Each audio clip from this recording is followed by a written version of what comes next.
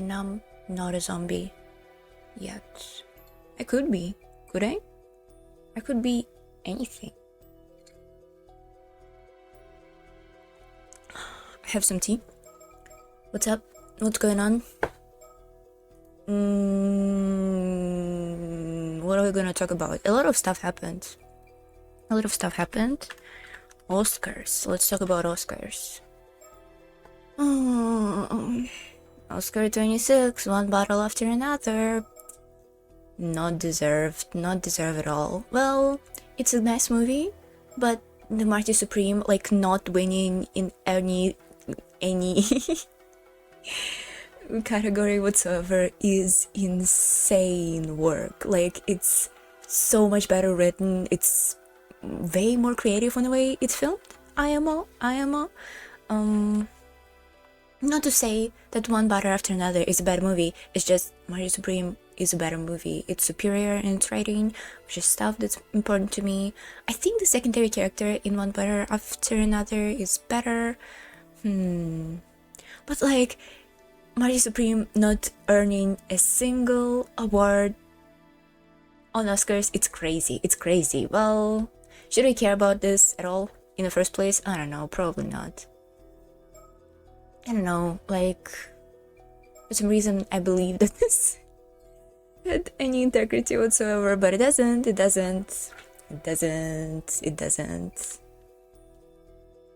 Uh-oh.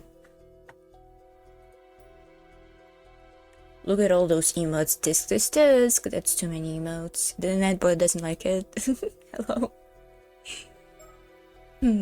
Hold on. I want to see all the wins. r/Oscars on Reddit. Are you crazy? I'm not clicking that. The winner list. It's not a list. Okay. Best Picture, one bottle after another. Performance by an actress in a leading role. Jessie Buckley by Hamnet. Yep, that's deserved. That's pretty good. Performance by the actor in a leading role. Michael B. Jordan in Sinners. I watched some of the Sinners, but I didn't watch it all. It's okay. Like, I like it. Achievement in directing. Paul Thomas Anderson, one bottle after another. I wouldn't say so. Marty Supreme is right here. It's such a superior movie. Anyway, performance by the actress in a supporting role. I didn't watch Weapons. Performance by an actor in a supporting role. Sean Penn. If it's who I think it is. Oh, this guy got there. Okay. He's alright. I think it's deserved. Okay. Best animated feature film. Keep Up Demon Hunters. Don't fucking talk to me. Best international feature film. No idea. Sentimental value. I should watch this. I heard it's good. Achievement in cinematography. Sinners. Whatever. It's a good movie. Whatever. Achievement in film editing, one bottle after another. Achievement in sound. F1. Genuinely brain damage take. Whoa. This is crazy considering both one bottle after another and... Oh, Marty Supreme, it's not even on this category. This is insane, considering how good the soundtrack for that movie is. Okay, Sinners also had good soundtrack. Frankenstein? Are you joking? Are you flicking my balls? No. F1? Out of all those things, F1? Whatever. They wanted to give F1 at least something. Yeah, cool. Original score, Sinners. Whatever. Oh, it's just sound. Oh, first one is a sound design, and score is a different one. Okay, my bad, I misunderstood it. Sinners, good enough. Yet again, Marty Supreme is not even in this category. Very cool. Best documentary, didn't watch. Short film, didn't watch. Best animated short film, didn't watch. Best live action short film, didn't watch. There are some nominees in best animated feature film that is not even on, that you cannot even watch, like The Little Amelie. You cannot even watch that online yet. And Arco, I think Arco is also not available. Hold on, I'm gonna check it out live. Please, please let me in. Please. I know you can. I know you can.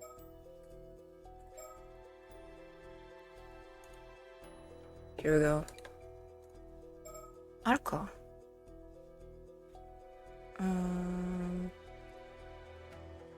Nope, it's not here. What about Little Emily and the character of Rain? This movie, by the way, Little Emily, looks awesome. It's so beautiful. I'm really interested in watching those. I mean, no, it's not even here. It's not even close to being here. Unfortunate, unfortunate. Also, every time they spell Emily, they write it with a asterisk, apostrophe, asterisk, apostrophe, which this thing doesn't read. Hold on, oops, Emily, like this? Nope, it's not here. Damn, this movie is gorgeous. 4.1 on Letterboxd. Also seem to have a good plot? That's crazy. Movie that looks good and also has a good plot? No way. K-pop Demon Hunters could never. Sorry, I'm just joking. I'm just joking. I don't have any strong feelings about any of these movies except for Marty Supreme, which is actually good. I did heard multiple opinions that Marty Supreme is not the type of movie to win Oscars, but whatever. It's not about winning Oscars, it's about the movie not winning in any category whatsoever. Like, is mainstream audience not fuck with real cinema? Whatever, don't worry about it. Security check. 4.1.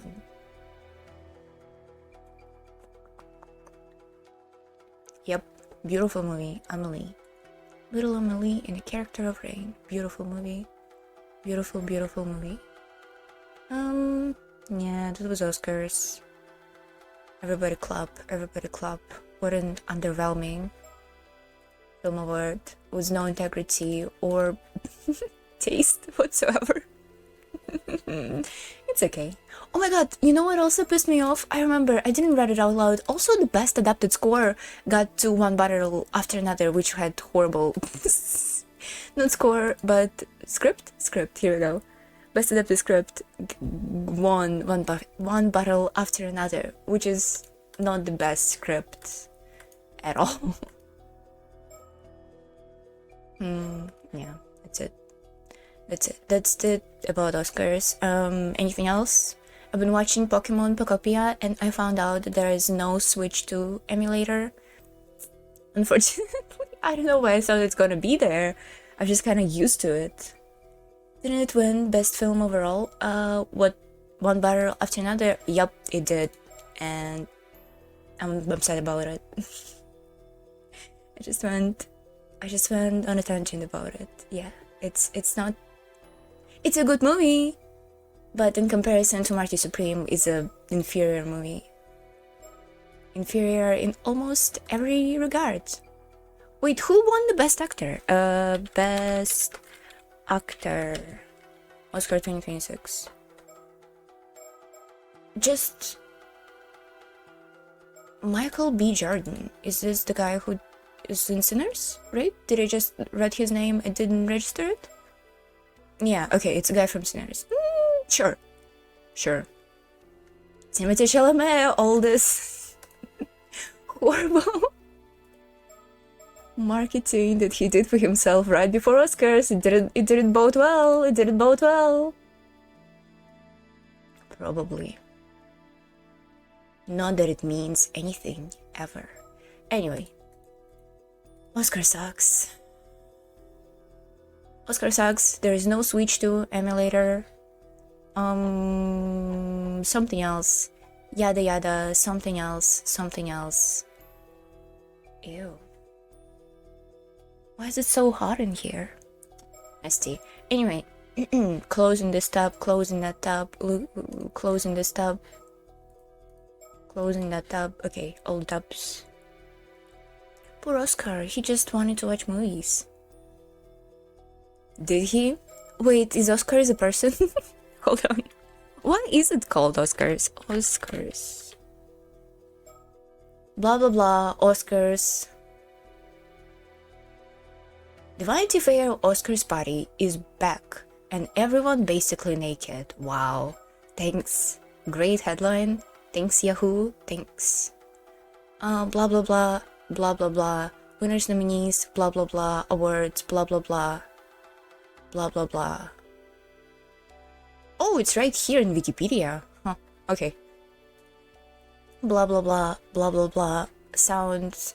I can't believe F1 won an award. That's crazy. Anyway, I don't care. Oh, it's the wrong Wikipedia article. Thanks. That's very cool.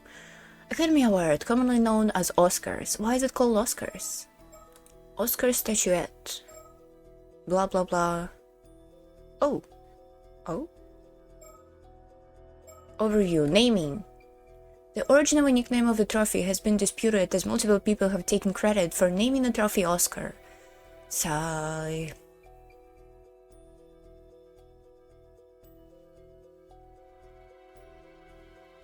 Okay.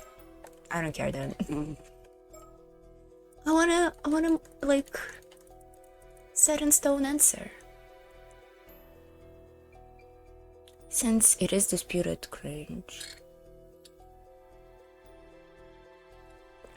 Okay, the game. Are we ready? It has so much plot. It's genuinely baffling how hard it's gonna be to do a recap. Oh my god.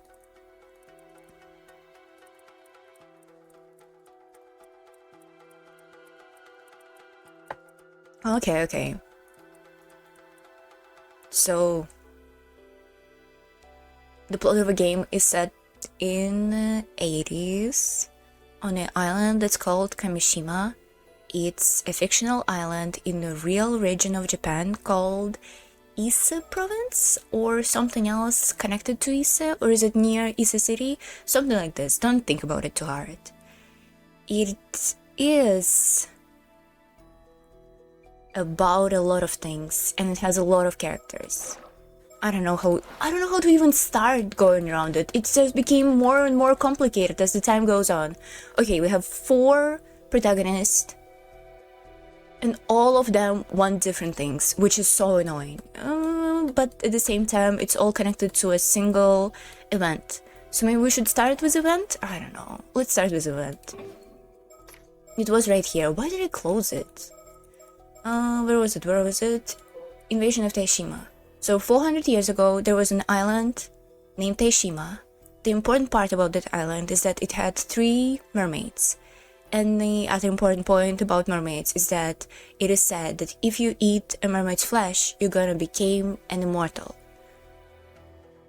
So these 3 mermaids are the most known Japanese mermaids, or something like this. It's the mermaids that we know the most about from all the folklore in all the Japanese stories and yada yada yada. I don't know if it's actually true or if they're just building a narrative about it in the game, but it doesn't matter. 3 mermaids, 400 years ago, they lived in Taishima. At some point, some guy, Kuki Ishitaka, learned about 3 mermaids being on the island Taishima, and he told about them to his nephew, who was a guardian of Taishima, who secretly was guarding Taishima and its mermaids. He wanted mermaids because he wanted to achieve immortality, and they were also in some sort of cycle of perpetual wars, and therefore gaining immortality would be very valuable for the war. So even if you die, you still can lick your wounds and come back and continue fighting the war, and the cycle will never end, which is pretty nice. Which sounds pretty nice.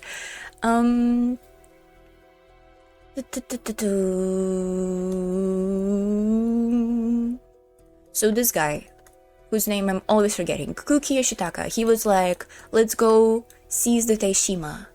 And they did seize the Taishima. And they got 1 mermaid in the captivity, and 2 other mermaids went away. That happened, that's cool. They also killed every single person who lived on Taishima, which is unfortunate. So 2 mermaids went away, 1 mermaid stayed. The mermaid that stayed, she was tortured because the main guy, this guy, Kuki Yoshitaka, found out that just eating a mermaid's flesh is not enough to achieve immortality. There's also a second condition to it, which is you have to purify the flesh in a specific box that those three mermaids gave his nephew, Kuki Sumitaka. So that happened. The mermaid got tortured. The mermaid grew so resentful that she died. Did she die? At some point she became a curse and is now an actual curse somewhere in here. Where is she? She's supposed to be here, right? Curse of Forsaken Fish. Yep, here she is. She became this little talisman. Her name was Hayase. Yeah, she was tortured to death by humans in Teshima around 400 years ago. So that happened. One of the mermaids is dead. Two mermaids went back to a spiritual land or something like this. This is also tricky because it's not explicitly said in any of the stories what happened to the two mermaids, but we for sure know that the nephew, had an adopted daughter who's also immortal.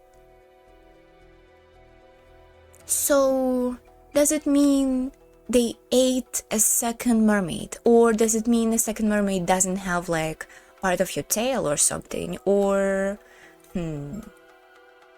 So the theory about two other mermaids is that one of them is probably also dead because we have an immortal lady walking the land right here, and other mermaids, the last mermaid that's left, she turned into a human being and is now among people in the 1980s, which could be ironic that she is the same woman that was killed first in the story. Would be really funny. Anyway, the mermaids flee the island. The guy and his daughter are probably both immortal and both exist in the current land, or only daughter became immortal. It's unclear. A lot of events are unclear. I lost it again. Invasion of Teshima. Here we go.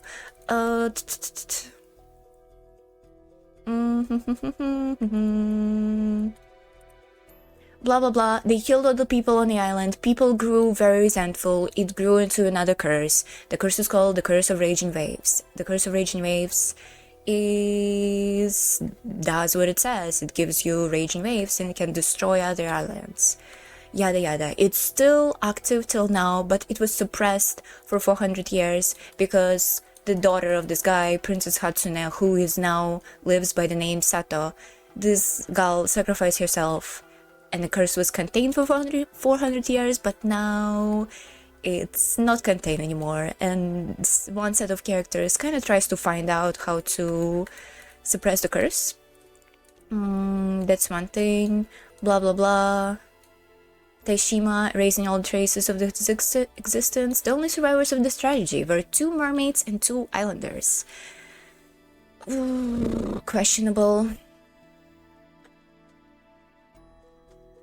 The two surviving islanders were Princess Hatsune and a man named Somikawa. Oh, so it's not her father who... Okay, yeah, it tracks. Protecting the relic, yada yada yada. Teshima, yada yada yada. Sumikata, looking for a solution, turned to Tsuchikado Harukage. Who the fuck is this? A renowned on Miyochi and the friends of Princess Hatsune. After conducting an investigation, Harukage concluded the source of the curse was the sacred land, now sunk beneath the waves. Although the curse was too powerful to dispel, it would be possible to seal it. Yep, they did it. A bronze mirror in Princess Hatsune possession. Power to serve as a talisman to calm raging waves, but it doesn't work anymore. The princess was sleeping for 400 years at the bottom of the sea, but now she wake up and the curse is dispelled, and yada yada yada. There's also was listed a conditions to how to... Where is it? I think it's here. In the Curse of Raging Waves, there's also listed a conditions how you can... Yep, here we go. How you can completely dispel the curse now. Thou must unbid my seal, risen from the depths with the iron box. Thou must offer the still-tuned mirror bequeathed by the sacrifice of the sanctuary. Third, let those who share blood with the lost souls of Daishima be the ones to offer appeasement. Nice word. So that's that. That's Daishima. This is like the main plot point of the story, key point of the story that we learned last stream. Now the characters. Yuzo Minakuchi is a person. He's a guy. He was born on Kamishima, which is island near Daishima, supposedly, question mark. We don't really know. Kamishima means Turtle Island. That's important for some reason. Yuzo Minakuchi is a guy. He was raised on Kamishima, and 5 years ago, from the year whatever the fuck, 1980x year that we are in, 5 years ago, there was a huge... Why am I always forgetting those words? There was... We can just found it here. It's history? It's culture society? This was... Skeletons?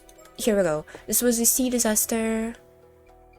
Yeah, the storm. 5 years ago, in a storm, Yuzo lost both of his parents. His mom, Mara Minakuchi, and his dad, who's not important to the plot.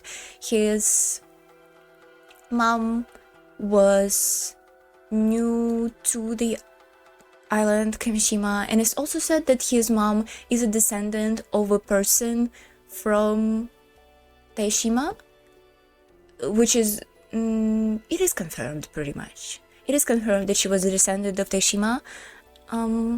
So yeah, she could not be a mermaid, which is interesting. Anyway, she's a descendant of a Daishima people, and it is... I cannot remember any words.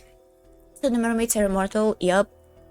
Like they have to choose to die or they just not age kind of thing. I think they're not aging, but it's also not exactly clear or talk about that much because there is no actual mermaid in the story, and all information we have are just parts of legends and visions and stuff like that. So Mara Minakuchi, she's a descendant of Daishima. She came here with a box to Kamishima with a box, and this box was containing a mirror, the same mirror that contained a curse 400 years ago. So we now have this mirror as one set of characters. So what Yuzu does, here we go to profiles. Oh, again! So Yuzu does, here we go, 18 years old. Yuza came back to Kamishima after the disaster. No. Shit. So, disaster happened 5 years ago. After that, he went to the mainland to study, obviously, because he didn't want to really be here, because both of his parents are dead. Now he's back, and he's here in order to find what happened to his mother, because technically, his mother is missing in action and not actually dead after the tragedy. Here we go.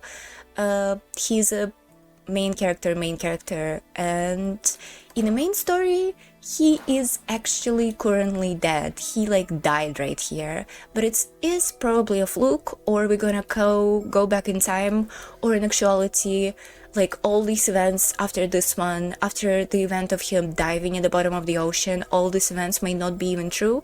Like, I don't believe that he's actually dead. The way he died is that some person on the island Kamishima was wielding a curse that slices people in two, and he was just like killed like that. We actually do know who's the person with the curse. We learn it in his timeline. So this not timeline, but like set of events. Second main character is Sato Shiranami. Sato is an immortal girl who was found who was supposedly on a seabed for 400 years, but now she's awake. It is said that the reason why the curse is back is not exactly because she's back, it just coincidentally happened like that. So some seal was broken or something, so now curse is back, and at the same time she also came back from the bottom of the sea. We don't know. So she didn't actually have her memories at first, but now she has, and for a while she's been living on Kamishima. And some people around her kind of knew that she was immortal, and as we go, we also found out that she was immortal. She's cute, and she's funny, and I like her overall. Her story is pretty complicated, actually. When she first came to an island, it's always gonna be so long. Where is she? Sato. Here we go. When she first came to an island, she lodged with Shinobu Wakamura. Shinobu Wakamura is a local Kamishima magnate, and he actually only took her in because he knew that she was immortal. And Shinobu Wakamura works on this other guy whose name is Yoshitaka Yamashita, who's the main villain of the story. And this guy's main goal is to find and is to like achieve immortality, so he does a lot of stuff to find a mermaid. So this is kind of his main moving goal, yada yada. It is after recent events, because everybody, for some reason, everybody aware that the curse is coming back like day after day, like tomorrow or day after tomorrow. Everybody is really on edge. So Shinobu Okamura's main goal, he's actually right here, this guy's main goal is to dispel the curse. So one of his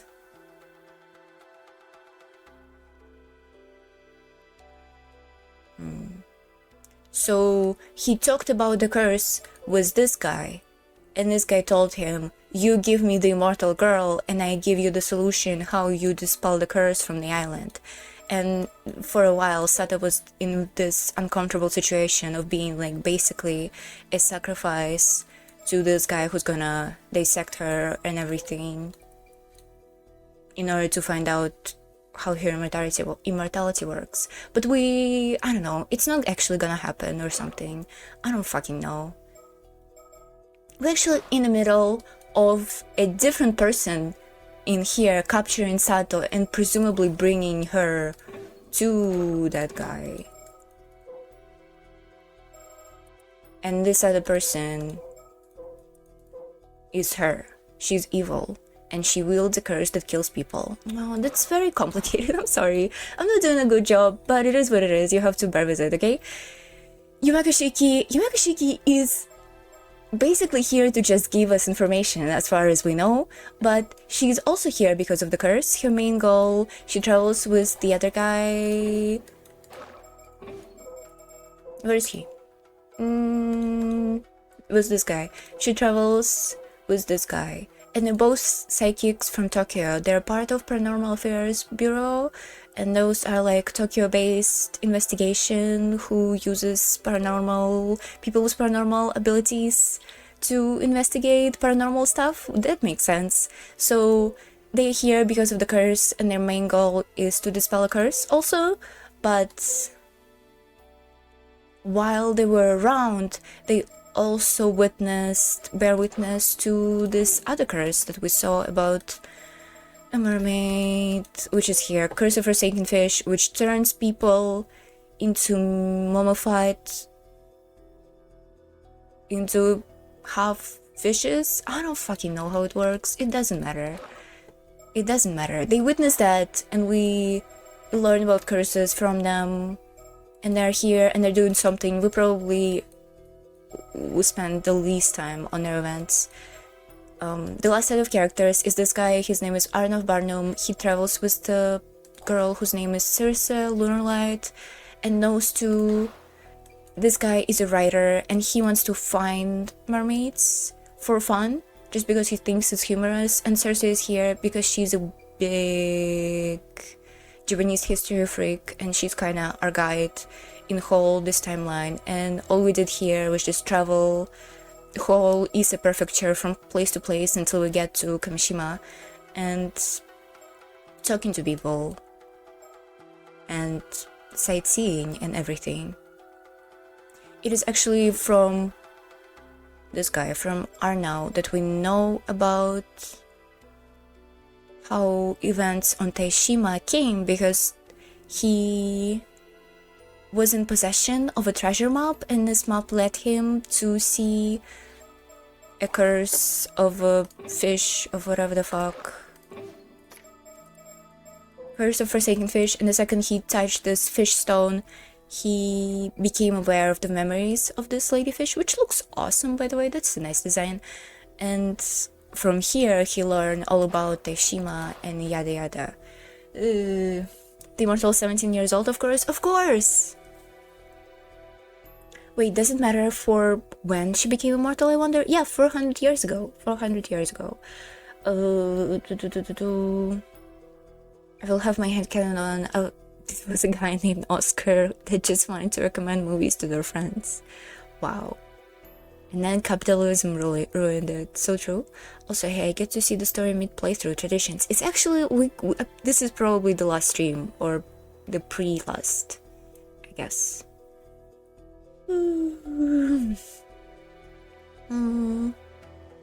Any more questions? This is quite hectic, so it's my bad, but it is a very complicated story with a lot of layers. Some of them set in the history, like real Japanese history and real Japanese folklore. Some of them set in like real Japanese geography. Yeah. Anyway, we're gonna continue Arnav Barnum stuff because we read a lot of it last time. I'm guessing there's gonna be like one more here and maybe couple more here, and that's gonna be it. Those parts were very long, so I wonder. Descendant and Duty. Oh my god. Avi and Cersei sightseeing, taking them from Nakabeppo seaside to Anatown, and finally, it doesn't matter. This fight doesn't matter. Oh yeah. Hold on, there's also important characters to be noted. There's also... Samekawa. Wait, what was the name of a character who survived Taishima invasion?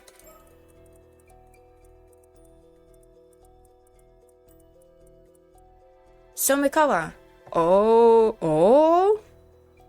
Okay.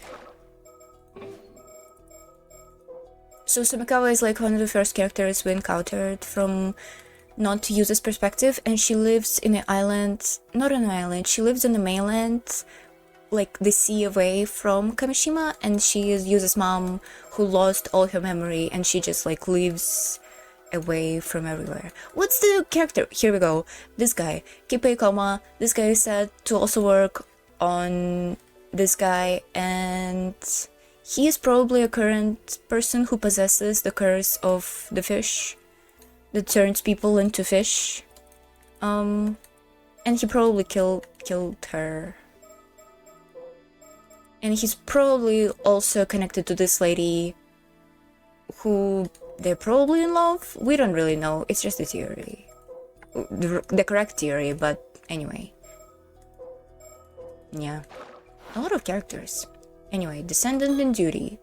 The Tamatebako, treasure required to obtain immortality. Yeah, Tamatebako is the thing that you put mermaid's flesh into so it would be purified. Treasure required to obtain immortality. Avi assumes that the descendant of Tashima, whom Ikoma knows, has inherited it. He tries to scheme a way to meet them. Oh yeah, Cersei is also a psychic. She's not just a girl. She's a psychic, okay? She has supernatural abilities. Hello again, Arnav Barnum's back on the scene. Allow me to summarize. Thank you. That's what I did for like 20 minutes. As expected, Ikoma contacted us today, telling us we'd have to wait a little longer before we could meet the descendant. Thus, figuring he had no intentions of letting us meet her anyway, we decided to use Cersei's ability to go looking for the descendant ourselves. Who exactly are you talking to? I'm merely setting the scene. Really feels like it raises the stakes, no? Makes it feel more like a thrilling adventure. Do they meet each other a lot? They meet each other somewhat. I think... Oh, I can tell you which characters met and which characters didn't met. Shit.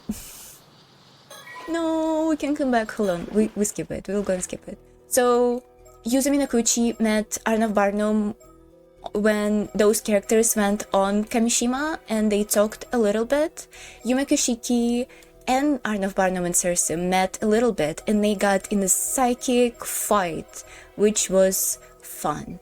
Also, Yume Kushiki and her guy thinks that those people are evil, which is not exactly true, but their motives are questionable. Oh, also here we go, Sato and Yume Kushiki met right here, but we did not read this scene yet. And And Sato and Yuza are actually friends. They have a mutual friend and they're kind of friends between themselves. That's it. Yep. Turns people into fish. I've heard of this before. Somewhere far, far away. Okay. And that's why you don't eat eldritch horror meat, SMH. You have to purify it first. That's true. Oops. Who exactly are you talking to? I'm really setting the scene. Really feels like it raises stakes, no? Makes it feel more like a thrilling adventure. Sure, you got me all worked up. But I'm trying to concentrate, so could you please stop distracting me? Alright, sorry. Yay, we're back! Oh, this is exactly the place where we were with Yume Koshiki. Surroundings. This is the town of Ijika in Toba City. The area is one of many in the area renowned for its ama divers.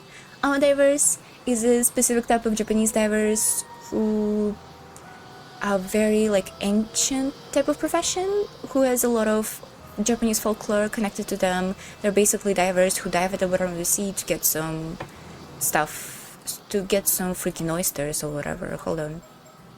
What's the word of things that they get? It's right here, I think. Here we go. Scallop, urchin, shell, abalone. Looks nice. See, he's a lobster. That's all the stuff that we get. There's actually a little diving mini game here. Surroundings. Yep. Circe. Yep. Anything else? It is indeed an area. You are right.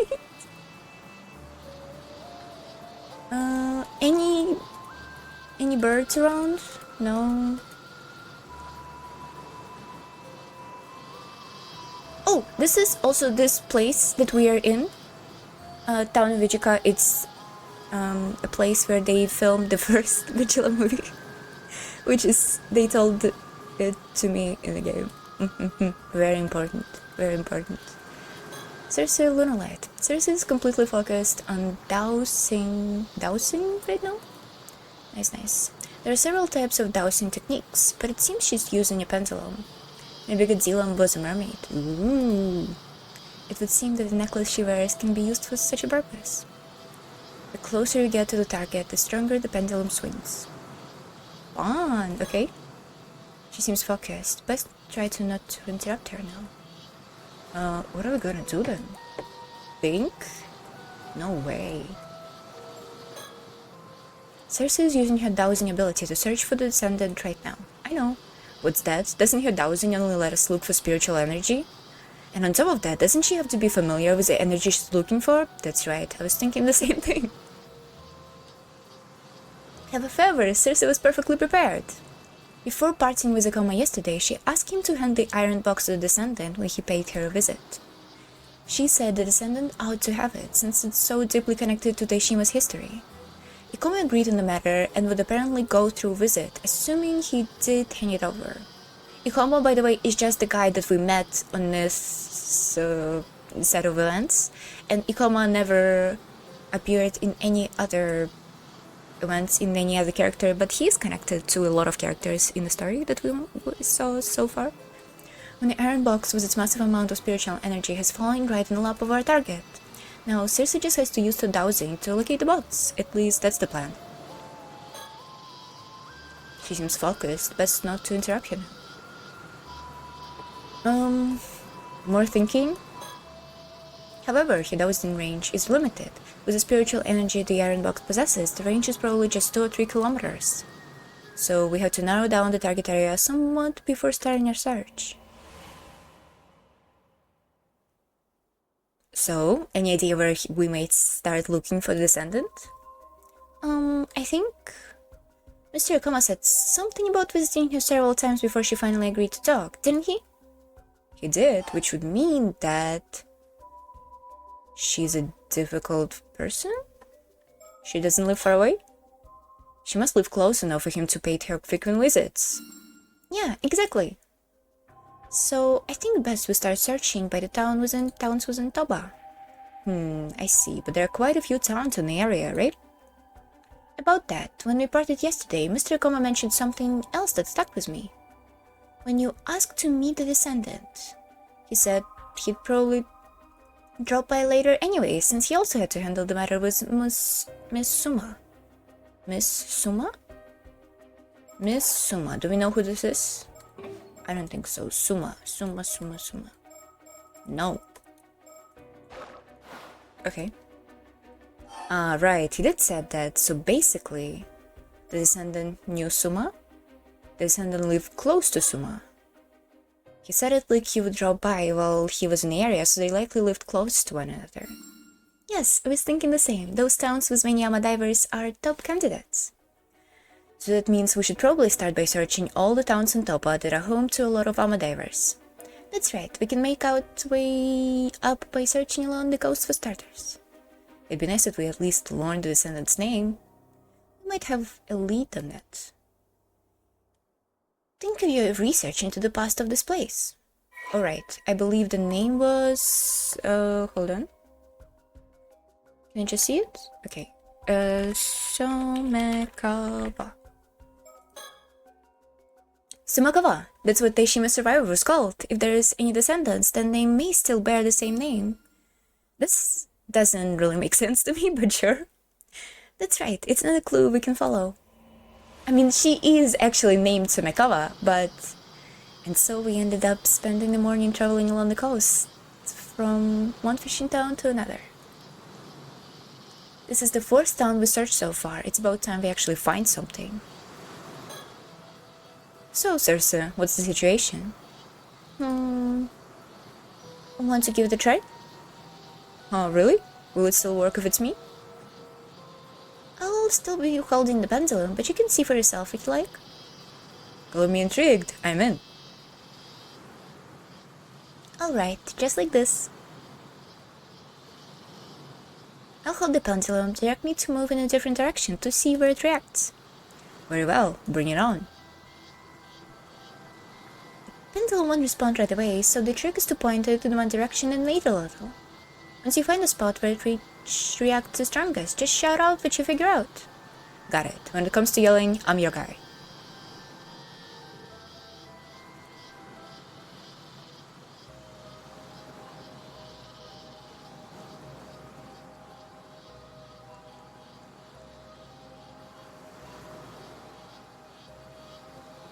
Okay. Nothing changes? Up top?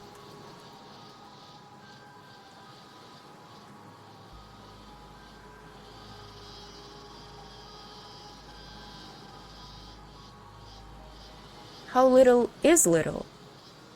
Okay, okay. Somewhere here? There, right there. No? Not quite.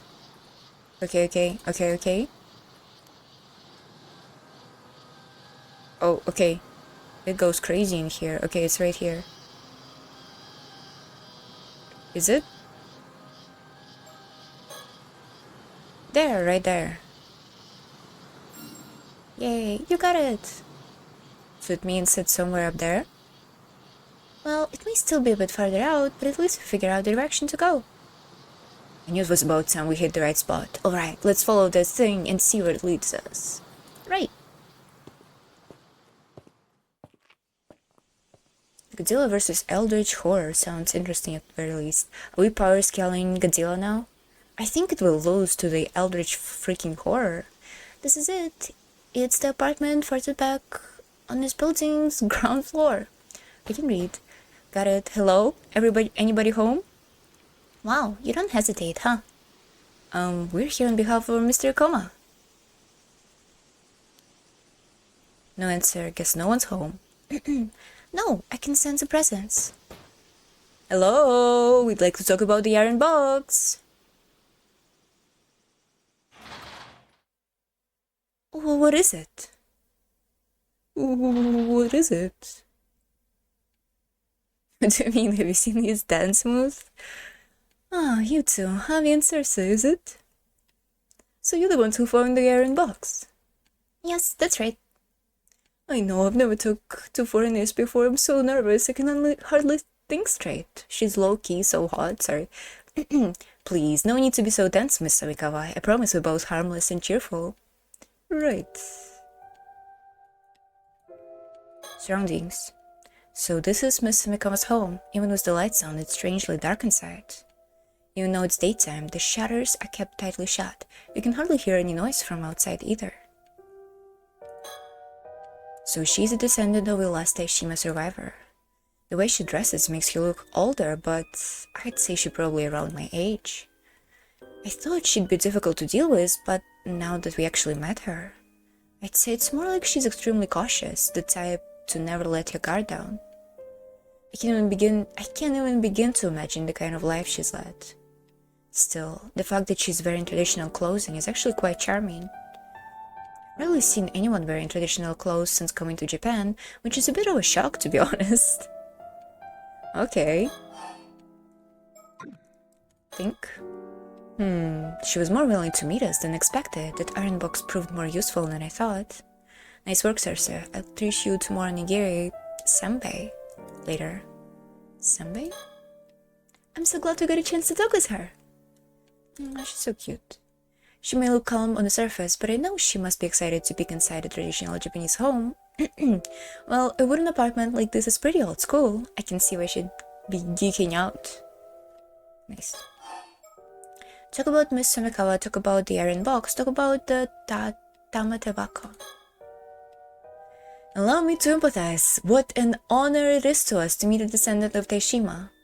Who to say it's even true? I suppose your family must have lived in this town for generations? She doesn't remember. Nah, I moved here a couple years back. Oh, why is that? It's got nothing to do with the two of you.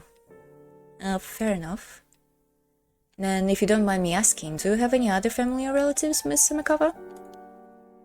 Why? Apologies, I was merely wondering if there are any other descendants.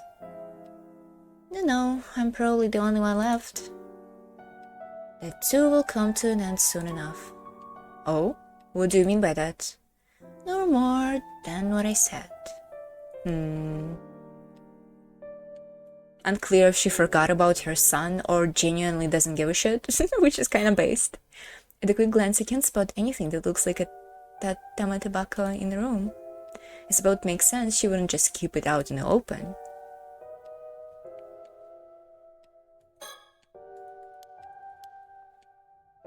You can think more? No, it's the same, okay. So, do you live here by yourself, Miss Samikawa? Suspicious question? Maybe the secret's are adoption, balls. Nice. That's right. Talk about the iron box. Where exactly did you come across the iron box? I followed this map that was in my family's possession. Supposedly, it was left behind by the Onmyoji who sealed away the curse of Taishima. A map, you say? It led us to the iron box. It must have been resting at the bottom of the Isabei. Since it's such a valuable artifact deeply connected to Taishima's lost history, we felt we absolutely had to tell you about it, Miss Samikawa. Oh yeah?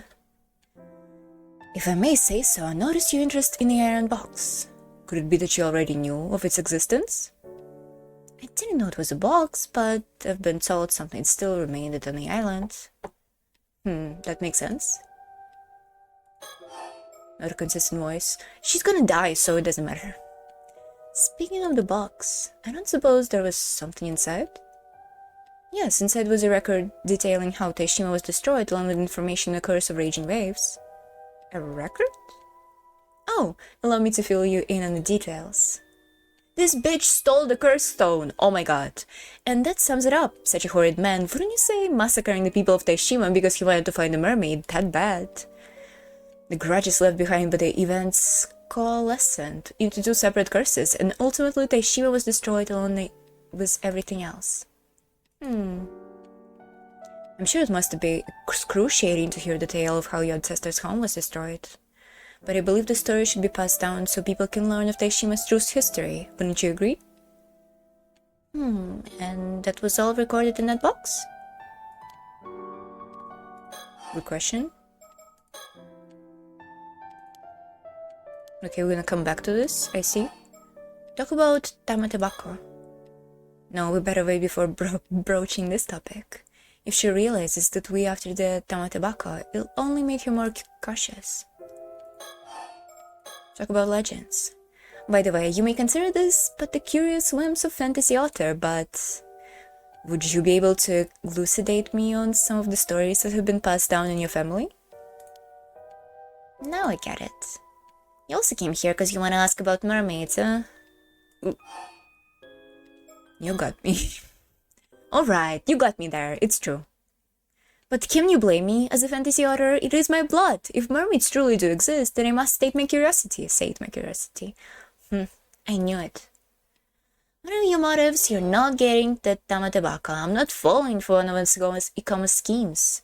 Ugh! I'm not gonna share the family's legend of Daishima with just anyone. I mean, we have a lot of information. And what was all recorded in the box? Okay. Did you just say that the coma is after that Tamatebako? Oh, so you didn't know? Well, he is. That's exactly why I hid it somewhere no one will ever find it. I see. It must be very precious to you then. Well, I'm relieved that the iron box found its way to you then.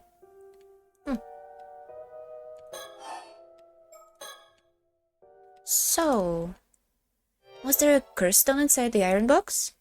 A curse what? Don't play dumb. There must have been one. Well, yes there was. So you already knew about it. There was indeed a curse stone inside.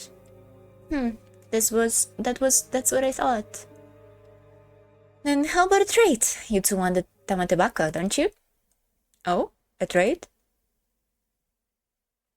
And they traded. In their Steam library. They traded knife for knife. Oh! Okay, so this is the time where they left Circe alone by herself on the coast, and Circe encountered the lady from Paranormal Affairs Bureau.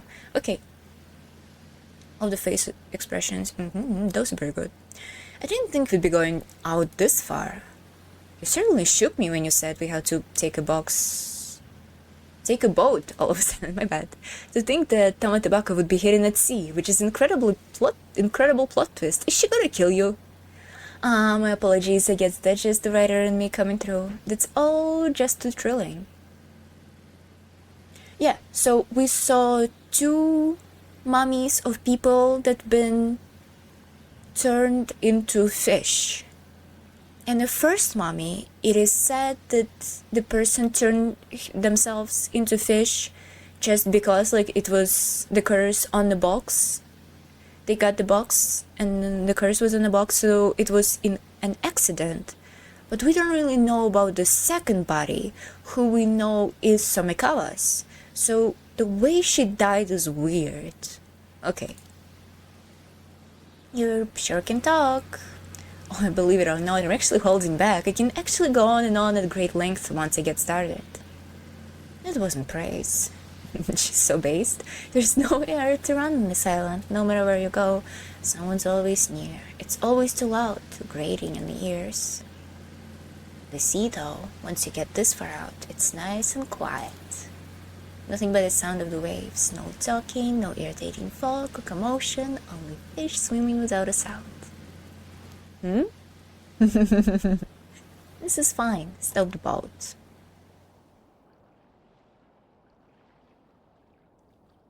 Will she kill us? Thoughts? Surroundings. Now what is this? Oh, it's a butterfly. I guess Circe kinda channeling some spiritual energy here. There's somewhere off the coast of Toba City, accompanied only by the sound of waves and cries of seabirds.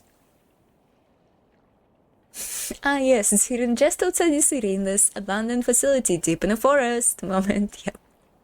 If she lives through this, noise-canceling headphones are going to be a game changer. Yeah, it's the 80s. She had to live like 20 more years to get there. Or maybe like 10. I don't really know. Did she really hide the Tamatebaka here, in a place with no landmarks whatsoever? And if it's all at the bottom of the ocean here, how are we supposed to retrieve it? Miss Sumikawa used to be a Nama diver. Could she be planning to go down and get it herself? Nah, you're dying for sure. Oh, the butterfly. I can't shake the feeling there's something behind me. No way. Shikigami. Whoa! This is one of the sorcery abilities, a Shikigami. When someone's name is written on a piece of paper, she can make that paper fly towards the person. They're great for delivering messages and tracking down someone. I was pretty spooked the first time I saw it, but I've gotten used to it. Okay, fine, I did just go whoa, but not because I was actually surprised or anything. Is something wrong? It's nothing, don't mind me. I wonder if something happened to Cersei. I'd better read the note. Arno Barnum, let's take a look. Ran into two suspicious people looking for Miss Sumikawa. I dropped them off for now, but be careful. Seems like something happened on Cersei's end. I'd better stay alert, just in case. But I don't think I'll mention this to Miss Sumikawa. It'd only shake her up.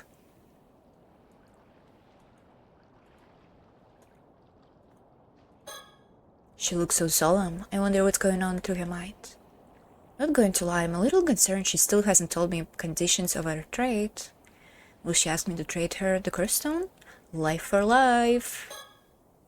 I've come all the way out here in the middle of the sea on Miss Sumikawa's request.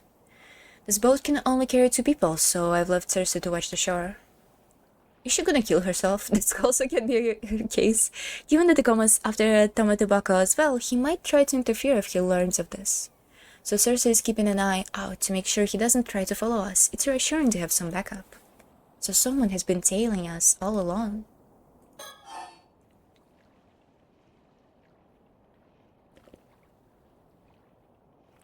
Let's give it 15, considering I'll have to get there in the island. I mean, ooh, that's true. Talk about the trade. So, will you tell me what you want to trade for the Tamatobako now? Your life. You got the Forsaken Fish Curse stone with you, right? Give it to me. Give it to me first. Sure do. Take a good look. The Forsaken Fish Curse stone. Looks like a real deal, alright. You wanna trade the stone for the Tamatobako, right? I'd figure as much. Well, I'm fine with those terms. Let's do it. No, that's ain't it. Oh, that's ain't it?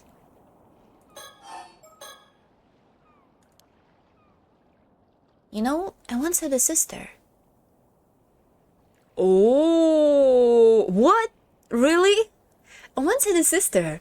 Her name was Mare Sumikawa. So those are 2 different people. Oh, they fuck you over. That's interesting, especially because there was a plot point where you had to kind of like deduce that those 2 look very much alike. Oh, okay. You say had a sister. Does it mean? Yeah, she's gone. They had an accident at the sea about 5 years ago. Okay, so this also confirms that Mari is dead. I see. My condolences. So there actually was another descendant. You folks seem to be pinning your hopes on me just because I'm one of the descendants. But the one who's actually inherited our duty wasn't me. It was my sister. Your duty? That's right. The duty of the Taishima bloodline. It's been passed down in our family for generations. Even more, a generation would be the one to handle the 400 years since the disaster. My grandpa always said it was particularly important.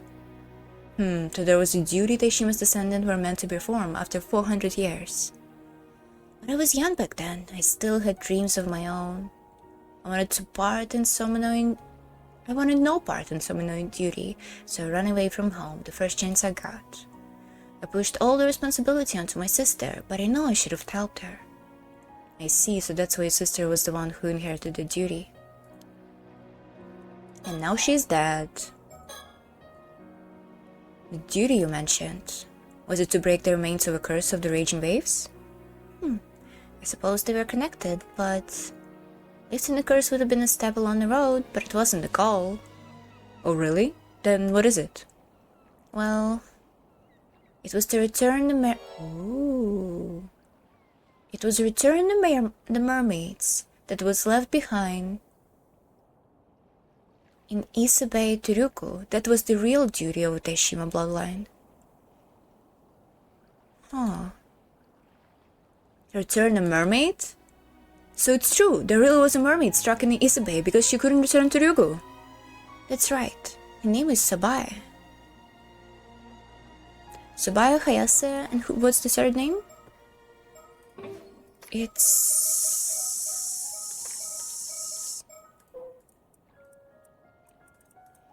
Do we have the mermaids' names here, maybe? Hayase... Two mermaids. There was somewhere here. Freak. Urashima Taro, Otohime, Tamatebako, Ryugu, Princess Hatsune, Heike, Seven Shirai, Tamatebako, mermaids. Nope, it's not here. Where are the mermaids? Hayase.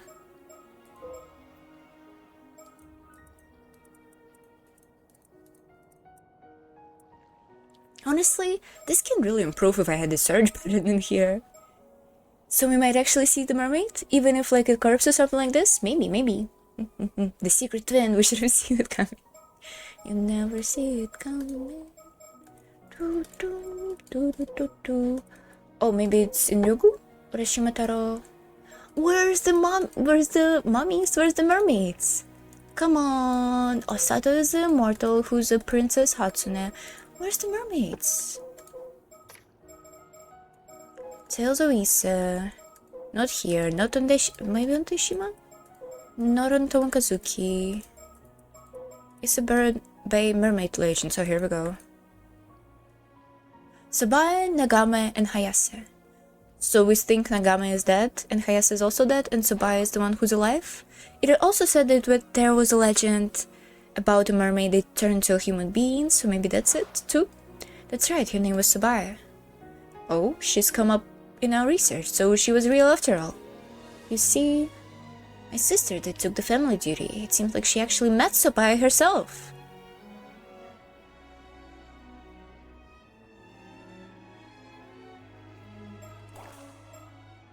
Oh, she got to meet the mermaid?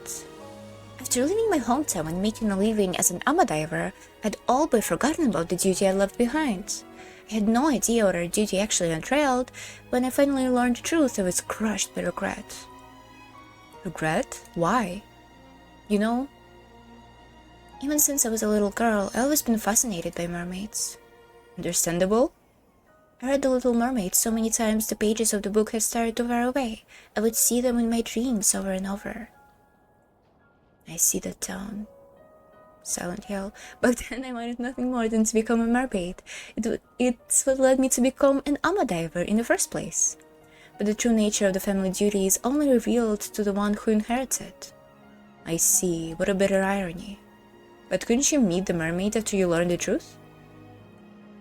My sister took pity on me and attempted to call her to meet me once in secret. My sister Mare even shared some of the things the mermaid had told her. But you know, Sabae was a cautious mermaid who never truly opened her heart to anyone but my sister. Me, on the other hand, she avoided. I was never allowed as much as a glimpse. Quite a bitter outcome. Oh, maybe we are the mermaid. Mara and the mermaid had grown close as friends. They trusted each other. They were inseparable. But she never once showed herself to anyone other than my sister, not even a close relative like myself. Her name is Sabae. Okay, well, you have to remember this. So she hid herself away for 400 years. Was such caution really necessary? Your sister must have been an incredible person to earn the mermaid's trust. Though I can only imagine how hard it must have been to be rejected by an existence you so deeply admired and longed to meet. Shouldn't be enough for you to just meet her at all. Mara moved to Kamishima to be close to Ryugu, all for the mermaid's sake. And one day, she got married and changed her name to Mara Minakuchi. She seemed so happy.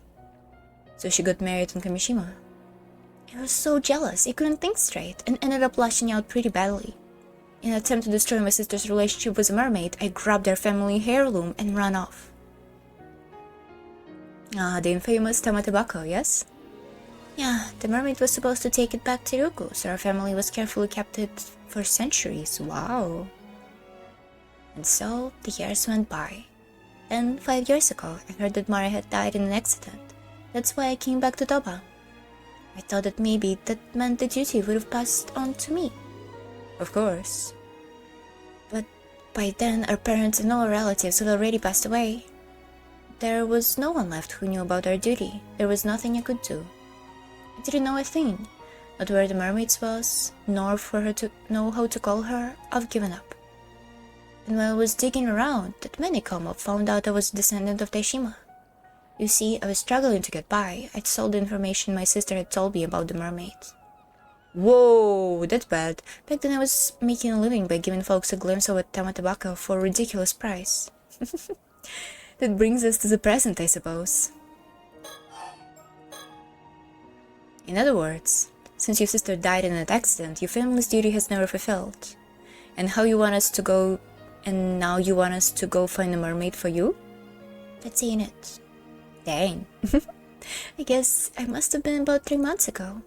I was wandering the coast alone when the mermaid Sabai appeared before me. Oh, you finally got to meet her. She told me this. The seal on Ryugu Getaway has been lifted, so I will be returning. Your sister has done a great deal for me, and I ask you to return the Tamatobako. Wait, what? The seal was lifted? Ah, is that perhaps why the Curse of Raging Waves became active again 3 months ago? We don't really know what happened then. So what about the Tamatobako? Did you return it to the mermaid? Please say yes. I was so overcome with emotion and excitement, I told her, I've hidden my relic. If you want it back, take me to Ryugu. You said what? Not being able to fulfill my duty had been weighing heavy on my heart. But in that moment, that pain was gone. On top of that, I figured the mermaid had come to fetch me. Being able to visit the land of the mermaids, there'd be no greater happiness than that. What the fuck?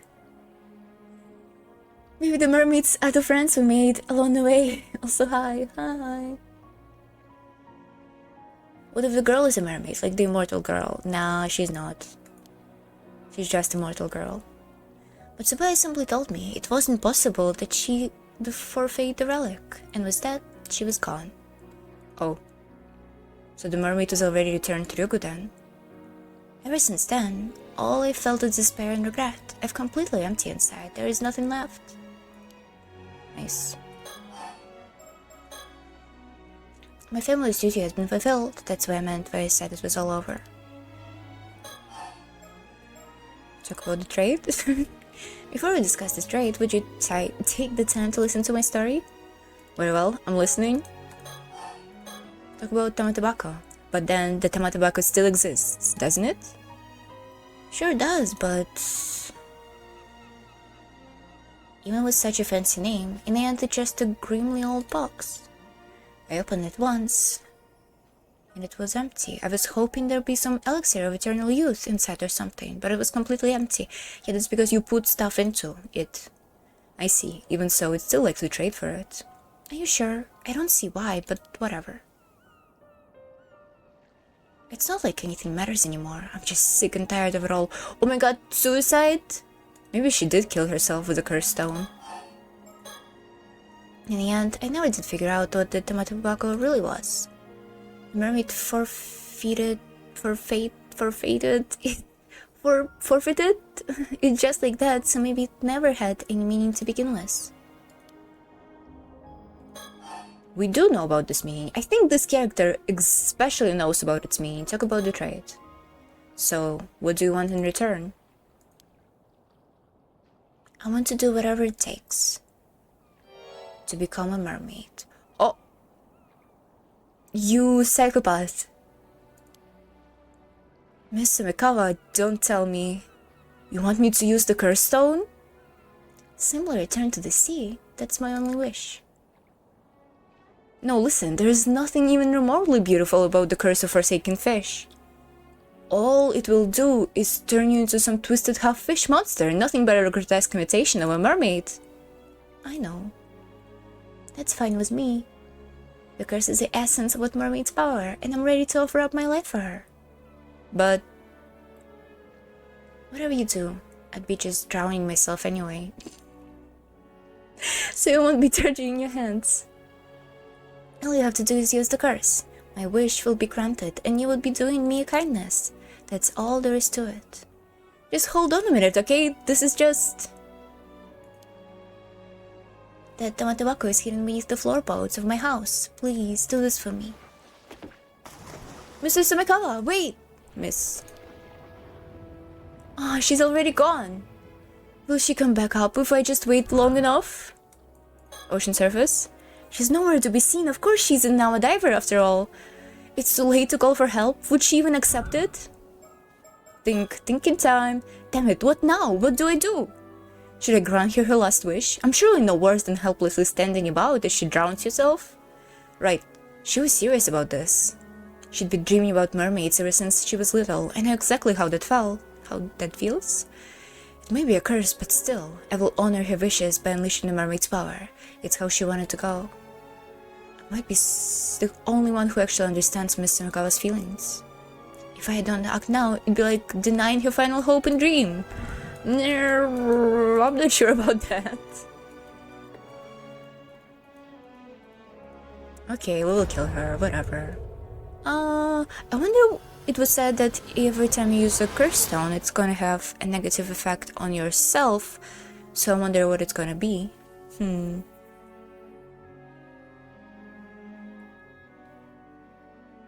At least we know she wasn't assassinated. Yeah, that's true. It was not what I thought was gonna happen at all. The lips from the expression are the best part. Not again someone jumps off the boat to reject life. Except this time she didn't tie a golden bar to her ankle like someone else did. Wow. Azusa Sumikawa. Oh, we know her real name. Azusa Sumikawa, Taishima descendant, 40 years old. Woman living in Toba, she occasionally does work, I'm a diver, unclear. As Marin Minakuchi's younger sister, Azusa is also a descendant of a sole survivor of Taishima. Following the destruction of Taishima, the Sumikawa line hid themselves away, living for generations in a small village within the city of Shima.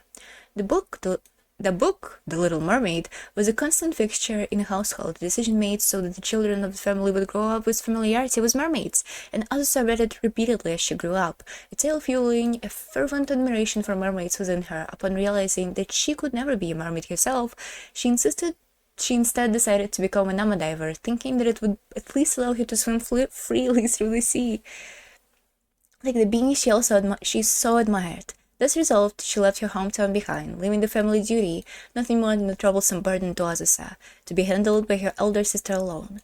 For all intended purposes, it appears that Azusa's wish had been granted. However, upon returning home following her parents' death, she was taken back to learn that the family duty inherited by Mari was itself deeply connected to mermaids. Forgetting how she was pushed the duty on Tamara to follow her own desires, Azusa grew deeply resentful of her sister, accusing her of keeping the mermaid to herself and asserting her right to take up the family duty, but it was too late. Mara and the mermaid had already forged an unbreakable bond that no amount of words or deeds could undo. Following Mara's death, she was finally able to meet the being that had enchanted her for so long. However, her desperate plea for the mermaid to take her back to Ryukyu was met with a staunch refusal, and the mermaid left shortly after, never to return. With her opportunity to fulfill the family duty gone and her chance at connecting with mermaid lost, Azusa sank into despondency, spending her days in an empty haze. Amidst this despair, the curse of forsaken fish that appeared before her seemed to be the final chance to have her wish granted. Driven by the regret over what she perceived as a life of wrong choices and consumed by her obsession, she drew herself into Issa Bay and surrendered herself to the curse, ultimately dying due to its effect. Her form, writhing in agony brought on by her sudden transformation, bore no resemblance to the mermaid she had once so admired as a child. Yet it is said that the expression in her face when her body was discovered a day later in Futamigaura seemed somehow content. Sabae, one of the 3 mermaids who were said to have lived near Taishima about 400 years ago, she has since returned to her home, Ryukyu. Probably.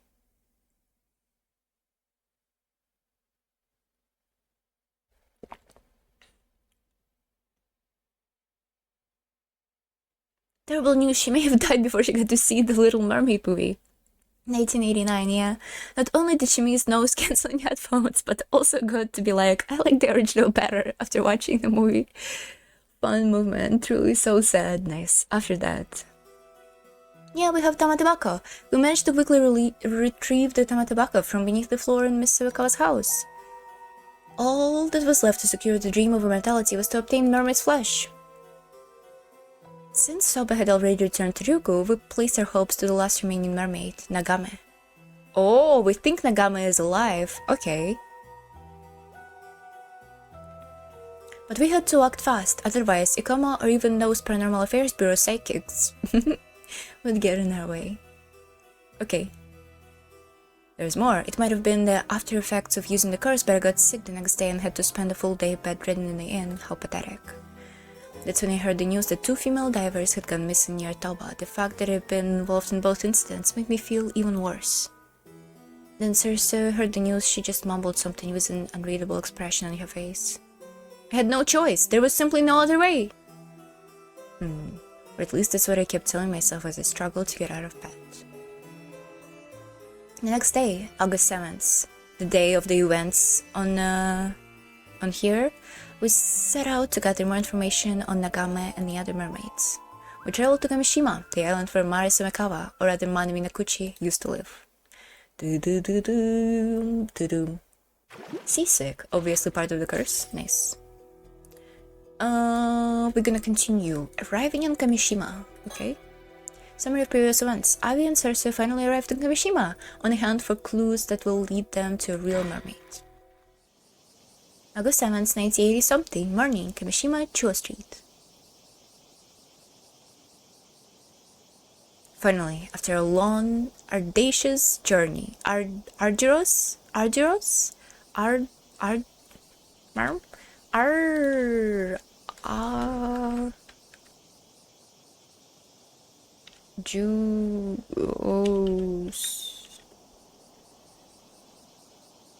I think this dude will end up becoming a fishman himself if he remains obsessed with mermaids. I think he's gonna reconsider in the end. He's like the type of character who reconsider. He's like, I don't know, the real treasure of his friends we made along the way type guy.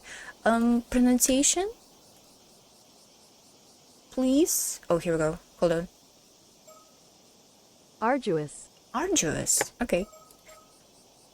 Arduous journey. We have arrived at the fabled island of Kamishima. Hey, are you alright? You don't look so good. You mean you're completely fine? The whole area is literally oozing cursed energy. I didn't think it was so bad before. It is getting stronger? Can you dispel the curses? Can you dispel curses? Minor ones, sure, but this is on a whole other level. I see. It may be best we don't stay here too long then. Let's just ask her out as much as we can. Then you feel like we reach your limit, make sure to tell me, okay? Got it. I'll do my best. Alright, let's start by asking the locals about mermaid legend first. I'd like to ask around to see if anybody knew Mari Minakuchi as well. That's the plan. Let's move. Okay, Ron character. Oh!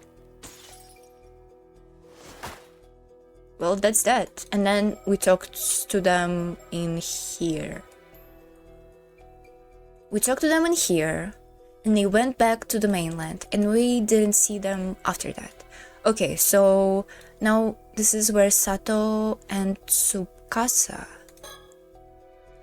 are talking to the lady and the guy. You and her partner learn about the threat of the curse of raging waves, encroaching upon Kamishima, and head over to Warne Island. Oh, it's August 6, 1980-something, morning, Kamishima Chuo Street. Okay. Oh, my beloved, she's here. The Bakamura residence is just up the slope after you head through the alley. Everyone sounds the same for me. It's a bit of a maze though. Want me to show you? Ah, so it's that way. Thank you. We should be fine by ourselves, I think. Got it. Take care then. Ma'am? Is something the matter? No, it's nothing. I'll tell you later. Not suspicious at all? Oh, you're just going. Okay, we saw that encounter from other people's perspective too. This guy told us about this. He's gonna reject your warning. Let me get this straight. You're with the police. And you expect me to warn everyone on the island that a huge storm is on its way and get them ready to face it? That's it in a nutshell. I'm so glad you understand. It's about the curse of raging waves. Way ahead of you there. I've been warning you now for ages. Well now, you know about the curse? Can it be the certain sorcerer acquaintance of yours told you about it? That's right, unlike you phony psychics who crawl out of the woodwork every other week, my instructor is the real deal. In this case, I expect this instructor also to know how the curse can be lifted? No, it hasn't got that far yet. But it's not for lack of trying. Why, you saying you know a way to break it? Unfortunately, no. We've yet to determine the exact method for bringing it to an end. We are not without the means to do so, but first we require a map concealed in a mummified mermaid. Might you know of it? A mummified mermaid? What are you on about? This some kind of ruse? I knew there was something fishy about you. What are you really after? Go on. Out with it. I assure you'll wish only to lift the curse plaguing Kamishima. Would you be prepared to assist us in our efforts? A likely story, trying to pull one over on old Wakamura. Are we? Better you're tired. What? Better and you have tried. Better than? Better... I don't know. Well, how's this? I'm not telling you another word. We're done here, understand? I don't have time to listen to this hogwash. Anyhow, I've got business to attend to on the mainland, so off with you. Leave me in peace. Well, that is a shame, but I suppose there is nothing we can do. In any case, please do contact us if you learn anything that might be of use. See? Mermaids were the friends who made along the way. Yep. No, I don't think the mermaids are the One Piece. Lol. Fishy. Yep. Not very cooperative, is he? I don't see why he's so suspicious. Yet he suckles up from the first. Perhaps he's so accustomed to dealing with rough customers that he can't believe anyone would be sincere. However, he does seem to be interested in breaking the curse of raging waves, as we are. True, and the sorcerer of this must have some psychic ability if they were able to perceive the curse. Can you see the other people? Oh, you're here on different days. Oh shit, we don't know where you are on 7s and on 8s. Wish I thought to ask their name.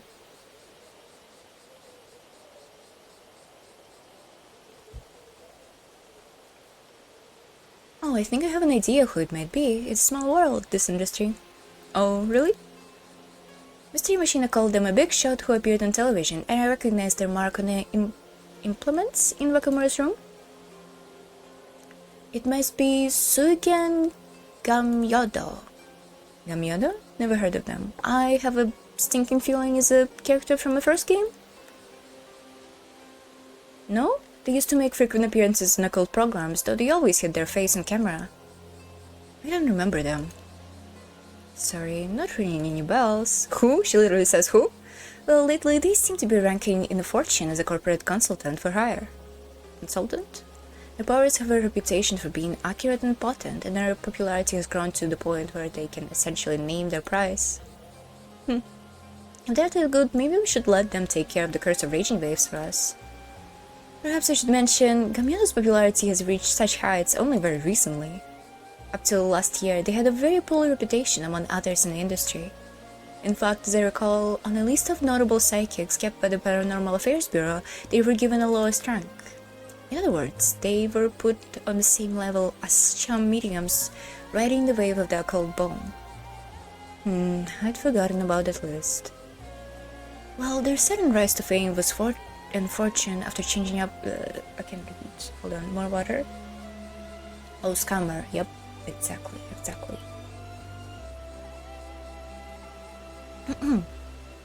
Well, their sudden rise to fame and fortune after changing up their business at the end last year is certainly suspicious. I am more concerned about the possibility that they are using harmful curse to suit the needs of the highest bidder. Regardless, I'm not sure I would trust them to handle their affair on their own. You never know, maybe they just had a change of heart and started training seriously. Even so, I heavily doubt they would have time in their busy schedule to venture out here and solve this case in our stead. Hold on, I wanna Google this person. Suigen Gam Yodo. Are they real? Do you think they're real? Do you think they're from the first game? I do not remember. Sully.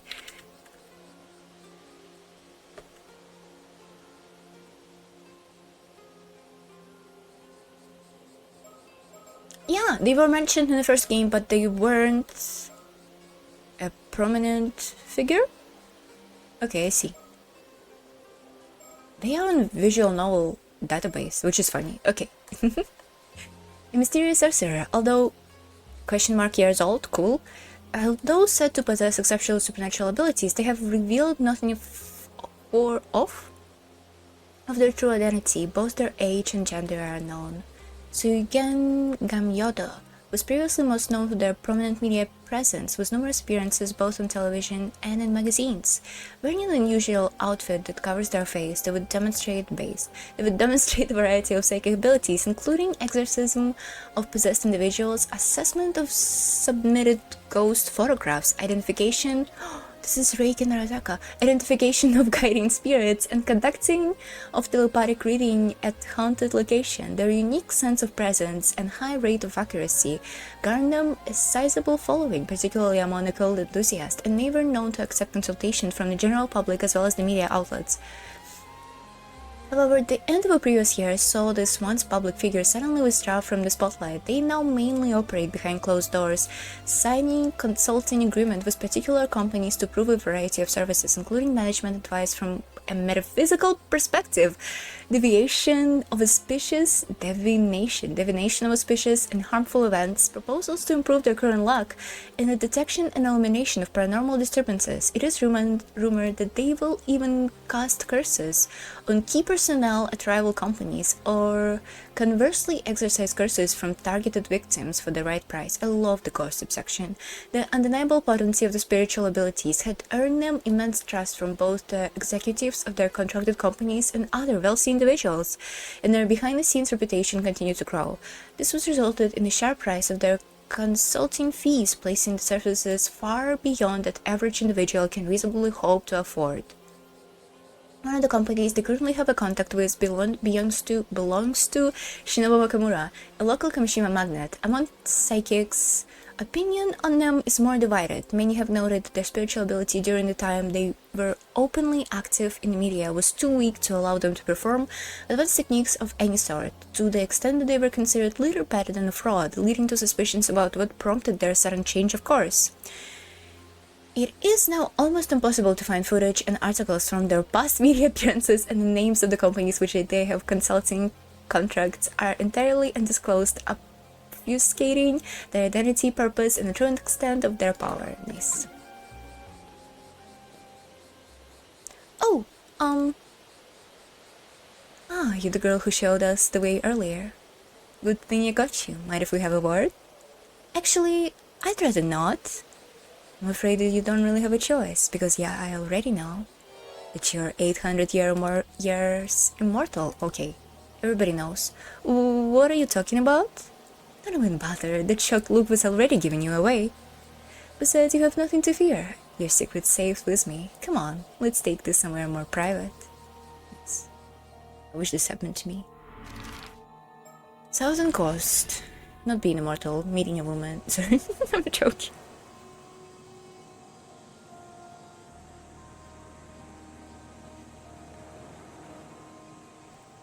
So, in short, when you came to, you've been washed up on the shore of the bay if Komuro took you in. Yeah, why couldn't these people help you? And that's as far back as your memories go. You don't remember anything about your life before that. Not even why you became immortal? No, except I'm pretty sure I was forced to eat mermaid's flesh by someone. Okay, so in current timeline, in the current day on the 7th of August, right? She tries to actively dispel the curse. This is like her main goal, because she have no other choice. Yuzo is trying to find a mermaid. We don't really know why he wants it, but he also wants to find a mermaid, and he also wants to find it fast. Those people are here to dispel a curse, and they need a metal box that Arnav Barnum found. And Arnav is here to achieve immortality, so also finding a mermaid, basically. Okay. No, except I'm pretty sure I was forced to eat mermaid's flesh by someone. But you don't know when or why. No. So only recently woken up and you have no idea where you were or what you're doing before that? Pretty much, I get the feeling I was in a kind of deep sleep at the bottom of the sea for a few hundred years. But I've got no clue why or how or what led up to it. Interesting. Well, how about we over the facts one by one just to make sure we're on the same page? Okay. I kinda like that we're going through the same events over and over again, but every time with different set of characters, it's always different. That's kinda nice. Anyway, surroundings. This is the southwestern coast of the island. We've got it all to ourselves right now. Any birds? Any birds around? Any birds? Oh, she's red.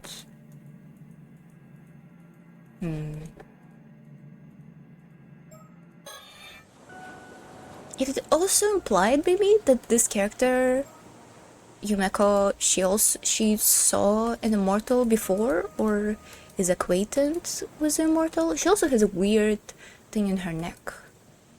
Sodekiryu. So he has been researching the ways in which spirit sense affects the human brain. So I'm sure he must be curious what effects longevity has on the mind and psychics of 800-year immortals. Okay. It appears she has a lot of gaps in her memory. I've never encountered an 800-year-old mortal before. I must confess I'm bursting with questions. How does such a lifespan impact the structure of their brain memories? It would be fascinating to find out. Okay, cool. Think. I wonder if Okamura knows about her immortality. He seems to be her guardian. If he does know, and he lets slip to Yamashina about it, it could become a problem. It's just one thing after another. One bottle after another. What are we to do about her? Sato Shiranami. Shiranami? This girl, she called herself Sato Shiranami. I wonder if she made that name up? Either way, I doubt she'll find her in the city registry, though that shouldn't affect her life too much while she's living in Kamishima. Oscar, when you movie one bottle after another? Shut up. Talk about Sato. Never heard of him. Nice. Now, am I right in thinking you didn't eat mermaid flesh to go straight to sleep? You were up and about for a few years in between, at least? I think so. What interests me is the fact that you were already familiar with the term 800-year immortal. Is it not a widely known concept? You must have been in a unique position to acquire knowledge of it before you went to sleep. Yeah, I have a vague memory of being told that that's what we're called. We? But I don't know when that happened or where, let alone who it was. Maybe you remember in more detail if we touch on some other topics. Yes, we just have to go to process of elimination, work our way down the list till we get a hit. Logical? Talk about reason for visiting. Come to think of it, I'd say it's about time we introduce ourselves. I'd admit we don't exactly look the part, but the truth is... You're with the police? Wow, I never would have guessed there was a paranormal affairs department. Honestly, I thought all psychics in this age were frauds. At least that's the impression I got from watching TV. To be fair, the majority of them are, but for the record, a department is officially approved by the government. Really? Huh. Back in my time, psychics were treated as onmyoji and even held official position in the Bureau of Onmyo, a public institution. You seem to know a lot about that. Were you involved somehow? Oh! I explained all this without even thinking. It just came naturally to me. Honestly, I'm surprised as you are. I guess this means I must have had something to do with the Bureau of Onmyo. It seems your memories aren't lost after all. All we have to do is find a way to trigger them. I was updated. Oh my fucking god. The Bureau of Onmyo was one of the government offices under the Ritsudo system, existing from the Asuka period through to early Meiji era. Whoa!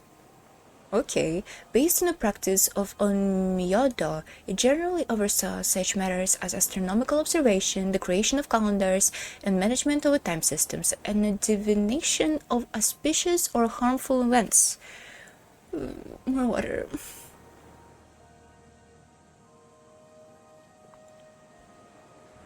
Do you think she met the mermaid before she left? Before she left, what? I think she did met the mermaid. Like, in the beginning. She probably knew all three mermaids. However, it's also said that it occasionally invoked powers beyond human understanding to handle the banishment and cleansing of disasters and impurities. The Onmyoji affiliated with the Bureau were not merely diviners, they were also bureaucrats, albeit one possessing advanced training in mathematics and knowledge of astronomy. In some eras, their influence was even great enough to sway the very course of a nation, and their presence in the imperial court was highly valued. Spiritual practitioners in the service of a state were also formally induced as onmyoji, operating under the banner of the Bureau. The current treatment of spiritual phenomenon as non-existent largely stems from the abolishment of the Bureau of Onmyo during the Meiji Restoration, in line with Japan taking on the principle of science and technology as the new framework for the nation. Over time, state involvement in spiritual matters gradually came to be seen as taboo. However, psychics continued their work to maintain public order behind the scenes, passing their torch down through successive generations until the establishment of a new Police Act in the later half of Showa period, whereupon their works eventually came to form the foundation of a Paranormal Affairs Bureau. Invasion of Taishima.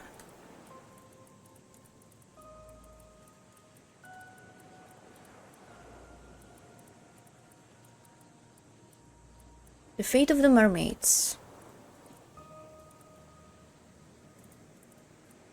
After Karukage sealed the entrance to Ryugu, the two remaining mermaids, Nagama and Tsubaya, were left unable to return home.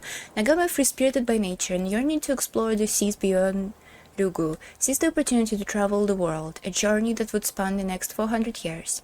Enamored by the idea of fairy tale romance, she was said to have been entrusted and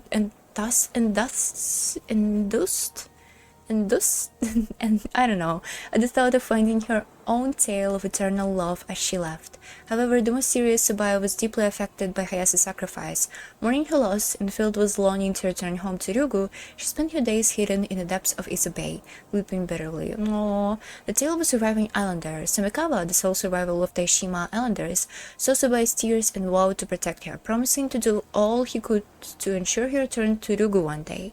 The treasure had mermaid entrusted to him at Tamatabako had been passed down through generations of the Samikawa family as a proof of oath being honored by the descendants 400 years later.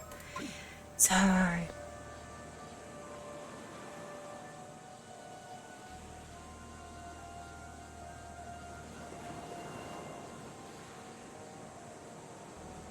Enthused? As in enthusiasm? Oh, enthused. Okay.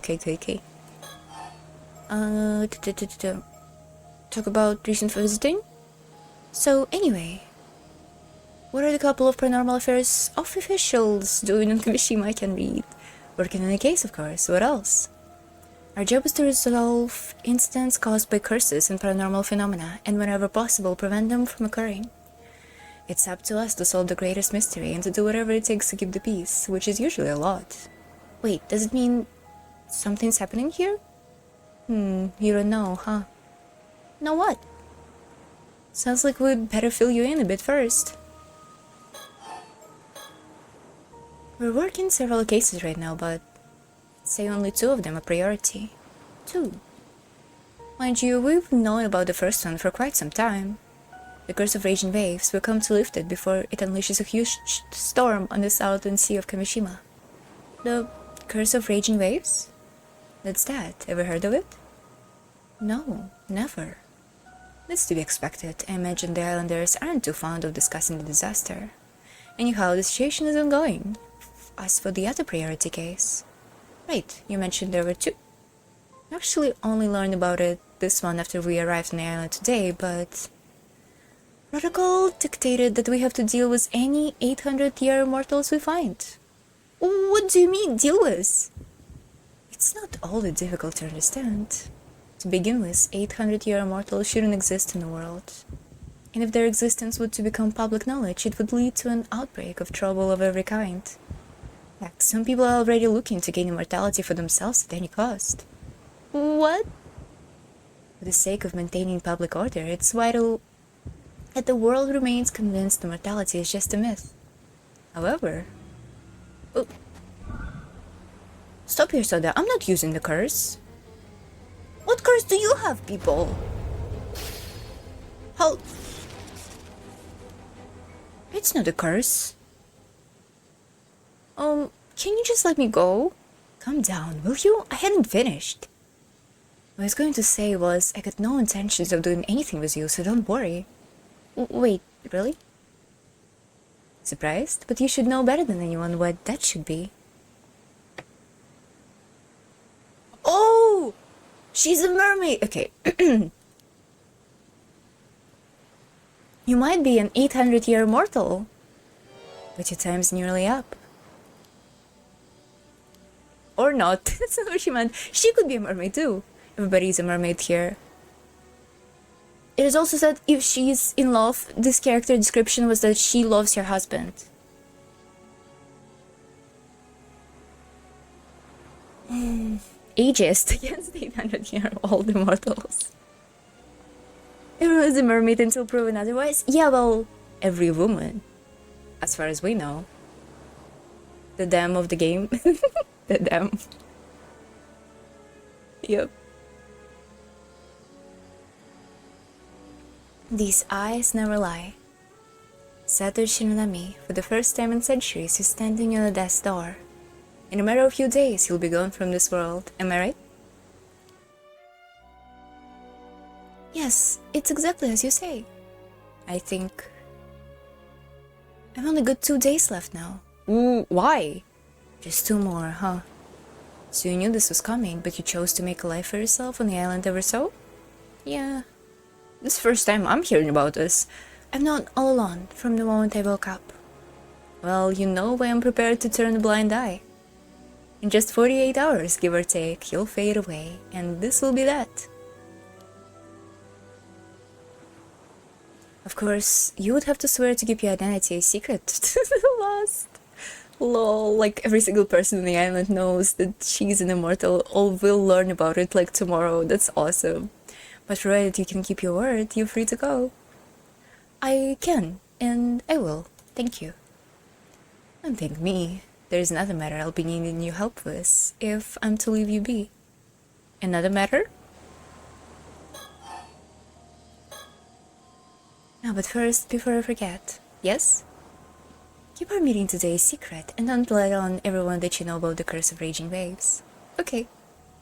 People will get suspicious otherwise, even if Wakamoto tells you about it. Be sure to act surprised. I figured that it shouldn't be too difficult for you. You're an experienced secret keeper, after all. I don't know about that, but I'll do my best. Oh, actually, talking about the Bureau of Onmyo brought back another memory. I'm pretty sure it was an Onmyoji who put me in a sleep, using some kind of spell that kept me in a state between life and death. Really? So someone intentionally put you to sleep under the sea? There must have been a good reason for it. From that point, your memory is clearest, would you say? 3 months ago? Don't say 3 months ago. No! I guess about 3 months ago, when the spell keeping me in that state under the sea wore off. From when you woke up then, I see. I know that look. Did you notice something? Not exactly. It simply occurred to me that if your state of, shall we say, suspended animation was lifted while she was in a sea depth, would she not have drowned and resurrected several times over? No. Yeah, I did. It was hell. I woke up in the sea, unable to breathe, drowned, and came back over and over again. No, my poor girl. It was horrible, and I still remember it, every last second. Jeez, I'm sorry you have to go through that.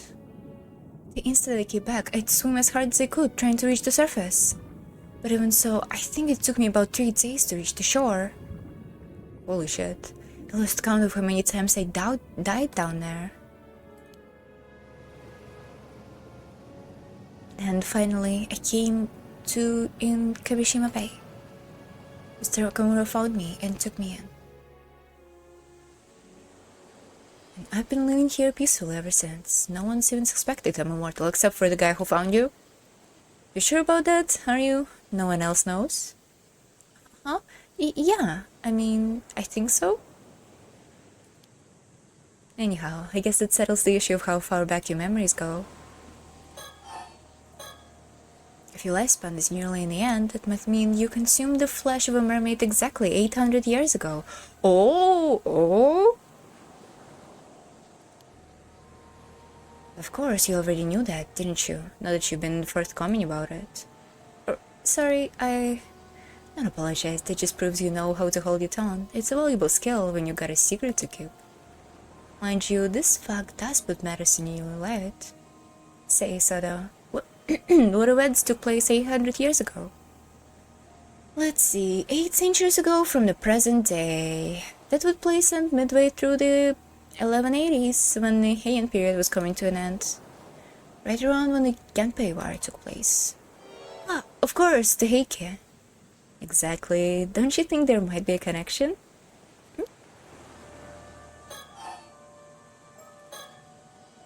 By the way, you wouldn't happen to be concealing anything else, would you? No, It's fine. I'll not pry. Just so long as you answer my questions. Talk about 800-year immortals. By the way, I was wondering, how did you know I was an 800-year immortal? Oh, that. These eyes of mine have done. Not the eyes. Again, these eyes of mine have what you might call a special ability. A special ability? If I look hard enough at someone, I can tell whether they're an ordinary human or an immortal. I'd like you to have a different color aura about you. Really? It's like she said, whatever. Not only that, but it turns out with a bit of focus, even immortals can't tell each other apart. Is that so? Oh, I just meant you look the same as anyone else to me. Huh, I'm not an immortal myself, you know, are you? Really? I thought for sure you might be, since you seem to know so much about all this. Is she being very annoying about definition of an immortal, and she actually a mermaid instead of a mortal? I don't know. I have to keep this secret. Someone passed by. Hello there, Sato. How's the big 800 treating you? Under the sea. Rinnegan, or is it Byakugan? Lol. Nice.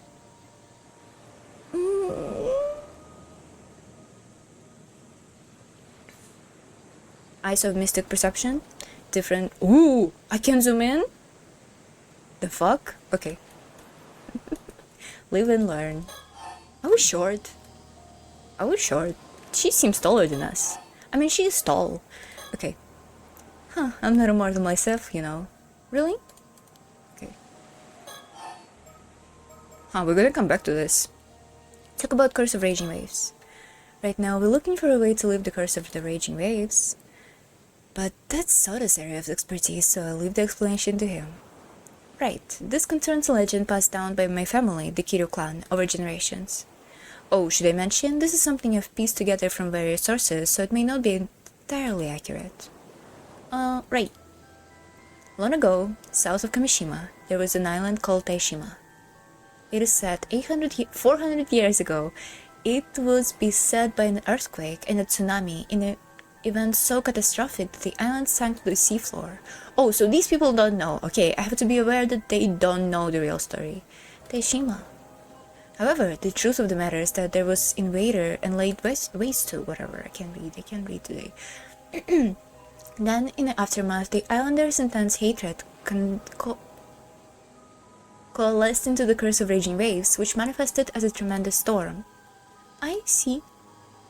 800 years ago, so this would be towards the end of the Shingoku period, correct? Yes, ma'am. The Honjoji incident in which Oda Nobunaga ended his life took place in 1582, if you'll recall. Following this event, one of my ancestors, an accomplished Myoji by the name of Harukage Tsuchimikado, my bad, Sacrifice a young woman, one of the survivors of Tsushima, in order to seal away the source of a curse of raging waves. Oh my god, every single person should be on a place in order to lift this freaking curse. Okay. So these people, you and her, you own the tools, but you don't have an instruction. But people who have an instruction is Arnav and Isirsa. And Yuzu is fucking worthless. Why is he even here? Why is he even here? Anyway. And Miyoji? Rokage Tsuchimikado. Would it make you an ancestor, a direct descendant of Abe no Seimei? Sounds to me like you share a bloodline with the Miyoji elite. Yes and no. While Haruka's powers were potent, he was never affiliated with the Bureau of Onmyo. In fact, he shunned his illustrious surname early and left the government service, preferring to uphold peace as a civilian. Ah, so he was an eccentric and an elite. Gotcha. She does have a cool eyes, after all, eyeballs MK2. It would be funny if she's only... if she's the only one that can zoom in.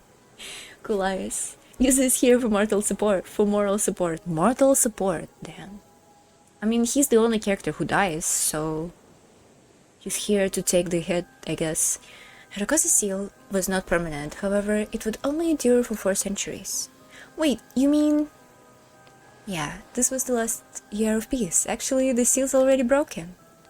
Isn't that really bad? Wait, ain't that bad? For now, the curse appears to be inert, but the storm should strike at any moment. Okay, so you need to find a way to seal the curse again, is that it? Not seal it, break it. We're here to put an end to this curse for good. Shouldn't be too difficult, it's bound to have weakened a bit after 400 years. Indeed, that seemed to have been Haruka's plan, for legend tells. That he left behind instructions detailing how the curse could be lifted after 400 years had elapsed. However, the map that would have led us to this instruction has been lost. Oh no. It seems to have once concealed inside a modern model of a mummified mermaid. It's where Arnav found his map, okay? Yet, over time this fact was forgotten, and at some point in my family's history the object in question was sold to a foreign buyer. But if you don't have the map, then what are you gonna do? It is awfully convenient that, like, the Arnav came here with the map exactly at the right time, but whatever. Well, we were hoping to find some clue to the map's whereabouts here in Kamishima. But we have no luck so far, and I reckon we'd hit a dead end. I see. Huh, I'm not an immortal myself, you know. Yeah, wrong one, my bad. Now, there is something I'd like to try and remember for me. Me? But... humor me. Doesn't the story behind the curse of raging waves rings any bells? Why should it? The girl who was sacrificed in order to seal away the curse of raging waves 4 centuries ago. Might it not have been you, Sato Shiranami? What? You have said yourself that it was Onmyoji who put yourself in a state of deep slumber on the seafloor. Does it not seem highly probable that you were the sacrifice who's held back the curse for the past 400 years? Oh man, you're right, that was me! I knew it. Oh, I'm sorry, I can't. No more. I can't do this anymore. What's the matter with you? Get hold of yourself. Oh. Is it that painful to remember?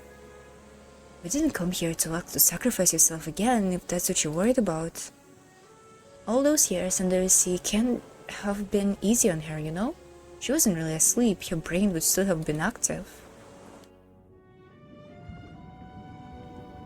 Moreover, there is a limit to how many memories the human brain can hold. It would estimate the maximum capacity to be about 100 years worth. You saying she remembered being in that state under the sea? In a sense, I presume her memory is filled with stretches of utter darkness, the view of the sea depths. Any memories from before that time have likely been pushed deep into the subconscious. Then maybe they're not gone for good. There's a chance she'll remember more. We just need to find the right trigger. Sorry, I didn't mean to freak out on you like that. It took me a sec to get over the shock. Well, it seems my theory about you being a sacrifice was right on the money. But it does look like you'll be able to tell us too much about the past. Doesn't look like you'll be able to tell us too much about the past after all. Okay. Guess not. I wish I could have been more help. But, does this mean the seal broke because I woke up? We can't be certain of that. Perhaps it was the other way around. The seal may have been broken of its own accord, releasing you from your slumber. Either way, it's not your fault. Don't you go blaming yourself for any of this. Still, if I hadn't... Listen, you sacrificed, kept the curse at bay for 4 whole centuries. That's half of your extended lifespan. No one could ask more of you than that. The rest is up to you, Soda. Isn't that right? Yes, but I'm counting on you to help me as well, ma'am. So, any chance you have remembered something about the curse of raging waves? Did the Myoji, Harukaze Tsuchimikado, happen to tell you how it could have lifted? I'm sorry, all that came back to me is the fact that I was sacrificed. I don't remember the Myoji at all, what kind of person he was, or anything. The most I can remember is that I think he said something about the curse being lifted after 400 years. That's all, huh? Well, be sure to let us know if you remember anything else that could help us break the curse. I will. Talk about Heike. Alright, next question. Would you happen to know much about Heike, would you? The Heike? Why do you ask? This actually pertains to one of the other cases we're working on, but we've got a reason to believe that someone out here is using the curse of Heike to commit murder. The curse of Heike? Did you hear about those skeletal remains that turned up near here? It was all over the news. Oh, yeah, I saw that. Well, we suspect the curse of Heike may be involved. And seeing you were alive 800 years ago, it was hoping you might know something about the Heike that could help us. If we are right in thinking that you had ties to the borough of Onmyo, the timing matches up perfectly. I might have known once, but nothing coming to me at the moment. Really? Shoot. On that note, I too have noticed a potential correlation. There is a legend that tells how Taira no Tadamori was presented with a flesh of a mermaid at Betsuho. You ever read this? Perhaps it was the flesh Sato consumed to gain her immortality? Actually, I'm pretty familiar with this legend myself, or everybody knows. And those so-called mermaids that were caught at Betsuho definitely weren't the kind that could make anyone immortal. Yeah, it's the one that they said the fish was just tasty. Oh, is that so? But if you ask me, Sato here couldn't have become immortal by eating mermaid's flesh. Ooh! Without the use of a relic called the Tamatebako. Now, does that ring any bells? Huh? Wait! Mermaid flesh in the Tamatebako! Whoa! Everybody is so well informed! Oh, have you remembered something? Yes, that's it. It was one of the Heike. A man wearing a suit of armor. We were on a boat. When he and the Tamatebako, there was mermaid flesh inside it. He wanted me to eat some of it. A warrior in armor, could it be? So, sounds like you had ties with Heike as well. And this man, he was the one who made you eat mermaid flesh? Yes, I remember now. Hello? I guess Destiny has other plans, aka a plot. What a nice even number, nice. Everyone got locked in for the final act. What was his name? Do you remember that too? I think it was Tomo something. Tomoshige? That's it. The man was named Taira no Tomoshige. Taira no Tomoshige? Who the fuck is that? Files, tradition history, Wikipedia article for Taira no Tomoshige.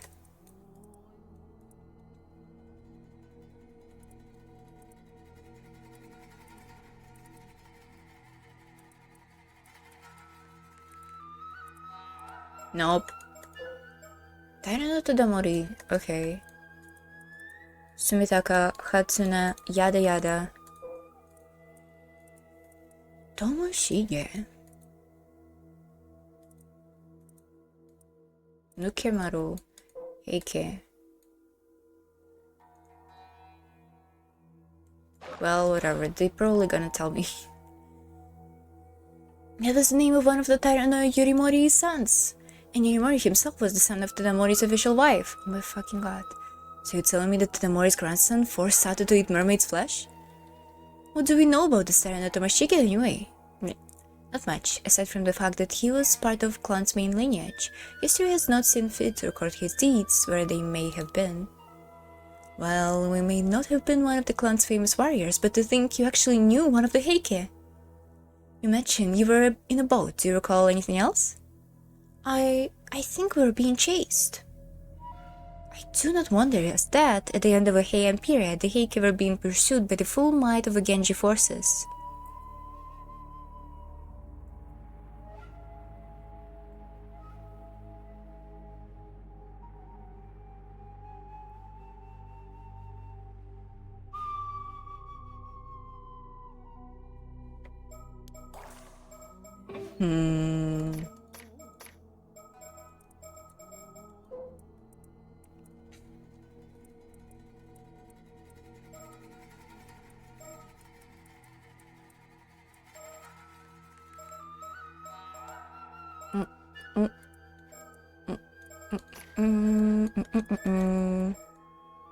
Where was it? It was here? It's not here. It should be here. Mermaids. Heike. Masamori. Tadamori. Karamori, Masamori, Marimori, Noriko. Hell yeah. Tadamori.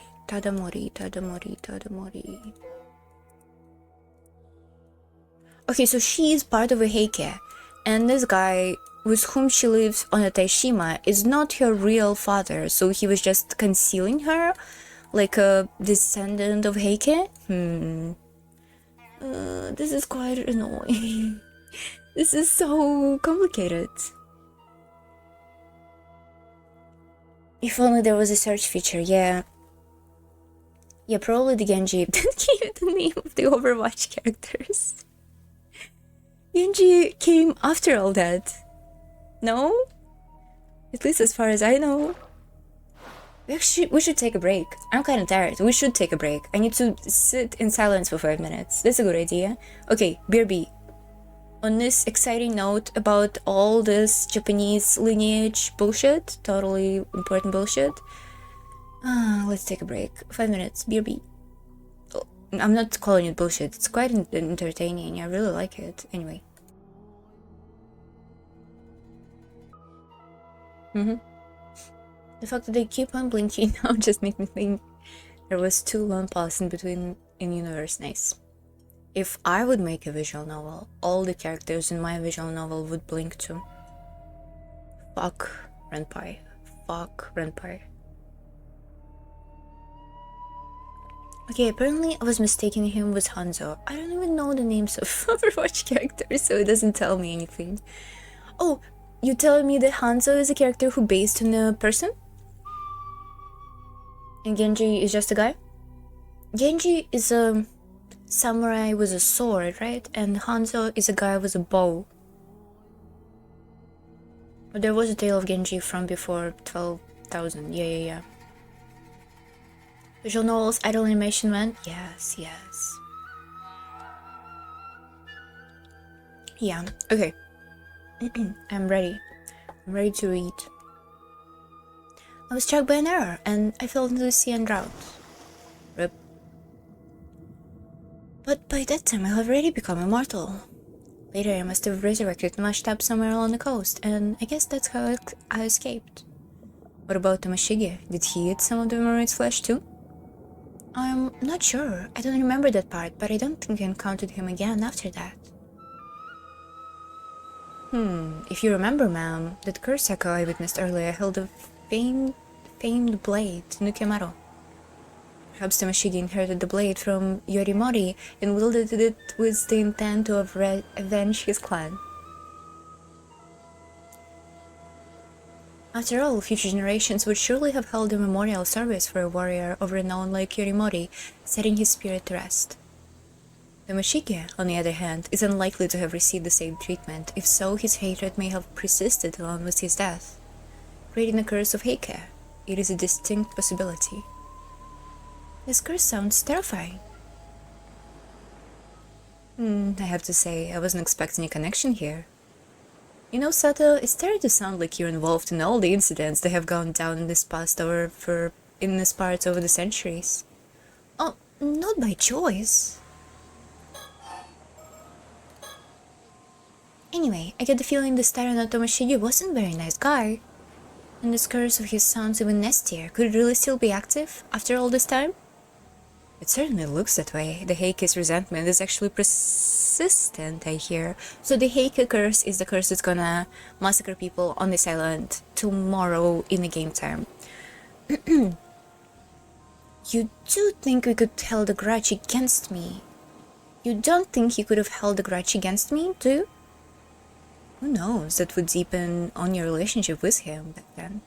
Oh, there was also a character who called Wakamura residence where Sato was in, and this person was telling Sato to surrender herself to him or else he will massacre all of the island. And it would also been said that he knew her from before, from like back then, 400 years ago, which we're not really sure if it's true or not. Maybe it's somebody who has the information, uses it against it, or maybe there is like an actual immortal here. That's pretty interesting.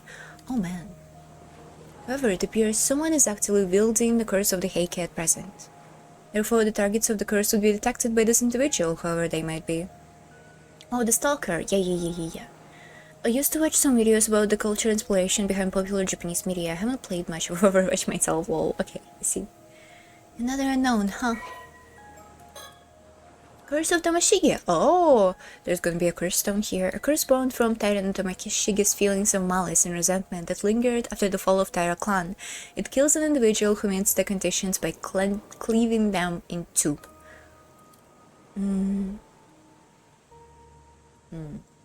We also know... it doesn't matter what we know.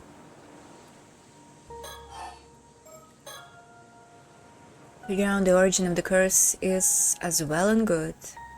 But it doesn't help us solve the case. We need to keep track of the person who's actually using it, or it'll keep happening. Indeed. Hope you find them soon. Oh, there is something else I'd like to ask you. Be my guest. How exactly do you deal with 800-year immortals? You sure you want to know? Since it's not going to happen to you, there is no reason for you to think about it. I thought it would be something like taking away their immortality. Unfortunately, that's downright impossible. Because your original body is long gone, you know? But then, what else can you do? You tell her, Sada. Must I always be the one to handle these unpleasant topics? Besides, I have no point in explaining something that she's already painfully familiar with. Well, what do you mean? Among the arts, we psychics wield in a spell that can place an even immortal into a state of apparent death. Once that is done, they can simply be sealed in the underground vault for the rest of their days. Wait, you mean it's the same thing that happened to me? Essentially, yes, except that in your case it was for the purpose of making you a sacrifice. And you woke up before your lifespan came to an end. Yikes! Mind you, neither I nor Soda has ever actually done this to anyone. Though I did hear a rumor that someone was dealt with that way a few decades back. Oh, I don't know what she's referring to. Of course, there have been 800-year mortals who sought ways to become mortal again in the past. But they all failed. Even if they managed to track down the mermaid who gave them immortality, it was no good. I feel bad for her, yeah, it sucks for her. That's why more than a few mortals have ended up living out their long lives in religious seclusion.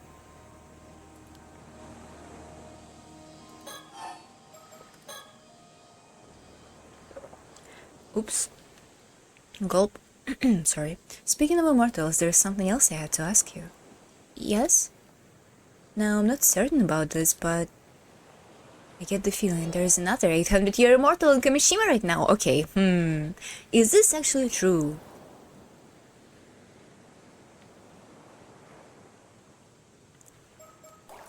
Who might that be?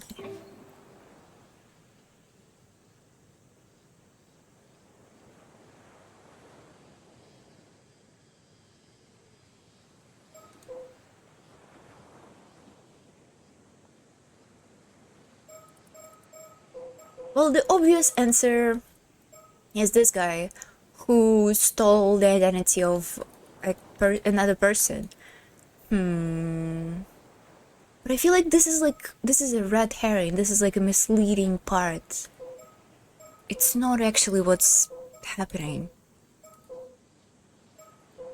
It would be funny if it's this guy. She is dead. Kikuko is evil, but she's not immortal. Shotaro... Like, when they refer to some of these characters, like they saw them grew up on the island, therefore it couldn't be them. Also, this guy who's Yuza's best friend, there's very little to be about him, surprisingly, even though he's one of the foreground character. Suspicious. Not Tsukasa. Not Shotaro. I don't think it's Shotaro. Kikuko is evil, Chi is dead, Yumiko is Yumiko, so there's Soda. This guy is not here. Blah blah blah. Kipei Yukoma, Arna Barnum, Sasmekawa. What?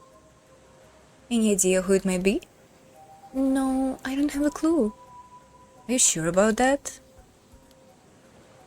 Because if there's another mortal here, I'll find them eventually, you know?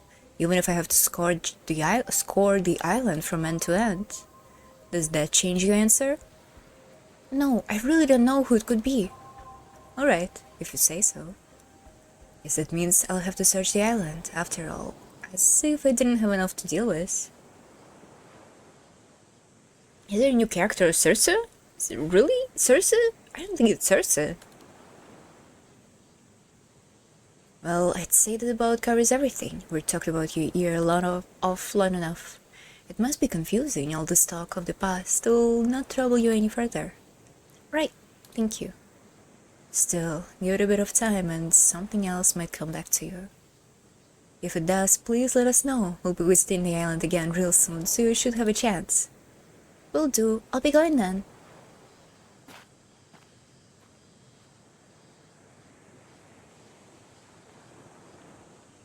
So, now what?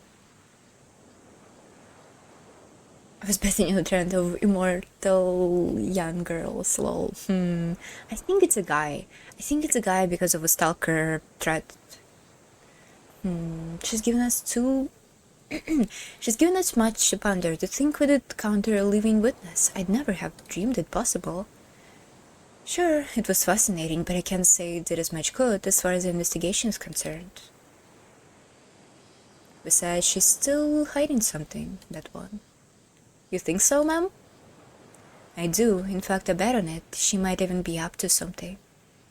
But our primary objective here is to lift the curse of the raging waves. We don't need to start digging into anything else without good reason.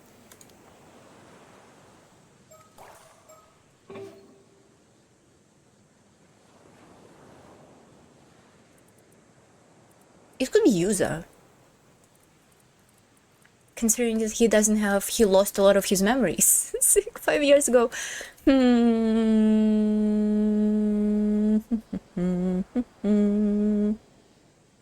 don't know. It's tricky.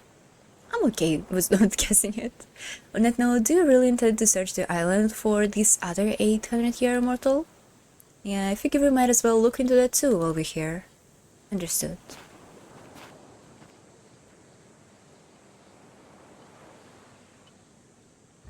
Oh.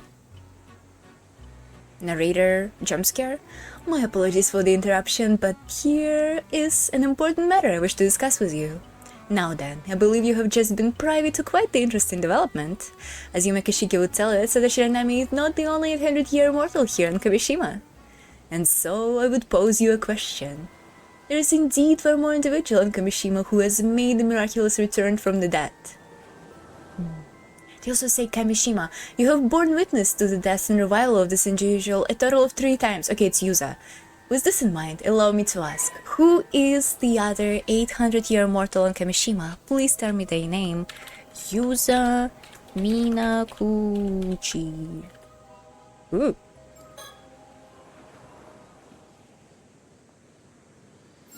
Yes! Correct. The answer is Yuzo Minakuchi. Okay, he did died. 3 times? It does make sense. We saw 2 times he was beheaded in the end of the massacre, and it was 100% like a fraud.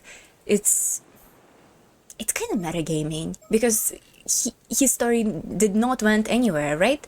And he also died the first time I tried to dive. There was a game over. What's the third time he died? Third time he died. I wish I could see the chart. Okay, we're gonna see chart in a second.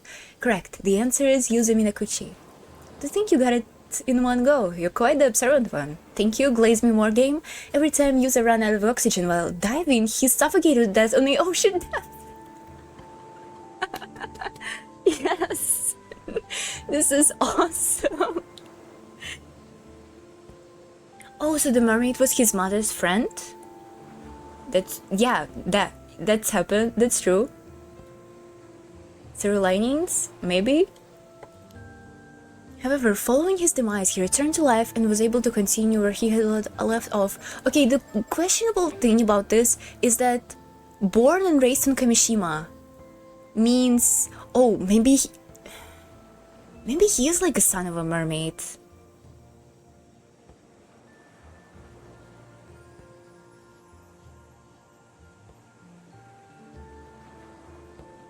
And that's why he's immortal? Oh, you piece of shit! In truth, he died 5 years ago in the disaster occurred of Kamishima and was resurrected by a mermaid, becoming an 800-year immortal. Okay, thank you for spoilers, I guess. Damn. However, following his demise, he returned to life and was able to continue where he left off. It would normally be highly unusual for someone to reach a diver rank of 15 on their first outing. Shut up. I could have done it. Such a feast would be difficult indeed unless one was unburdened by the fear of failure or the fear of death. That's what you get for reading wikis as a mage. That's true. It was this knowledge of his own immortality that led him to display such an uncanny degree of confidence. As you may have suspected, Yuzo Minakuchi became an 800-year immortal 5 years ago when he was saved by a mermaid. Okay, that makes sense, okay. In truth, help arrived too late that fateful day, and it became the first time he lost his life. I wonder what light this new information will cast on events going forward. Well, is that? Please enjoy the continuation of this tale. Yes. I was never wrong. I'm so smart. I'm so smart and so funny. Oh, we are back. We are back in business with Yuzo Minakuchi. The visions of the future. Oh, this looks like a timeline. Ooh, sorry. Visions of the future. Yuzo heads out with Asami to go diving before he suddenly mentions something he must do. Before returning to the island, the pair go to a certain location at sea. Oh! Dude, didn't have to spoil all. True. Tobasirimi Prefecture. August 7th. Not April? It's August. I think it's August because it's summer. Are you really an 800-year immortal if you have only lived 5 years of those 800? That's a good question. So, what's this important thing you have to do, Yuzo? Sounds like it must be a pretty big deal. It is. I just hope you'll believe me. Listen, and don't fly off the handle. I can read. No! Please forgive the interruption. I have an important announcement to make. This guy is so annoying. The moment you have been waiting has arrived. Everything is ready for you to proceed. On August 7th, upon return to Kamishima after his dive, Yuzo Minakuchi embarks on a fight of a lifetime. For an unbeknownst to him, at this precise moment in time, a slew of predicament would await him everywhere he turned. As for this really important thing he has to do, that is of course preventing the tragedy of Kamishima from coming to pass. The advent of 400-year-old curse of the raging waves draws near Kamishima with every passing moment. Even so, to try to remember that Yuzo's true aims was to locate a mermaid and uncover the truth about his mother. Will Yuzo Minakuchi the guitar. Will Yuza succeed in overcoming these challenges and fulfilling his objective, you ask? It's entirely up to you and the attractions and actions you choose to take from this moment forth. Oh my god! The decision matter type? Music is going off like a next episode. This concludes my announcement. I wish you a good fortune. Yes, sir! Sir, I'm very smart. I will nail it. As the game told me multiple times, I am very smart. What? You think Kikoko is plotting to work a curse that will cause a massacre on the island?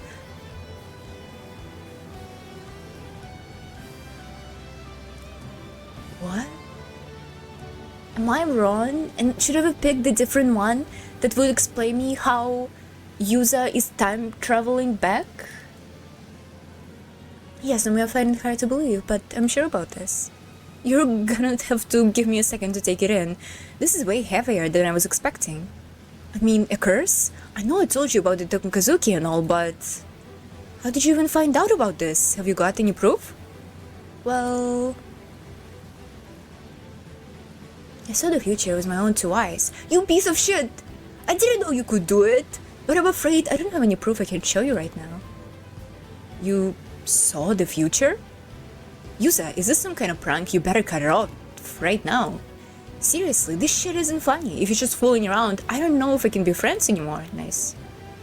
Do you think it's easy for me to call someone I'm on friendly terms who is a murderer? I couldn't say something like this unless I was dead certain. I need you to trust me on this one, Azami, before it's too late. Oh man, you're not making this easy, Yuza. I can't just... I mean... No, I understand. I wanna ask you to believe me until I can present you with a solid proof. Until then, I still need your help. I can't sit just back and let this happen.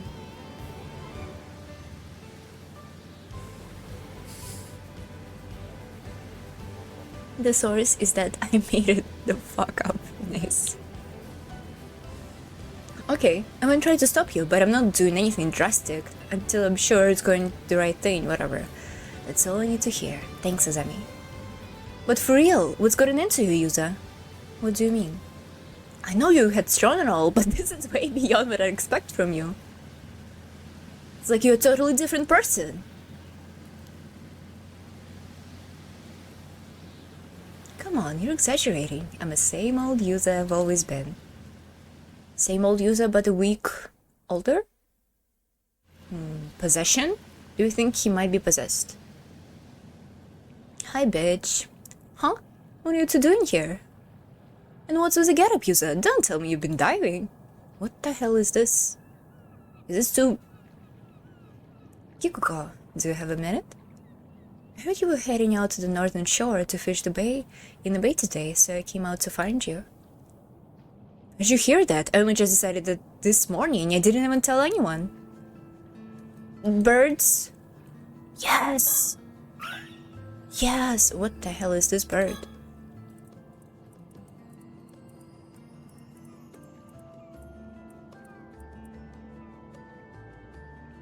Mimicking Manus. What is this bird? Whatever. Friendly terms with a murderer. Who's Kikuko again? Kikuko is a person who wields the Heike curse, who she's presumably got from Ikoma guy. From this guy. And it is implied that they are in love. Even the section I missed, probably. Surroundings. We're on the northern side of Kamishima. Not many people come here to fish. Low-key awesome. And every single time it's like perfect location for murder. Yuza, are you sure about this? Just to be clear, I'm leaving the talking to you. Don't worry, I know what I'm doing. Kikuko Tsutsui. Kikuko is looking at us suspiciously.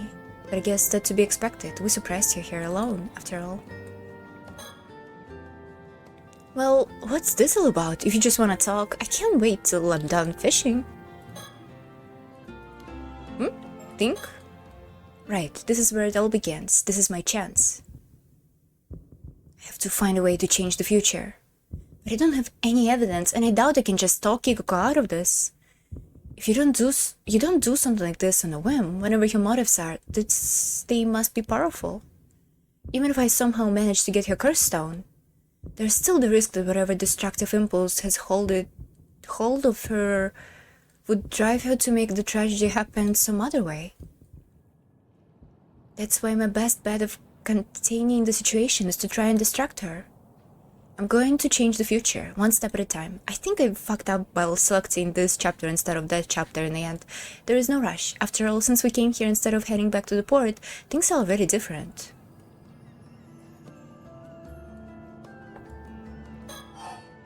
Hand mirrors, diving. Your office work days. So, Kikuko, when you left the island, you did some kind of office work, right? Huh? That's true and all, but why are you asking? I was, just wondering if you have preferred your life back then. I mean, you must have had more opportunities to meet people and go out on dates and all that. Stop right here! As if I don't hear enough of that as it is. What's gotten into you? Anyway, whatever. Sorry, I didn't mean to pry. I was just wondering if you still kept in contact with anyone. Sure, a few people. Just a few. Would you say any of them had a bad influence on you? Huh? Seriously, what's all this about? Nothing really. I'm just curious. Hey, do you know this guy called Ikoma? Which is a fake name because he's actually a criminal? Listen, working for that company wasn't exactly a huge break in my career. All I did was pour tea and answer the phone. Huh. Diving. So, you really love diving? You sure you should be doing that? If Chia finds out, she'll give you an earful. No doubt about this. Don't I know it? Seems everyone think I bring this island bad luck just by being here. Yuza. Well, sure, some folks might say that, but it's not as if you've done anything to deserve that kind of talk. I don't see a problem with you becoming a Nama diver myself. I appreciate that. Just today, plenty of folks told me not to go diving because of a storm on its way. But when they don't talk sense, I just ignore them, and so should you. I've been wondering, are you unhappy here on the island, Kyuko? Huh? What makes you think that? I don't know, I just get the feeling you're not planning to stay here as a Nama diver forever. Huh, you normally play the fool, but turns out you're pretty sharp, Yuza. Truth is, I can't help but think of a future. You can earn a decent living as a Nama diver if you know what you're doing, but all these old rules and customs tend to get in the way. I've been trying to change them here and there, but it's no good. Everyone's too stubborn to listen. I see. No luck, huh? Mark my words, nothing ever going to change around here, and just between you and me. As much as I love being surrounded by nature on this island, the culture here just isn't for me. So that's how you feel. Honestly, I'm about ready to break ties with this place. Not that anyone else needs to know that. Don't go spreading it around now. Frankly, I had no idea what you're so interested in diving, Yuza. Hand mirrors. You have been passing Kamishimaru hand mirrors around to everyone, right? Yeah, I have. Okay, so condition for deactivating Heiku curse is to have a reflective surface on your body. I'm guessing you're something like this. Something along those lines. And the mirrors that she's been giving to people, it's gonna be people that she will later kill. Yeah, I have. Sounds like someone kept their ear to the ground. So, how many have you given out? Who's got one already? I don't know, I haven't kept track or anything. But if I have to guess, I'd reckon it'd be about 20 or so? Why though? You want one too? If so, I'll get one too later. Oh, no thanks. Don't worry about it. See yourself. They're pretty sweet little items if I do say so myself. Anyway, Yuza, do you really come all the way here just to chat? Something like that, but I wasted enough of your time. Thanks for hearing me out. Come on, Azemi. Let's go. If you're sure. See you later, Kyuko. She's suspicious. Nobody comes here, nobody can hear us here. Anyway, let's continue. August 7th, afternoon. Thinking about G indeed. Anyone is just too trusting of going in longboats, right? With people in isolated section of the sea for some reason. I don't know, maybe they're used to it. Like, what's the worst thing that could happen? The shootings or something?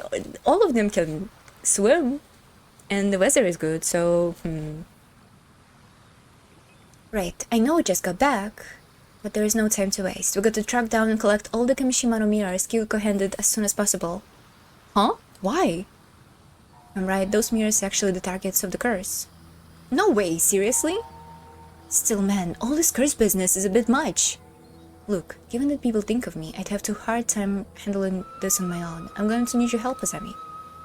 I guess we'll have to try and convince everyone the mirrors are defective or something, but we'd better not let Yuko find out what we're up to.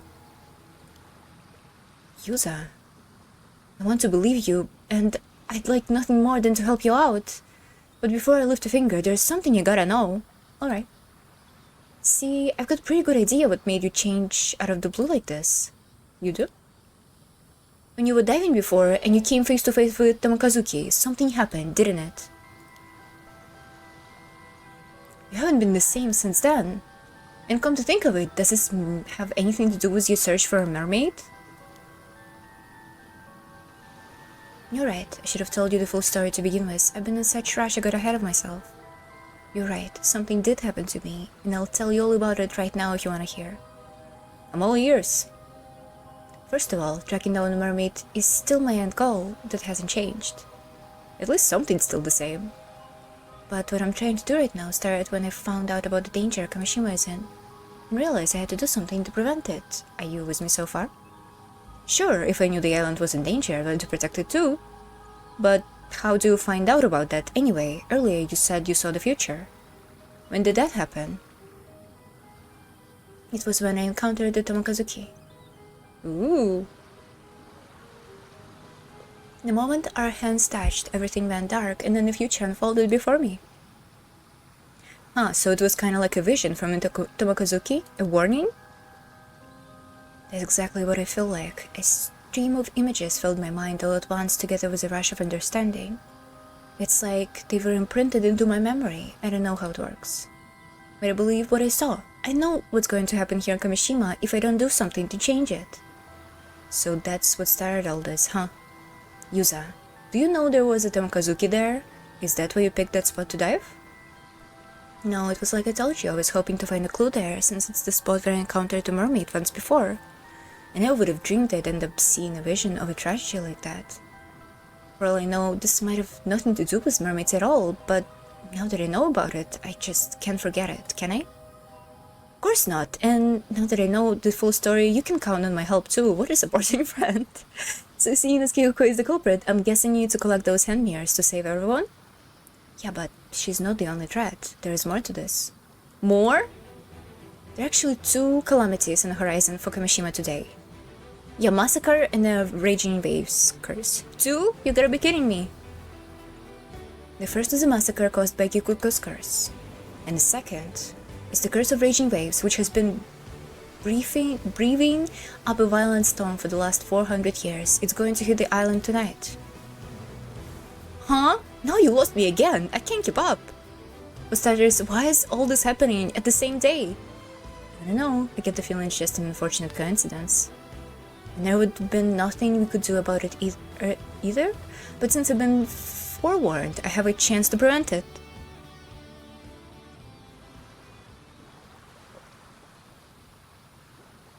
Pulling his friend's word twice without much convincing. Hell yeah, what a friend. Don't know if it's biased or a bit convenient. It is convenient. It is awfully convenient. Well, it's not that convenient.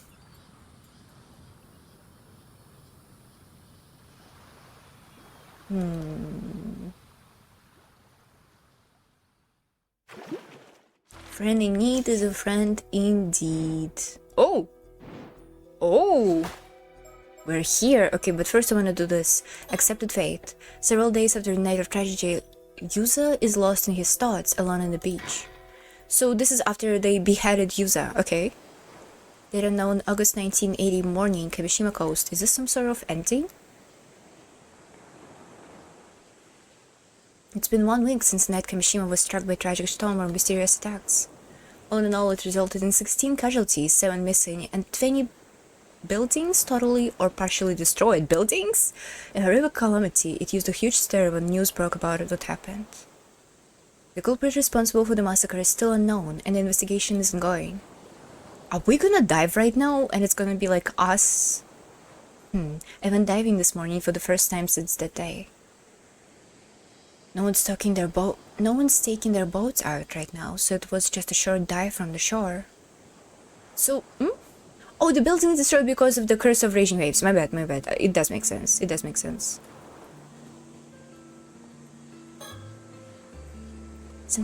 Sometimes I think about the plans we all made to have fun here and wonder how that would have been gone if things hadn't turned out the way they did.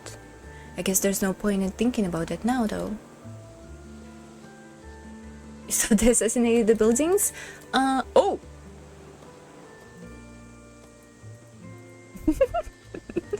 No, not the jump scare. The suspicious pair apparently came here all the way from Tokyo. It seems they have business with me, so they're currently waiting for me to finish diving. Apparently I'm going to be taken into custody. As who? As an immortal? Oh, she can see we are immortal. I see. I actually finished diving a while ago, my bad. But they're not trying to rush me. They seem to be waiting for me to prepare myself. I understand I need some time, so they're kind enough to wait patiently for me.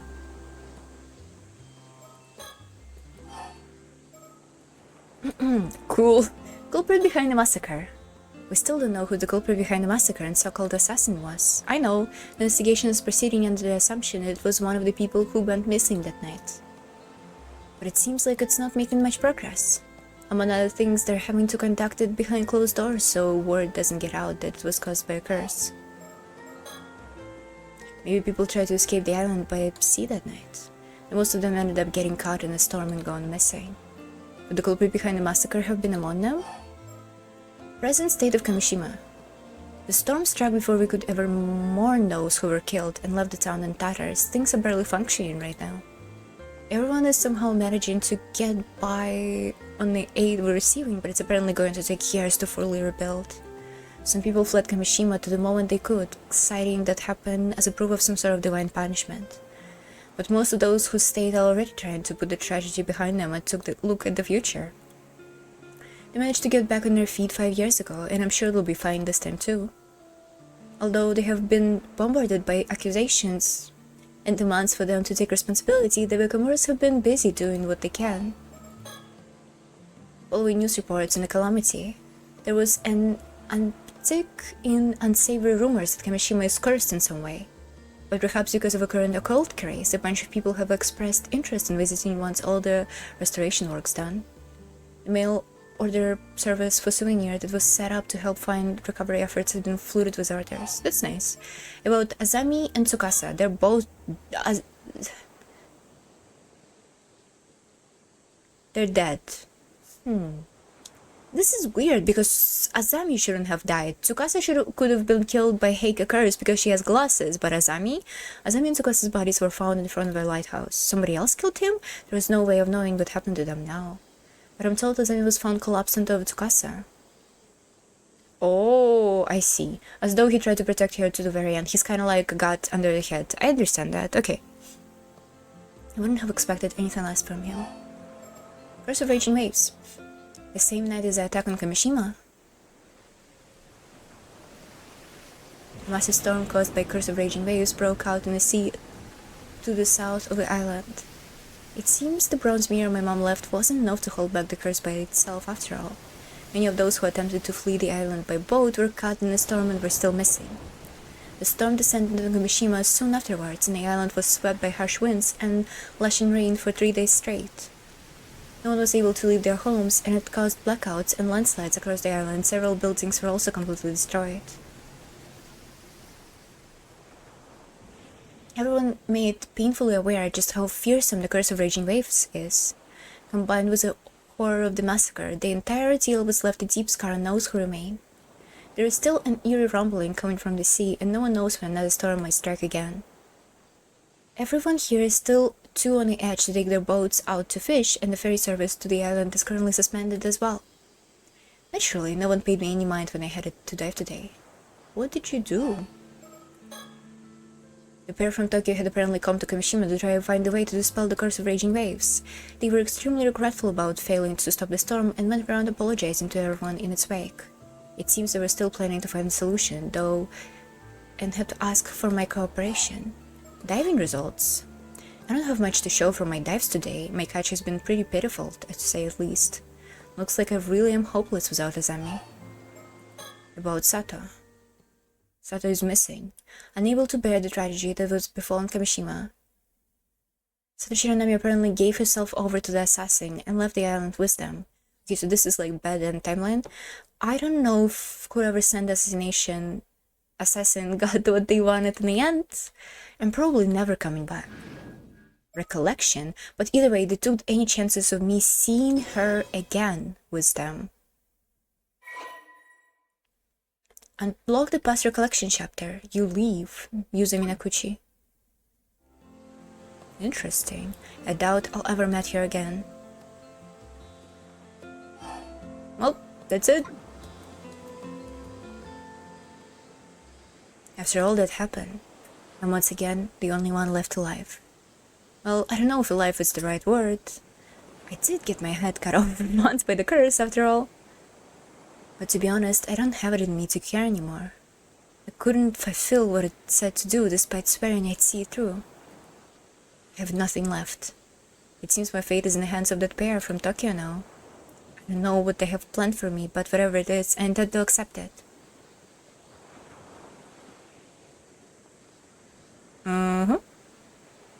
Thank you, everyone, for everything. Goodbye. Yay! A cursed island in the 80s? Never heard of it before. At least it doesn't have 400-year explosive that still works for some reason. Nice. No, he's going to miss the Little Mermaid movie. Damn. What's the Sato chapter? Ooh, the very first one. I kinda wanna do this first. Let's do it. Approximately 1 month ago, having only just returned home to Kamishima, Yuzu Minakuchi goes to the roof of a Kantekishi ruins for some time alone, only to find Sato Shiranami there. Ooh, they are not relatives. They are kinda relatives? They're not related. Okay, just wanted to make sure. I don't think they're related. Okay, they're not related, so it's fine. Huh? There's someone already here? How unusual. Oh, you scared me! Darn, I didn't think anyone else would come here. Oh? I'll take it I'm not welcome. I didn't think there would be anyone else up here either, so that makes 2 of us. So, who are you? I'm Yuzu Minakuchi. I recently moved back to Kamishima. Ah. So you're that old friend of Tsukasa, was it? Yep, I don't think we've spoken before. You're Sato Shiranami, right? Mr. Okamura's relative? Nice to meet you. Wait, how do you know who I am? That's kinda creepy. Ick. Damn. I don't know why that made it sound worse. Yes. You're pretty much the talk of the town. I'm sure almost everyone here knows who you are. Is that so? I'd rather not stand out. It's a small island. Word spread quick about who comes and goes. Sorry, but could you leave me be? I don't feel like talking to anyone. I see. Well, I just came here to enjoy the view alone. Well, I'll just be over there looking at the sea so I won't be a bother. That works for you? Stickers? I'm here to see a bird sticker. I don't care about anything else. In the sky? Rest spot. Ooh, this is so nice. They build a rest spot for any tourist to come up here, but it doesn't see much use. Not a single bird. You can see it all the way from Ise Bay towards the Enchi Sea from here. It's a great view. But it doesn't mean I want to share it with anyone. You guys are so annoying. Thankfully, most of the islanders don't come up here that often, so I sometimes come here to unwind. There are a lot of reels in the area, and the tide is strong, so it can make for tough sailing. But from here, it looks as tranquil as it can be. Sato, I swear to God, if this is sticker right here, I will be upset.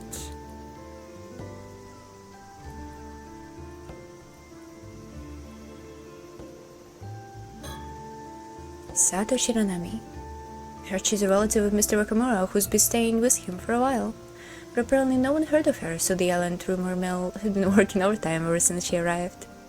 Things have calmed down a bit now, but when she first showed up, she knew so little about how things worked that the gossip was that she was some sort of sheltered princess, that she'd be raised by animals, by fish. Even now, she spends most of her time cooped up in the Wakamuras, so the mystery was only grown. You will have to choose Sato or the stickers. Well, that's easy. I mean, she's immortal. She can handle dying again. They're not related, so it's fine, following the same arc as the From Up on Poppy Hill beats. In terms of that specific relationship, okay. I guess it doesn't really matter though. Yep. Fuck them woman. Am I right? Sorry, just kidding. If she really is a relative of Mr. Wakamura's, I wonder what she's doing here. She's 17, just like Tsukasa, but it doesn't seem like she goes to school, based. I guess it doesn't really matter though. Just keep staring at her and thinking, now that I have a better look at her, she's really tall, maybe even taller than Azami, and he's 173 centimeters. Oh, she is tall! Okay, that's nice. Love her, she's the best. She said she doesn't want to stand out, but that's going to be tough at this height. I'd rather not stand that close to her, to be honest. Oh, shut up! But wait, there is more! She's been staring at the Saturn Sea this whole time. Could it be she sees something out there? I said I wouldn't bother her, so I should stop staring already.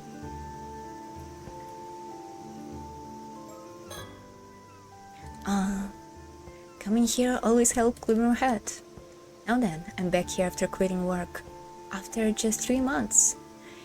I went to the boarding school on the mainland for high school, so it's been about 3.5 years since I actually lived on Kamishima. Nothing's changed. It's almost as if time itself has stopped here. You could say that's one of the good things about living on an isolated island like this. But for me, that means it's just as uncomfortable as ever. Ever since the disaster 5 years ago, people here haven't exactly been subtle about avoiding me. Maybe it's a good time to ask Annie to start seriously looking into my mom. Far shore, my bad. You can see all the way across to Atsumi Peninsula in Aichi from here.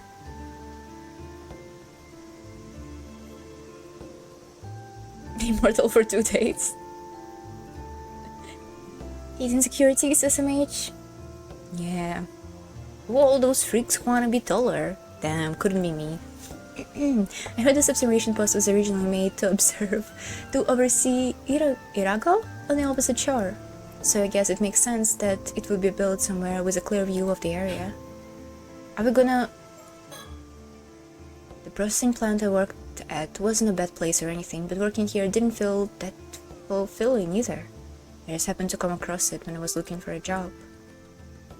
I've never really been sure what I want to do with my life. Zami has always had a clear goal of becoming a fisherman. To be honest, I've always felt a bit jealous of that. After losing my parents in a disaster 5 years ago, people not only began to avoid me, they were talking about my mom as well. At some point, I also began to wonder if there was much point in me being alive. I've only made it this far because of my Gran and Azami. I could never forgive myself if I made 2 of them sad. They're the only reason I'm still here, drifting through life. Not that there is much else I can do here. I've got to find some work here soon, so they won't worry about me. I've always been good at swimming, so I've actually been thinking about ama diving as an option. I haven't gone swimming since the disaster, but I wonder if Gran would be happy if I followed her in her footsteps and became an ama diver. Okay, so it is confirmed that a mermaid can give you part of her flesh without herself dying. Okay, look at it this way, Nero. We did find out you can handle more G-forces the shorter you are. So, I'm not even that short, so it doesn't even work for me. Okay? The fuck? Like, I can handle more G-forces than you, maybe, but, you know, it doesn't helps me much. Maybe I'll start looking into it in secret. though I'd only be able to do it during the diving season, and I'd still have to find something else. If I'm gonna turn back, is she gonna look at me? Placing your bets? 3, 2, 1. Bets are closed. No. Okay, you lose. All your money is mine. I actually came here to take care of Gran after her injury, but her conditions improved a lot recently. She can walk around by herself now and was even been handling the cleaning and laundry. I wouldn't be surprised if she said she was planning to go back to diving. Kamishima women sure are made of sterner stuff. But I'm still worried about her. You never know what could happen after all. It seems she's been watching a lot of TV recently. Why do you know all of this? Perhaps because she had to spend a lot of time at home.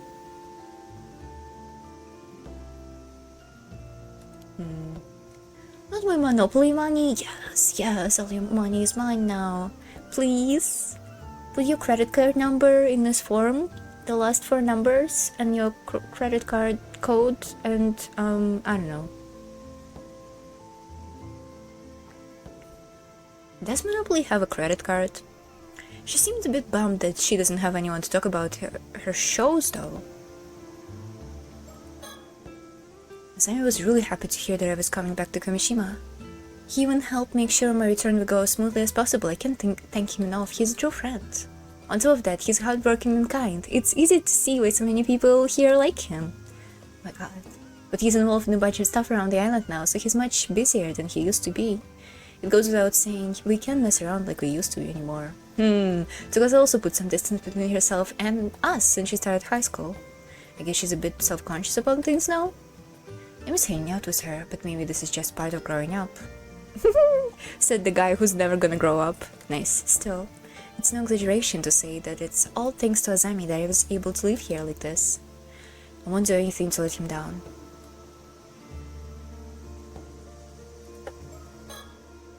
Right, then. Time to think of how to make my own way through life from now on. Sure, I have plenty of time, but I don't want to be a burden any longer than I have to be.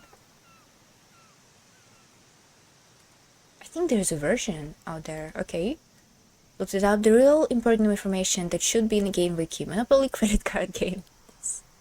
On the contrary, if there's some way for me to make a graceful exit and draw the curtains on it all, maybe that would be the best. Ooh.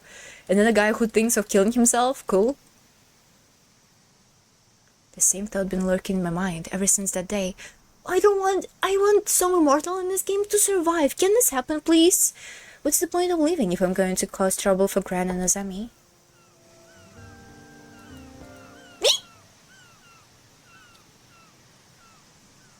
I'm sorry, it wasn't on purpose.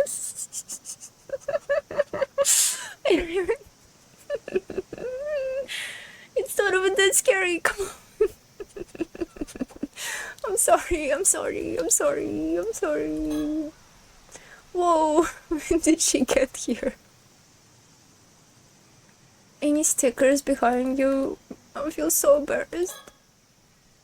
Made you jump, didn't I? You did. Of course you did. Anyone would be startled by someone sneaking up to them like that?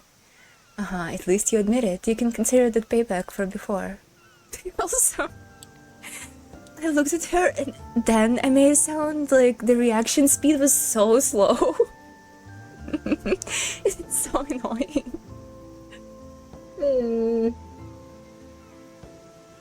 Anyway, did you need something? Alright, I can focus when someone else around after all, so I want you to leave. Huh? You leave. No, you're the one who should leave. It's fate, the immutable law of the universe that was decided tens of thousands of years ago. Oh really? I was there first though, isn't it first come first serve? Also an immutable law of the universe? That's true. Okay, fine, I'll leave. Well, you can caved a lot faster than I expected. Still, I kinda feel bad to chasing you off like this. So you can have this Kamishimaru keychain I picked up over there as well. Pushing random stuff you picked off the ground into others? No, still, who could have thrown such a cute keychain anyway? Nah, you don't do anything wrong, but since you're offering... Why is this important? Keychain acquired. I'd be on my way as promised then, sorry for the interruption. Sure. Huh? I see. So that's how it is. Oh, she knew. Oh, she did hide this information from the bureau. Okay. Oh, that kind of.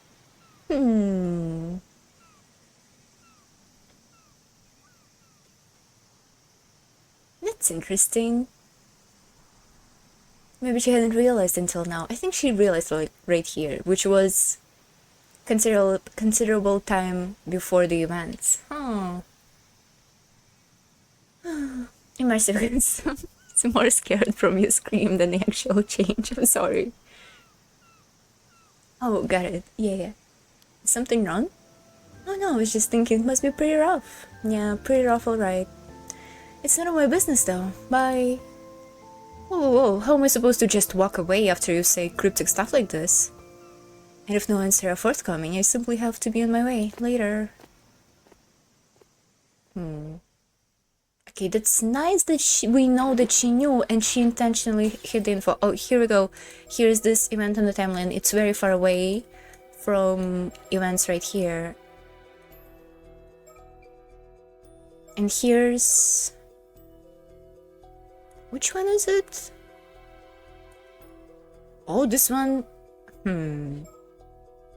Oh, so here's two timelines. Oh, I see, I see. Okay, okay. Okay, let's do Yumiko. Because why not?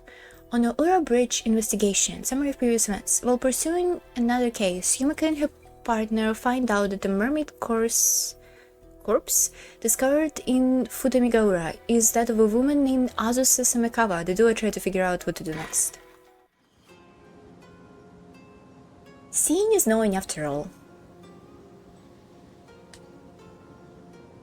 Okay, sorry. Oh, the bridge! I remember the bridge in the first game. I like bridges. Where is my bird? Where is my bird? Where is my bird? Where is my bird? Cheating time? Where is my bird? Oh! You dweeb. You thought I was stupid? You thought I'm not gonna find it? Yes. Yes. Mockingbird number 7. What is this bird?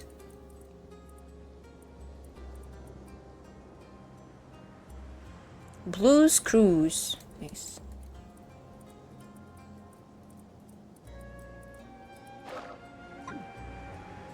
Okay. I'm Superior Bird Finder. This large bridge spawning Onora Bay in Toba City is known as the Onora Bridge. I heard that the waters of the bay are rich in nutrients, making them ideal for oyster farming. You can see the rafts used floating in the bay. Oh, oysters, very nice. Oysters harvesting only begin in October though, so I'm afraid they're out of season right now. Oh, darn it!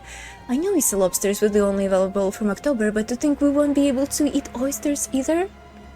Please don't look so sad, ma'am. We can always come again sometime.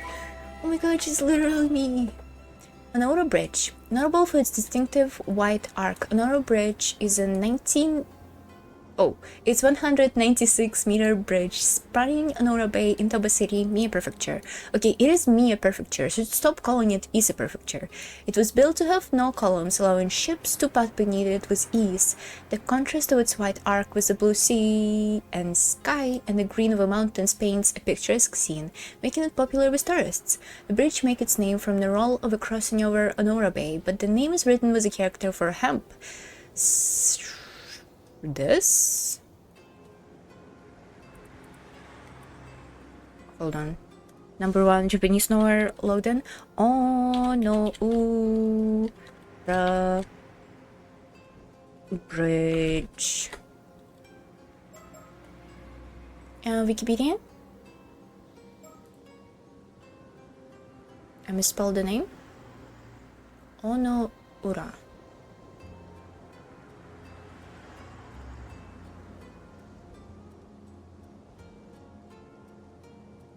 That's a wrong bridge. Why are they lying to me? It's not on Wikipedia.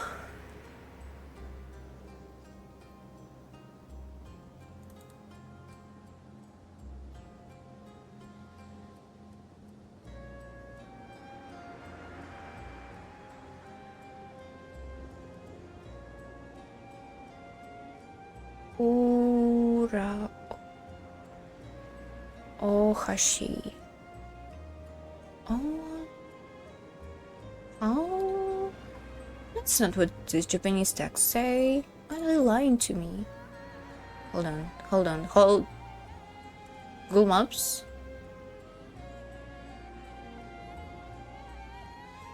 I just want to see the name of a bridge in Japanese. Is it that hard? There is no Wikipedia article for this.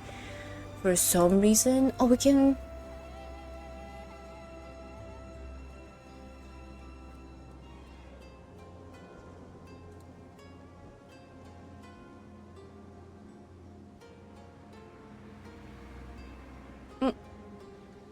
We're so close. Okay, I see...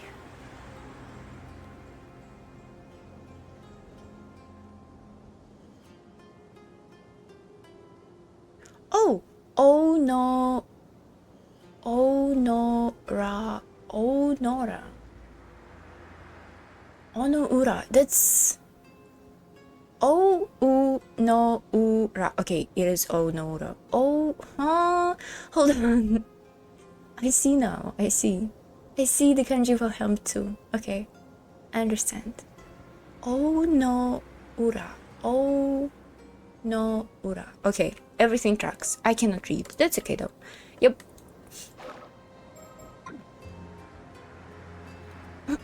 Very informative for me, not for you, but for me. Sodekiryu. Soda gives off the impression of being all business, but he often goes along with any suggestion I make to stop and take in the scenery. Despite appearances, I think he quite enjoys quiet moments like this. There was about Onora Bridge in a Mie Prefecture Japanese Wikipedia article, so that's where I read it right now. It didn't have its own article or anything like that. Not a famous enough bridge, I guess. Thinking time. After discovering the mermaid found in the Futamigaura this morning was in fact Samikawa's transfigured corpse. We headed to Ijika town for further investigation, and we are now on our way back. This feels like a good opportunity as any to have talk our current position and talk about our next move.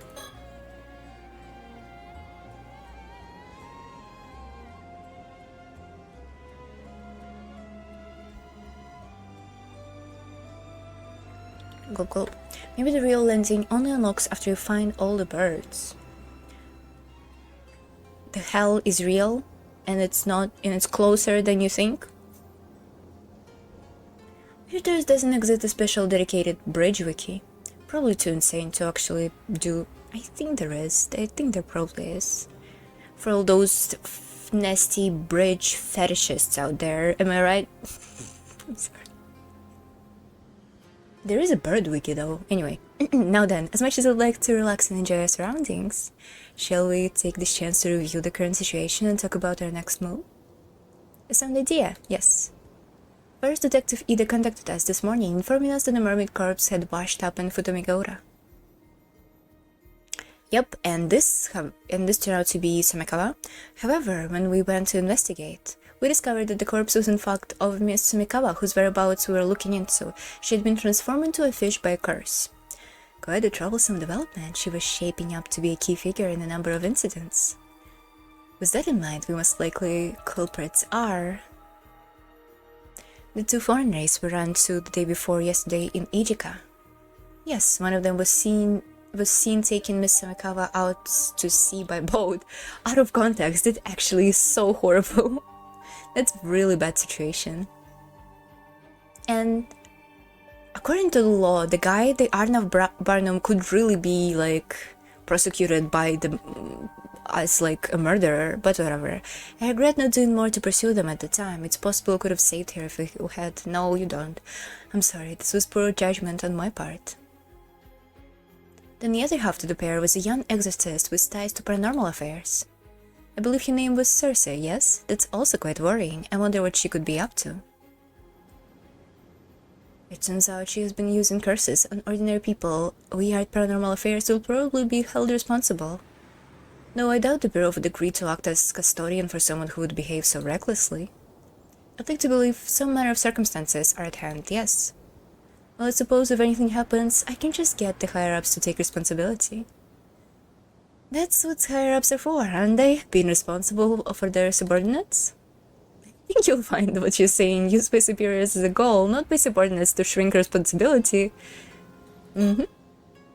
Despite your abilities, I doubt that girl would be able to use the Curse of Forsaken Fish. Regardless of who wielded it, I think it's safe to say a cursed stone was involved. Agreed, we have two people from the same town falling victims to the same curse after all. I think it's reasonable to assume this was due to overzealous use of cursed stone. Yes, the first victim was Tariko Suma, who succumbed to the curse 2 days ago. The second was Miss Sumikawa from yesterday. The state they were found in hasn't been publicly disclosed, so they're still being officially treated as missing. Still, a cursed stone housing a curse of forsaken fish, huh? Is something wrong? The curse of forsaken fish is one of the curses mermaids use, you know, see? Fuck! For it to have become a cursed stone, the mermaid in question must have experienced overwhelming resentment. An example might be if they were killed while bearing a power grudge against someone. That sounds like it would be a rare event indeed. Why do I get the feeling there was a mermaid who died like that though? Hayase? Who was it? I feel like the name's on the tip of my tongue. Could it be a memory from that time? Although I imagine many of your older memories have faded by now. She is a mermaid! You have to try and remember, what was the name of the mermaid who died while harboring strong feelings and resentment? Hayase. Hayase? That's right, your name was Hayase. I can't believe it, I'd completely forgotten, but it just suddenly popped into my head. Oh, so there was a mermaid who died like this, was there? There was, I finally remembered. One of the mermaids who lived near Taishima 400 years ago was called Hayase. She was captured during the invasion of Taishima and died after being brutally tortured. This is the first time I've heard of mermaids living near Taishima. Hayase? We should... Hold on, they're gonna ask the other mermaids later. Hold on, we need to find it again. Where was they? I think they were in... somewhere here, right? Subae, Nagame, and Hayase. And also here there was something about them. Oh, we almost done with the Wikipedia articles. Wish I could do this faster. Maybe I can. Oh, my bad. Subae is the one that was friend of Yuza's mom, and Hayase is the one that was sacrificed, and Nagame is presumably us, Yumeko, maybe? Maybe. At least that's the theory. I don't know. Maybe? It could be anything, Yumeko Shiki. Alright, your ancestors, Harukaze Tsuchimikado, must have let them out of his records. The reason Taishima was invaded in the first place was to find those mermaids, you see. I see. I wasn't aware of the exact reason for the invasion. It's understandable a deliberate effort was made not to mention mermaids in any of the records left after the fact.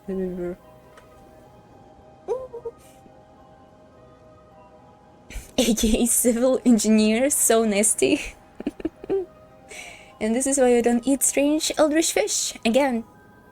I mean, if somebody gives you weird fish, you're like, I mean, why not? It's a fish.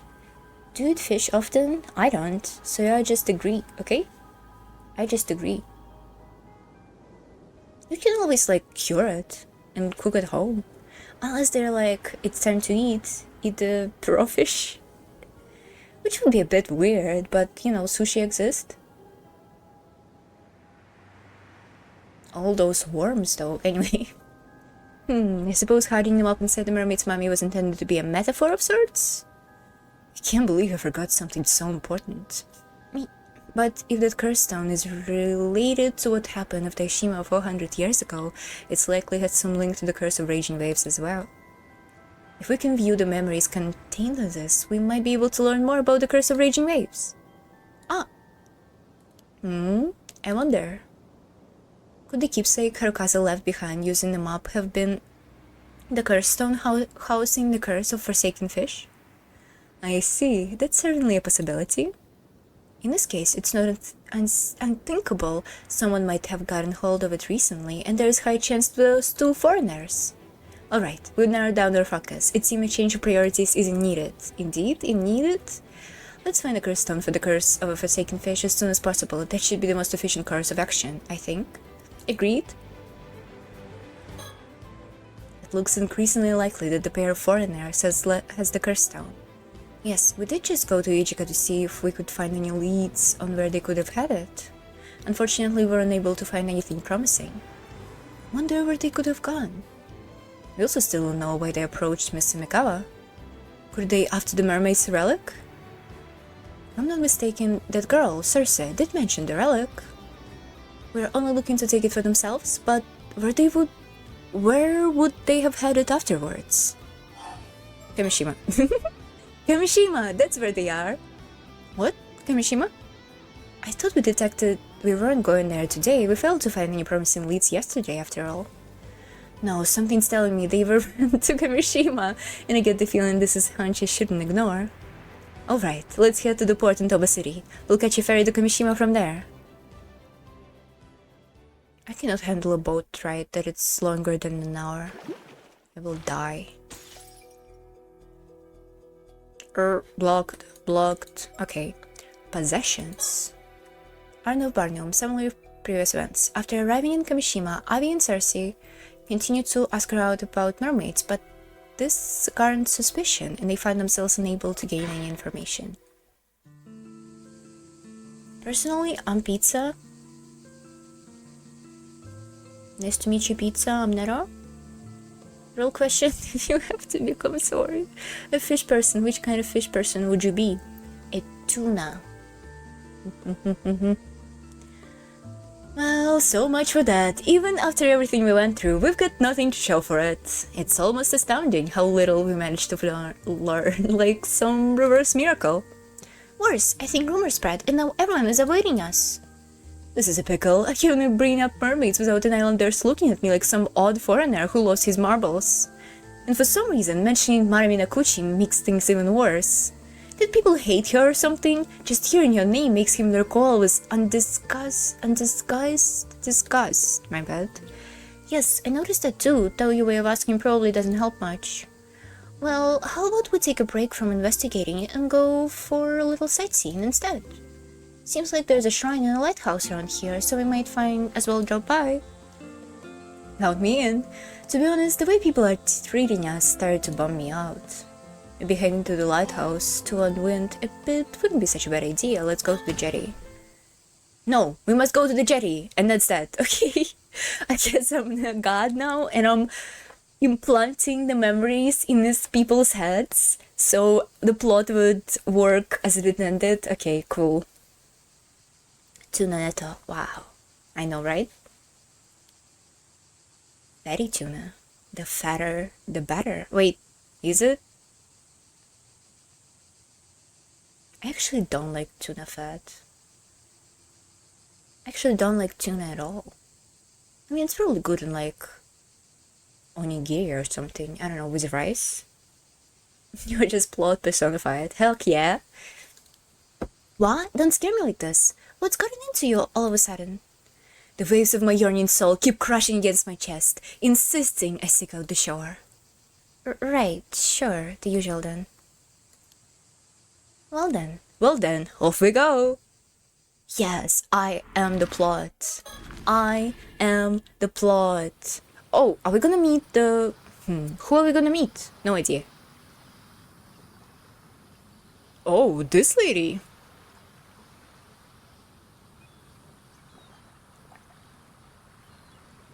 Oh, looks like we got ourselves a spunky young lady here. Maybe we should have a word with her. Alright, this could be our last chance. Let's give it our all. Excuse me, could we speak with you for a moment?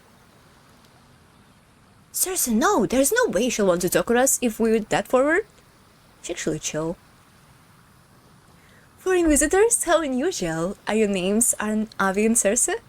Welcome to Kamishima, my name is Kikuko. I'm an ama diver.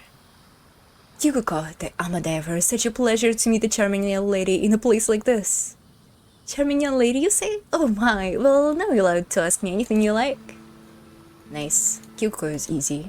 I do like her, I wish she wasn't evil.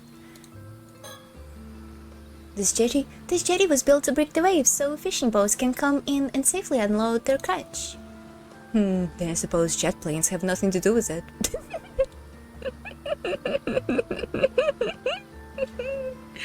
He's so dumb. That's awesome. No, not at all. The structure over in the distance called the breakwater. Breakwater? Built to keep the waves out. Seems like it's also a popular fishing spot.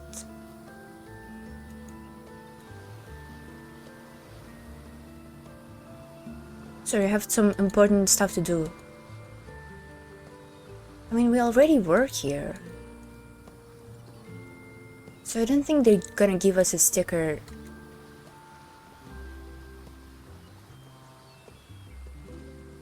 Nice blur.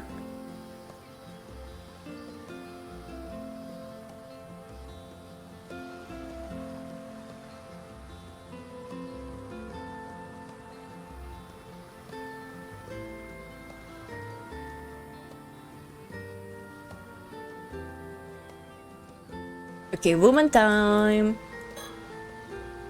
Who could have thought? Seems like this bluntly calling out to her was the best approach after all. The image of a polite and reserved Japan I've seen holding on to for so long is starting to falter. Okay, chill out. Yukiko Tutsui. Looks like we made a solid first impression. She seemed genuinely excited to talk to us. After all the length we went to, I refused to leave this place without at least a few answers. Talk about mermaids. This is maybe a bit quite of nowhere, but you don't happen to know anything about mermaids, do you? Huh? Mermaids? Oh? So you do know something. When you say mermaids, you mean mermaids, right? The mythical creatures? Precisely, the very same. Rumors had it that this island houses some kind of secret connection to mermaids, but I haven't been able to ascertain whether it's true or not. So tell me, any mermaid secret about? Fuck. So tell me, any mermaid secrets about? Here we go. And are you saying you really came all the way out here to look for mermaids? More or less, so any information you may have would be a huge help. Sorry, I don't really have anything for you, but I do appear to be a little interested in mermaids myself. Fantastic, another fun entranced by the mysterious. They say that eating the flesh of a mermaid will grant you immortality, right? That's right. Could you perhaps be interested in immortality as well? I guess so. Not for myself, though. Oh? So you mentioned that this island has some sort of connection to mermaids. Well, not just a little interested, are you? Well, in fact, right here in Issa Bay, there used to be... What's he gonna tell her? Mermaids? Whoa, so mermaids used to live in the Shima place? So you think there still may be some clues here in Kamishima that will lead you to the mermaids in Ryukyu? Nail on the head and right on the button. Unfortunately I can't say I've heard any mermaid stories on the island before. A pity. Talk about ama divers. So you're an active ama diver then? Are there many young divers these days? Not really. Younger generation doesn't really go for diving anymore. It just makes more sense to pursue higher education. I see. It's a real shame to see such a long-standing tradition slowly fade away. Well, it is quite dangerous after all. Can't really blame them for choosing safer options. Just the other day, I heard 2 ama divers went missing around Toba. Oh.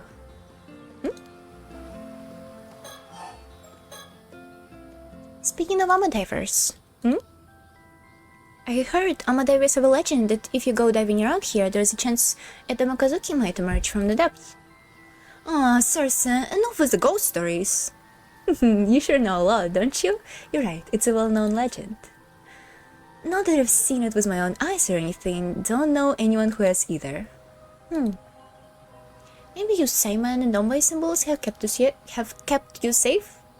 Oh, those? I don't have any. I don't really go in for superstition like that. Are you really okay without them?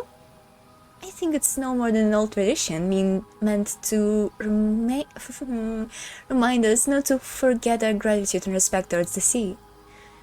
All those old-fashioned rules and traditions, don't you think it's about time for a reform?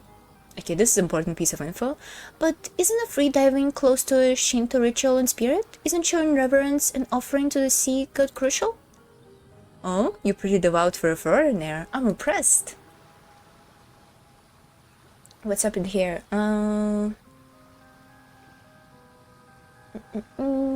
Once again, if the story doesn't end with them going to watch Little Mermaid, I'm going to be sorely disappointed. I didn't think they would change Disney copyright, lol. The mouse is always watching after all. Also, them watching Little Mermaid was instantly daily events, making all the effort they took in using 1980X useless. That's true, that's true. Would be funny though, would be funny. But you know, I believe it's exactly because of tedious customs like that one that young people are losing interest in diving. We should keep up with the times, otherwise there is no way this tradition will survive. Well, now that's very level-headed thinking. Maybe it's because I'm part of a so-called new generation. Some people don't like my attitude, but I get the job done. It gets the job done. Some of the young divers go to high school on the mainland and then work as AMA divers when they return home. I guess that's also the guy who just started working as an AMA diver here. I saw him earlier. I didn't realize men could become AMA divers too. It's not like it's forbidden. It's very rare though. This is the first time I've ever seen it happen. Interesting.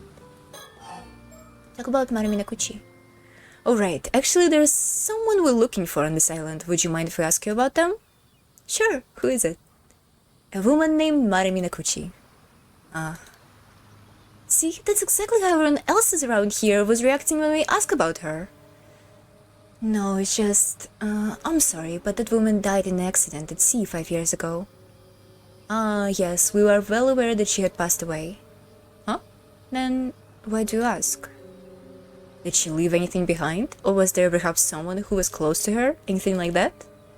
Sorry, I've got no idea. Nobody on this island really knew her. Although her son was just returned to this island.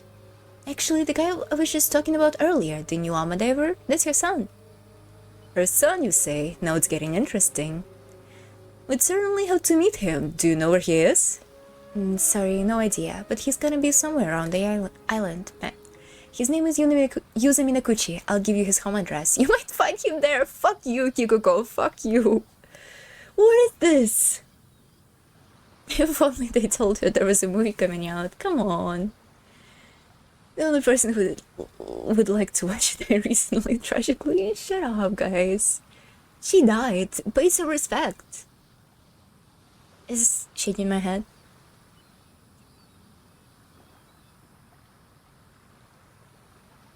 Most people wouldn't want to watch a fairy tale about mermaids after going through all this horror.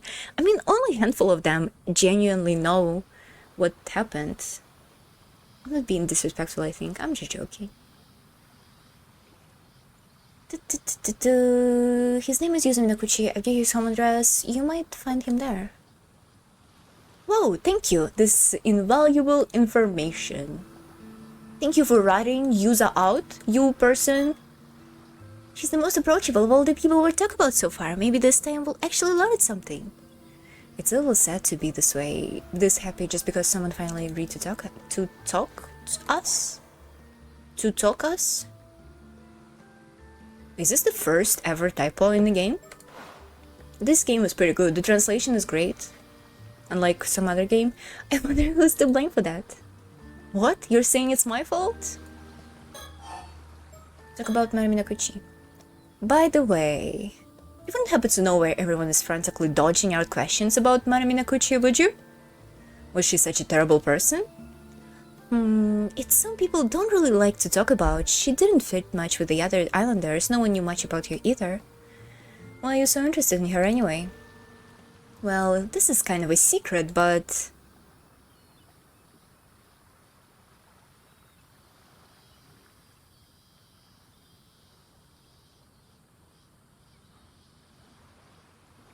Now there was this area... There is an area known to be an area. I think it's just tautology. It's not a typo explicitly, but just bad. I guess it's from the same area of expertise, like somebody missed it while editing. It seems that Mariminakuchi has some sort of connection to the mermaids. Huh? You don't say. This guy literally sells all the info to the enemy. Come on. I see, so that's why. Oh, did you remember something? Not really, it's just that I always thought she was a little off, almost as though she wasn't actually human. Ooh, perpetuating lies. So you're saying Mara might not have been human after all? That she was actually a mermaid? Huh? No way, I was just joking. She was kinda weird, sure, but a mermaid? That's a bit far-fetched, don't you think? Right. Oh, okay.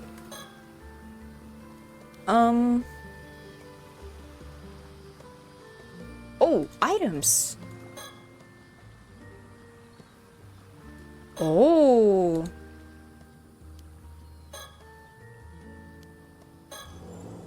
The curse of the stone bearing the curse of a forsaken fish. Could I really be carrying this around? Ooh, what's up?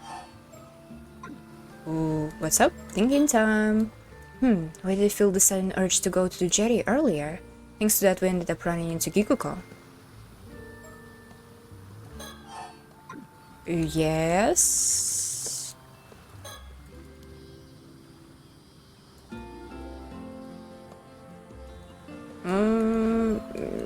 More? Come to think of it, I completely forgot about this still side mirror that Ikoma told us to look for. Guess I'll try my luck and ask. Oh, okay.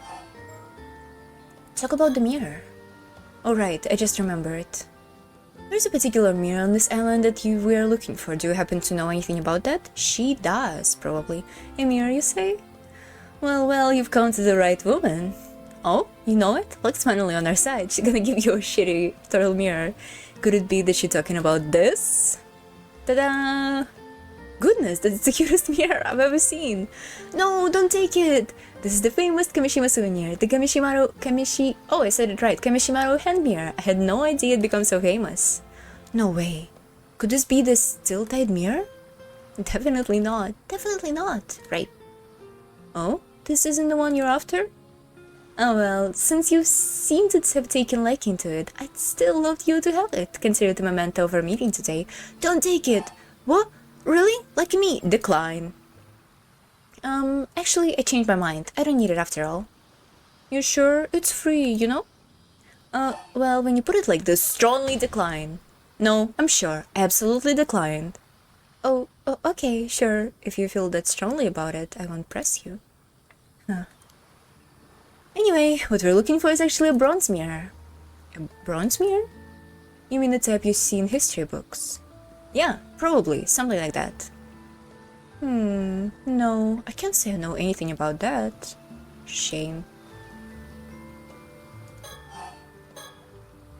I've never heard anything about the bronze mirror on this island. Cool. Oh, that reminds me. Got a glimpse of something inside your bag earlier. Was it by chance a tamatebako? What? Sorry, I just happened to notice. And judging by your reaction, I say I'm right. And I didn't think it'd be noticeable. A glimpse alone shouldn't have given away that it was the tamatebako. My initial guess was just bluff, but Tavi's reaction confirmed it. Seriously, I'm sorry. And what you gonna do? Yukuko, why the interest in tamatebako? I'm some kinda ancient mermaid treasure, right? My, you're well informed. Would you be willing to hand it over to me? I'll make sure it's worth your while. No. Huh? You see, I know someone who's ridiculously rich and in search of eternal life. They'll be willing to pay a small fortune for that thing. They'll offer the kind of money you probably only get to see once in a lifetime. So, what'd you say? Whoa, slow down. Avi! Strongly decline? Much more than some third-rate writer like yourself could learn in a lifetime. Why are you putting me down? This face is great. Intense spreads. I don't know what you could possibly need the tamatebako for anyway, but wouldn't you like to move up in the work? I believe I understand your offer, Kikuko. But my answer is no, not a chance, no way, no how. I've never been about money, it's about the thrill, the adventure. He's based. Adventure? Exactly. Embarking on a journey to unravel the secret of a mermaid's immortality. What better adventure could a man ask for? You may call me romantic, and that's what I am, an adventurer at heart. Totally lost me. You throwing this scene away, this chance away from some childish adventure? You won't understand. I put my life on the line to find the mermaid. I'm not hanging the box over. I see. Seems like there's no reasoning with you. So much easier if you had it. Huh? Why'd you have to refuse the mirror? This would have been so much easier. Huh? Oh, the mirror? I don't know, just felt like the right thing to do. Why'd you ask? I think's not going as planned. I'm not sure what's going on, but I feel like we might just narrowly escape danger.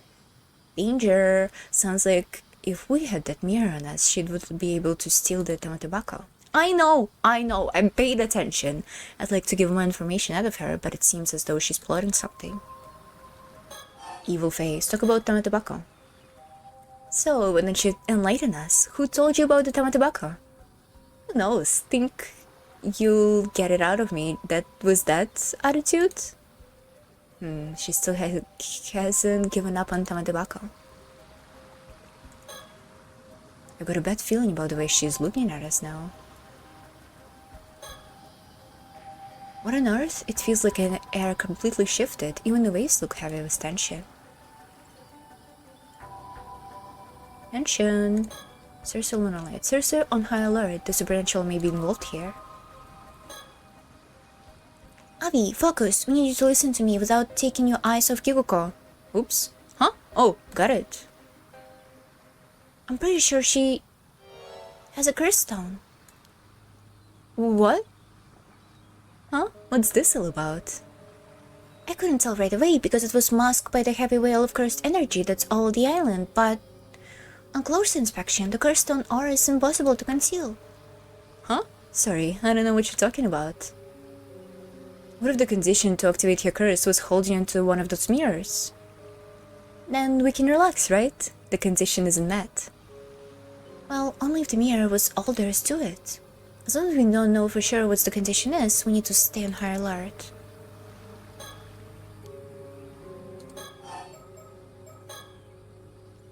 So, why don't you enlighten us? Okay, she's not gonna tell us. Talk about the curse stone. Hey, Yuko, I'm gonna let you in on a little secret. Yeah? Ta-da! And what are the odds? Turns out we both got curse stones. This one's called the Curse of Forsaken Fish. When its conditions are met, it transforms you into a fish and kills you. Pretty messed up, huh? What? Avi? Are you sure? You were planning to use your curse stone on us to steal the tobacco, weren't you? But your curse stone requires us to have one of those hand mirrors, am I right? On the other hand, I can use my curse stone on you whenever I so please. Bluffing? That's not true. You should be submerged with water? In water? You're bluffing. The curse stone must have had a condition too. Yeah? Who'd say it wasn't already been met? Disc. Now, cease your scheming and tell us what you know, whatever. So, why don't you enlighten us? Who told you about the curse stone? Okay, cool. Do you really have to resolve to kill someone with a curse? Bitch. Shut up. She started it, excuse me. I don't think he's good at bluffing. I think she's 100% gonna eat it. How the tables have turned.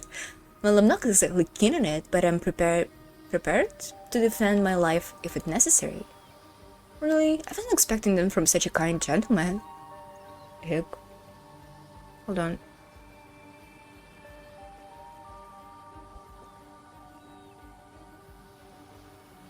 You look like you wouldn't hurt a fly. Indeed, my heart is pure, but trust me, I'm quite capable. Experience has hardened my resolve. Huh? You're saying you actually used it before? At this point, what difference does one more death to the tally make? My hands are already stained. Damn, so you're a proper criminal. Maybe I should report you to the cops. You're my guest. I wonder which is faster, my curse or your phone call. What about your lady friend? Well, are you okay with this? I'm afraid there is no restraining Abby. I'm pretty much giving up on him at this point.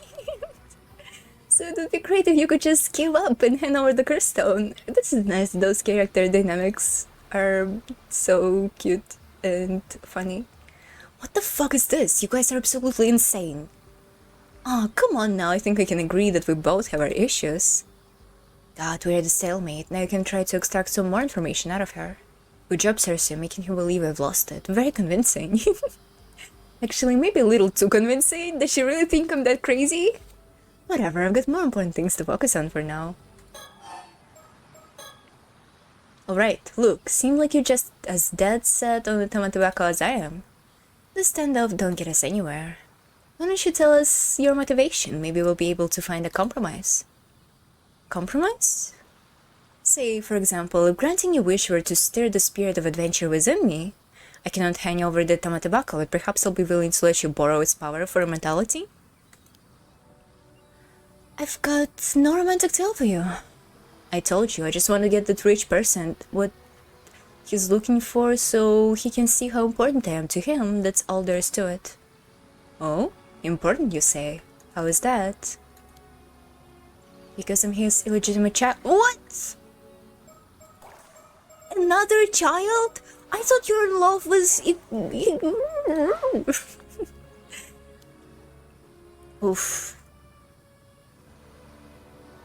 But he simply refuses to admit it. Whatever I do, he won't even acknowledge my existence. I mean, just look at me. I must be disgrace in his eyes. But a woman like me shouldn't be wasting her life away on some backward island. I was born of noble blood. I wasn't meant to rot in this miserable place. Yet he cast me aside and refused to even acknowledge my existence. It's humiliating. So you fathered some rich man? Yeah, there is hardly anyone in Nishishima who doesn't know the name of Yoshiatsu Yamashina. Really? So you and Tsukasa are sisters? That's cringe. Where is she? Oh, here she is.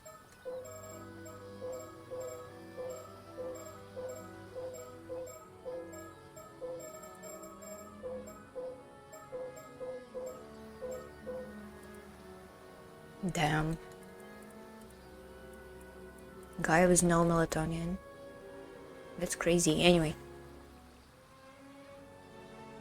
So the ones you thought were related aren't, and the ones you didn't think were related are. The tables have turned too many times.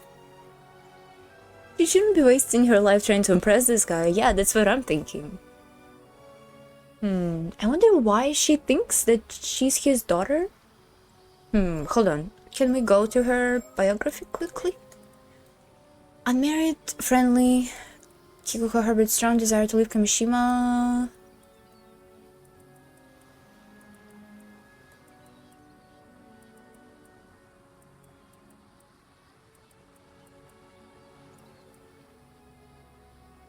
All of this part says about her not being able to marry. It doesn't says anything about her parents and shit, but it could be the case. Okay. Yeah, that's hardly anyone in Nishishima. Yeah. Yamashima, he's a noble bloodline stretching back centuries, and here I am stuck in this wretched life. Yamashina, huh? I've done everything in my power to earn his recognition. I give it all to make it big in a big city, and for what? Nothing I tried worked out. In the end, I had to come crawling back to this island, trying to make ends meet as an ama diver. Illusions of grandeur. Wow. Maybe I need to wait for the lore exposition instead of searching for wiki spoilers. It's not like that. Come on. I see. So if you get that since Yamashina is seeing immortality, you could leverage... I'm trying to check if I could deduce it with the information they gave me before. That's what I'm doing every single time when I'm going back into the wikis. And it's not exactly the wiki, you know, it doesn't have all the info, it just has some info. So you figure this much Yamashina is seeking immortality, you could leverage the box to get what you want at the same time. Yeah, I used to work with his small company. The young CEO of the place is basically Yamashina's protege. Yeah, I thought you connected to the CEO. Because he felt sorry for me, so he let it slip that Yamashina was after immortality. Interesting. And he was the one who told you about the curse stone and the Tamatobacco as well? Yeah. Since even Yamashina doesn't know about this, he suggests I use it to my advantage and take the credit. He gave me the curse stone and told me to use it wisely. Excuse me?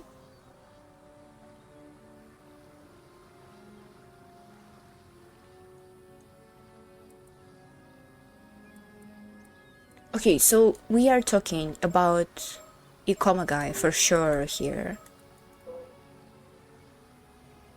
Did he told her that she's connected to the guy? Or to the rich person? Or what? It all seemed like he just manipulates her into doing whatever the fuck he wants. Uh-huh, how intriguing. So you wanted to trade the Tama tobacco for your machinist recognition. That's right, see? I knew there was never going to find a compromise. True, it's a compelling story, but it's missing a certain adventurous allure. That company president you mentioned, how come he knew about the Tama tobacco and the curse stone? Just who exactly is he? I was wondering the same thing. Of course you were. He's an incredible person after all. Mr. Kipei Ukoma is an amazing man. It's thanks to him I got a chance to make my dream come true. Oh, did you just say Ukoma?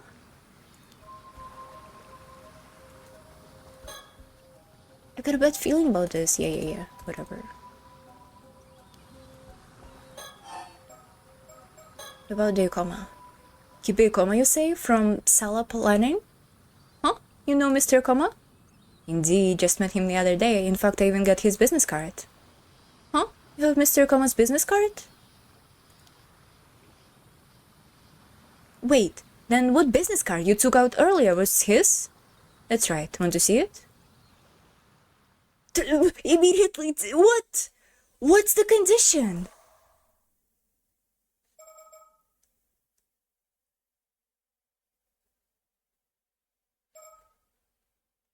What's the condition? Is this letters? Is this having a word spelled out? Because this is definitely seemed to me like, oh, she find a way to kill him. Okay, throw this garbage away immediately. No, it's fine, you hold on to this, if you say so. Huh? What? A curse echo? Yikes, did we mess up? We did mess up. Plagas Asteri, guide the path, and with thy merciful hand protect him. No, don't kill Cersei. Why? You have Mr. Gomat business card. The condition should have been met, but why?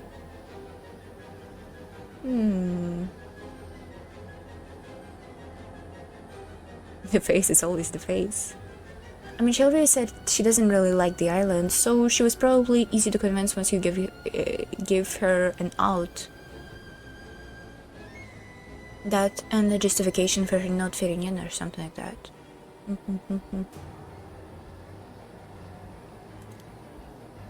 You were. I'm sorry, all I can do is delay the curse. I can't dispel it. I'm going to take effect in about 1 minute. You need to do something before then. Throw away the card! Like what? The curse is dispelled by eliminating its caster. What comes next is up to you. What? Eliminate? Why do I have to keep doing this? Show Kikuko into the ocean. Show Kikuko into the ocean. Ah, damn it. I refuse to die here. What's wrong with you? No, I don't want to kill her. She fell into the water. It's now, it's never. There's no time to waste. She could climb back out any second. It's no good. I can't bring myself to do it. I'm gonna die. I'm sorry. I can't hold it any longer. Yeah, we're gonna die.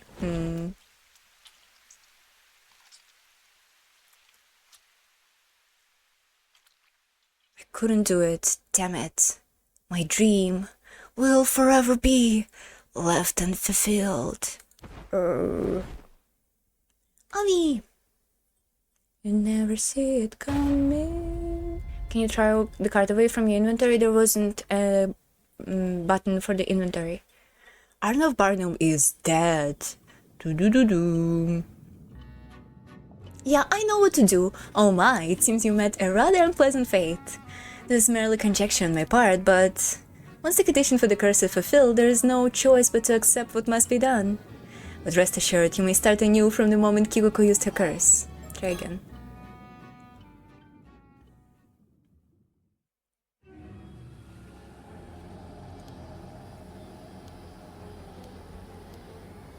don't want to do this.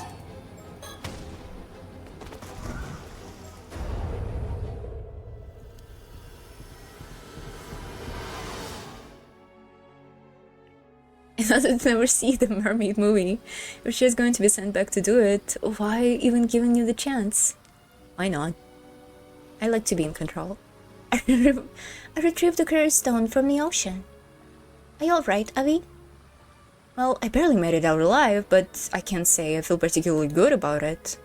So it has to come to this. No turning back now, it seems. I want to turn back. This is what happens when you deal with curses that may turn back on you at any moment. You should be prepared for that. Understood. So what about the curse stone? What's it like? Yeah, about that. Huh? A bronze mirror? That's right, a palm-sized bronze hand mirror.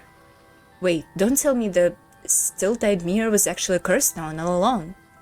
The curse stone resentful memory doesn't seem to indicate anything like that. So the curse stone had a resentful memory too, huh? What did you learn? There's so much information, it's hard to make sense of it. Here, take a look for yourself. Don't just toss it like this, it's a curse stone, not a baseball. So you're not gonna look? Of course I am. Let's see. Whoa, so this is the real deal? Oh, a mermaid, there's a mermaid on it. Here we go. Oh my god, biography of Tomoshige. I don't think we're ending today. We're probably gonna end the next time. And I'm gonna cut today at 4 hours, and the next time we're gonna do like the final stream, because I don't think we're gonna do it in an hour. I hope there's at least like 2 more hours of gameplay after this. Especially considering how we failed seemingly this timeline. Or maybe not, but maybe this is canon so we could gain this information. Are we gonna, like, is Arnav gonna be arrested? Or what? I mean, Kiwako did plan to genocide the people, not genocide, mass murder people of the town, so you know. But police doesn't know that yet. Taira Tomoshige's early life. Taira Tomoshige was born as the son of Taira Kiyomori's younger brother, Yorimori, is the latter half of a Heian period at the height of the Taira clan's power. Although his father, Yorimori, was the only child born of the official wife of Taira no Tadamori, part of the main lineage of Taira clan, he maintained a deferential attitude towards Kiyomori, a stance that made Tomoshige reward him with a contempt and filled his ambitions to one day stand at the head of a Taira clan.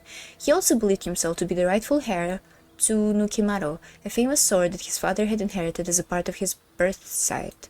Sato, the girl from Kusawa village. It's immortal girl Sato. At around the same time, Sato was living a simple life in Kusawa village, the place of her birth. One day, she happened to encounter a visitor in Myoji and was offered the chance to work at the bureau of Myoji in Kyoto. Sato readily accepted, having always felt out of place in the village due to her faint spirit sense, and left Kusawa to work in the bureau of Onmyo as a maidservant.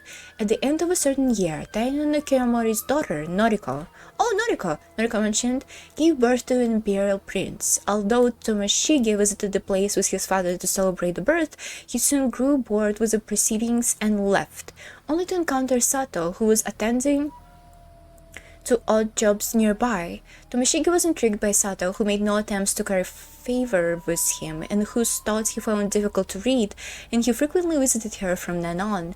Not yet having the official wife, it was not uncommon for Tomoshige to spend his time on dalliances with women, with Sato being the latest among them. However, as their interaction continued, he found himself becoming particularly drawn to her. He eventually had a pair of bronze hand mirrors made and gifted one to her, telling her to carry it with her at the time was a sign of their vow to each other. Wow. The fall of the Taira clan. In 1185, the Taira clan was defeated at the Battle of Dan no Ura, spelling its ruins. Spelling? Tomoshige, who had fled from place to place as if to desperately avert his eyes from the Taira clan's decline, ultimately did not participate in a decisive battle as Dan no Ura and came to know of the Terrace clan downfall while he was laying low in a remote village in Ise with Sato. Although initially terrified of being hunted down by soldiers of the Minamoto clan, Nobushige regained his senses upon seeing Sato's unbroken composure.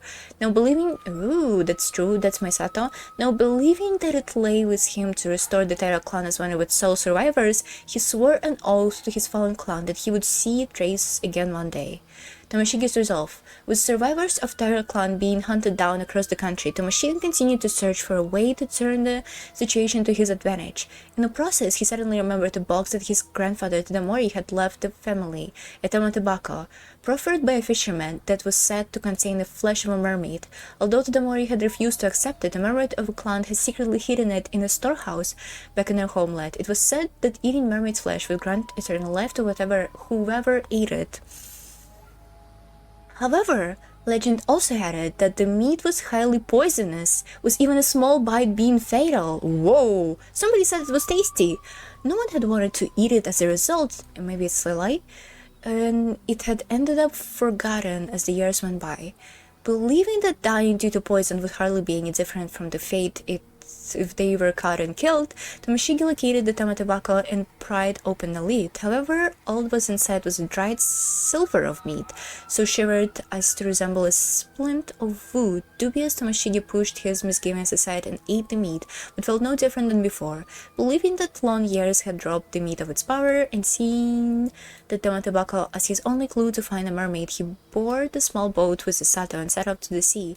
Encountering a mermaid, believing that the mermaid would surely come to reclaim the Tamatobako if it's truly linked them in some way, Tomoshige continued to row the small boat into the sea of Ise. All this time, he was clad from head to toe in armor of the warrior and had with him a framed sword Nukimaru, and heirloom he had seized from his father Yorimori, whom he had scorned as a disgrace to their clan. Sato, meanwhile, wore only a light kimono.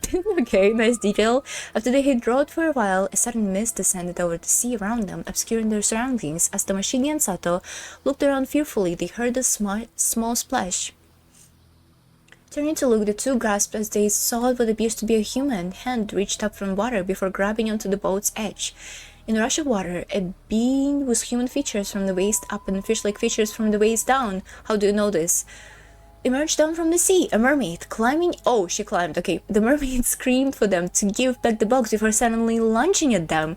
Too stunned to think clearly, Tomoshige drew his sword and slashed at the mermaid. There was a dull sound of a blade slicing through the flesh, and the mermaid let out a piercing cry before diving back into the seawater and fleeing the sea. She's still trying to process the sudden turn of events. Tomoshige glanced down and caught sight of a small piece of a mermaid's tail, apparently severed by his previous blow, lying in a pool of blood.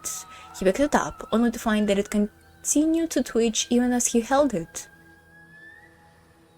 Uniquely gross, finding himself too disgusted to try eating it immediately, and he decided to stow it in a Tamatobako for the present. Nice coincidence. Eventually, after some hesitation, he forced Sato to eat it despite her protest. They waited a while, but no change seemed to come over her.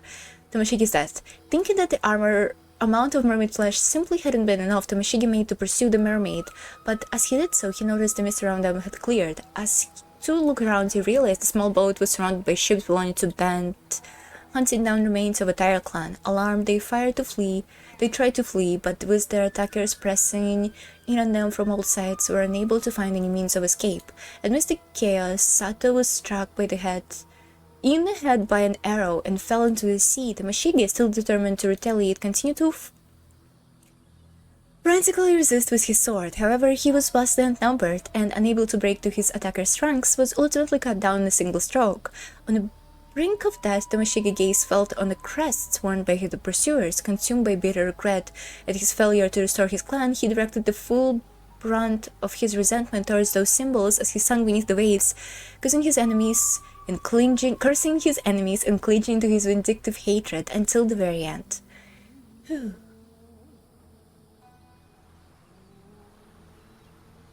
And that's why, again, you don't eat eldritch meat or fish or anything really.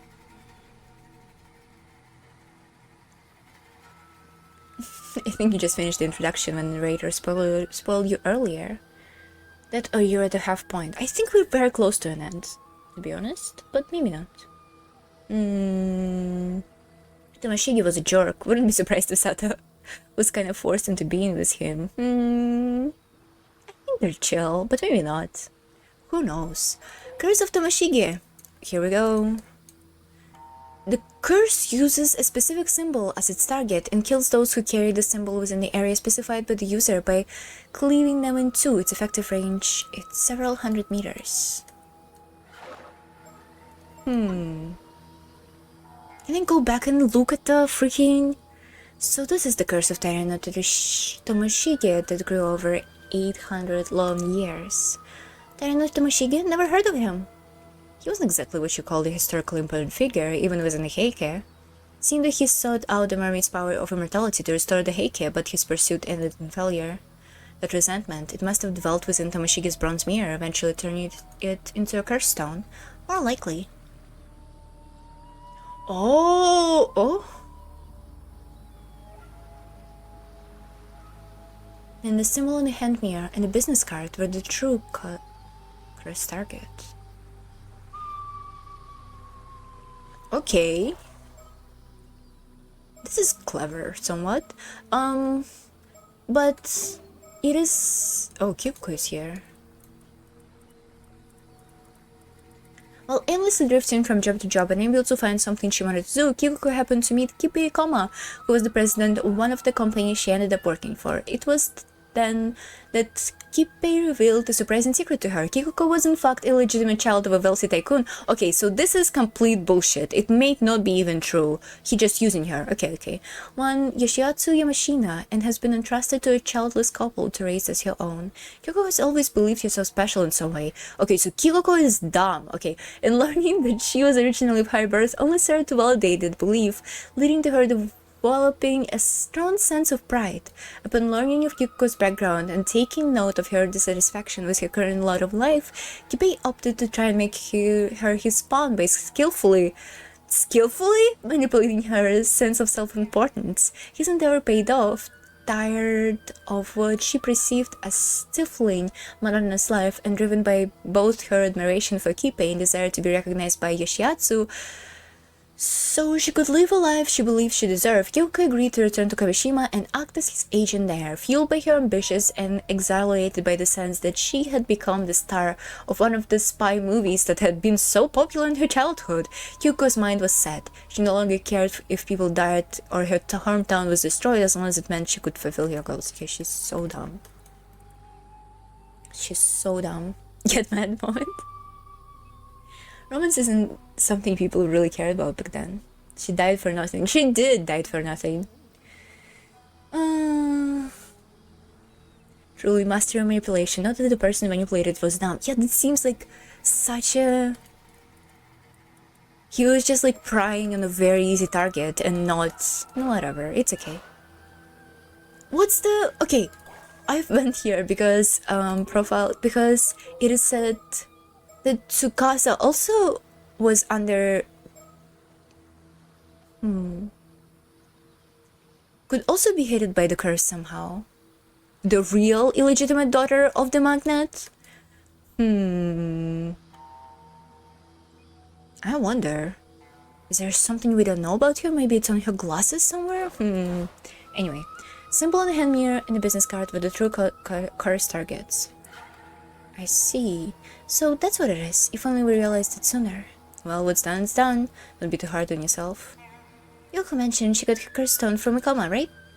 Exactly. To think that slippery snake was sneaky enough to put the curse markers on his own business cards. That Ikoma guy is seriously dangerous. That was way too close. Good thing we were cautious, especially since it seemed he's after the Tamatobako too. Yeah, it seems like working without him turned out to be the right call. Although he may grow suspicious if we can't contact Kikuko anymore. Considering he's after the Tamatobako, there's a chance he might still chase after us. We need to keep our guard up.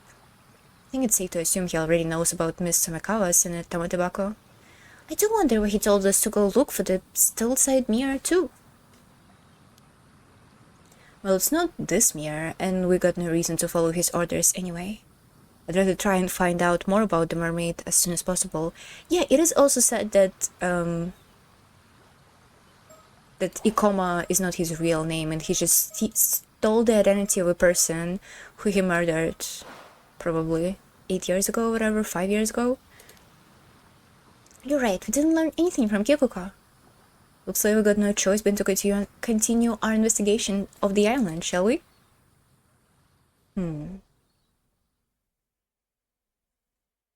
Could you hold on for a moment? Oh. Huh? Someone's here?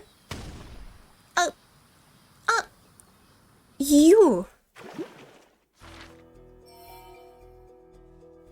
Yeah, okay, we are definitely fucked up here.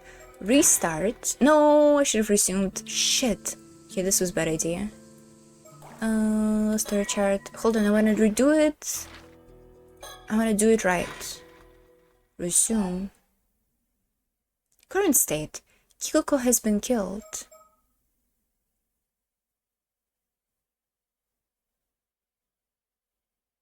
Start from the standoff with mirror.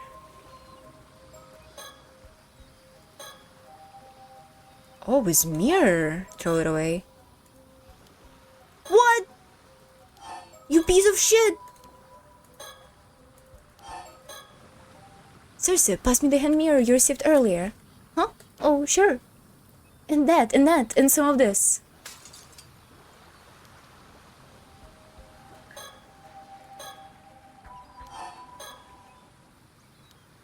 Oh! I can't say why, but I've got a bad feeling about this business card. I just sneakily toss it. Alright, I don't think anyone noticed. So sneaky. So sneaky. Huh, I know you accepted the keychain as user. Oh. Okay, Hugo. Yeah. Why did you suddenly throw away the mirror? This would have been so much easier. Okay, we read this, right? Think. Yep. Hugo, yep. Hugo has a curse stone, we know. Items. We have a curse stone. Yuko, talk about the curse stone. Talk about the curse stone more. Do you really have? Robber criminal. Yep, we read this. So what kind of curse do you possess? Don't know, don't care. Oh, come on, not even a hint? A hint? We, on the other hand, have laid pretty much all of our cards on the table already. Huh? What are you talking about? Who would do such a reckless thing? Alright, look, see me just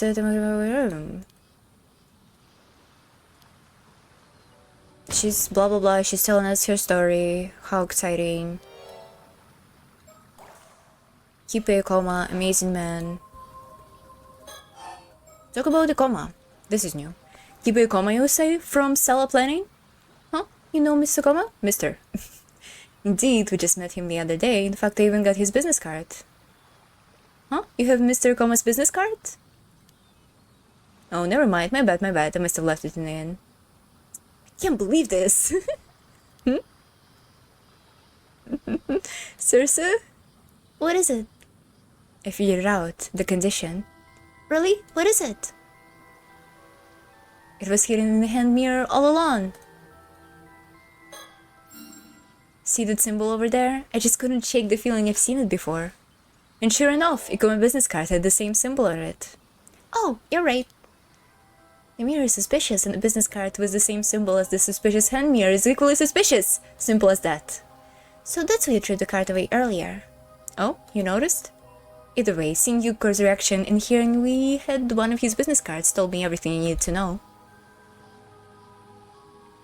Enough with the whispering already. Jig it up, young lady. Jig is up. The condition for your curse is a mysterious symbol inscribed on both the hand mirror and the business card. Oh. You see? We have nothing more to fear. Cersei, your turn. Apologies, I'm going to have to be a bit rough. You may experience after effects.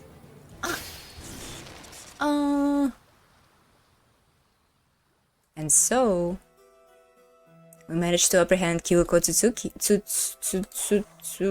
Tsutsui, my bad. Apparently, Circe's binding spell weakened those untrained in spiritual arts and caused them to fall into dazed, almost intoxicated state. I love how our list of crimes just only grows bigger and bigger. I retract my complaints about the illusion of choice. Yes, you have a choice, you always have a choice. Just like in all those animes, sorry.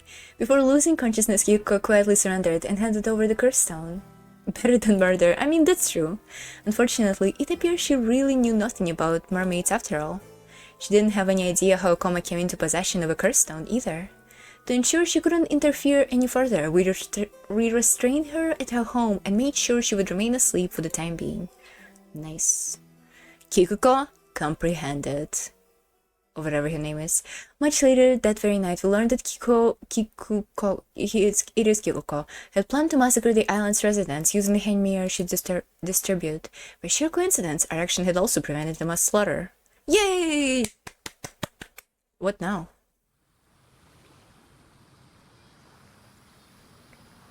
So what's about the curse stone? What's it like?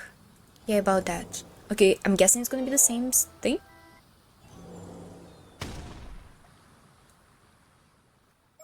Unless...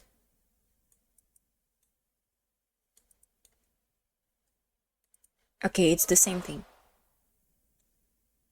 Could you hold on for a moment? Oh, and this is the same too. Okay.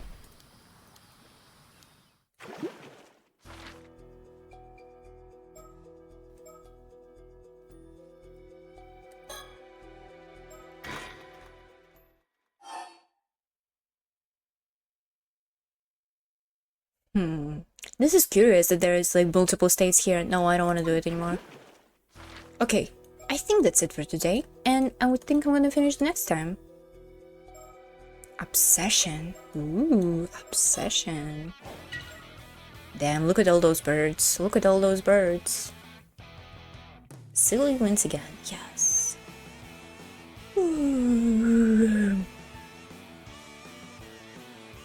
So what we learned is never trust a stranger. Stranger danger. Having a curse on yourself is cool as fuck. If you want to kill yourself or kill somebody else, go into the middle of the ocean. If you have a bad or weird feeling about something, you're probably an immortal. Try eating some fish, I guess. Never ever take stuff from strangers. Yep. Yep. The music. No thanks.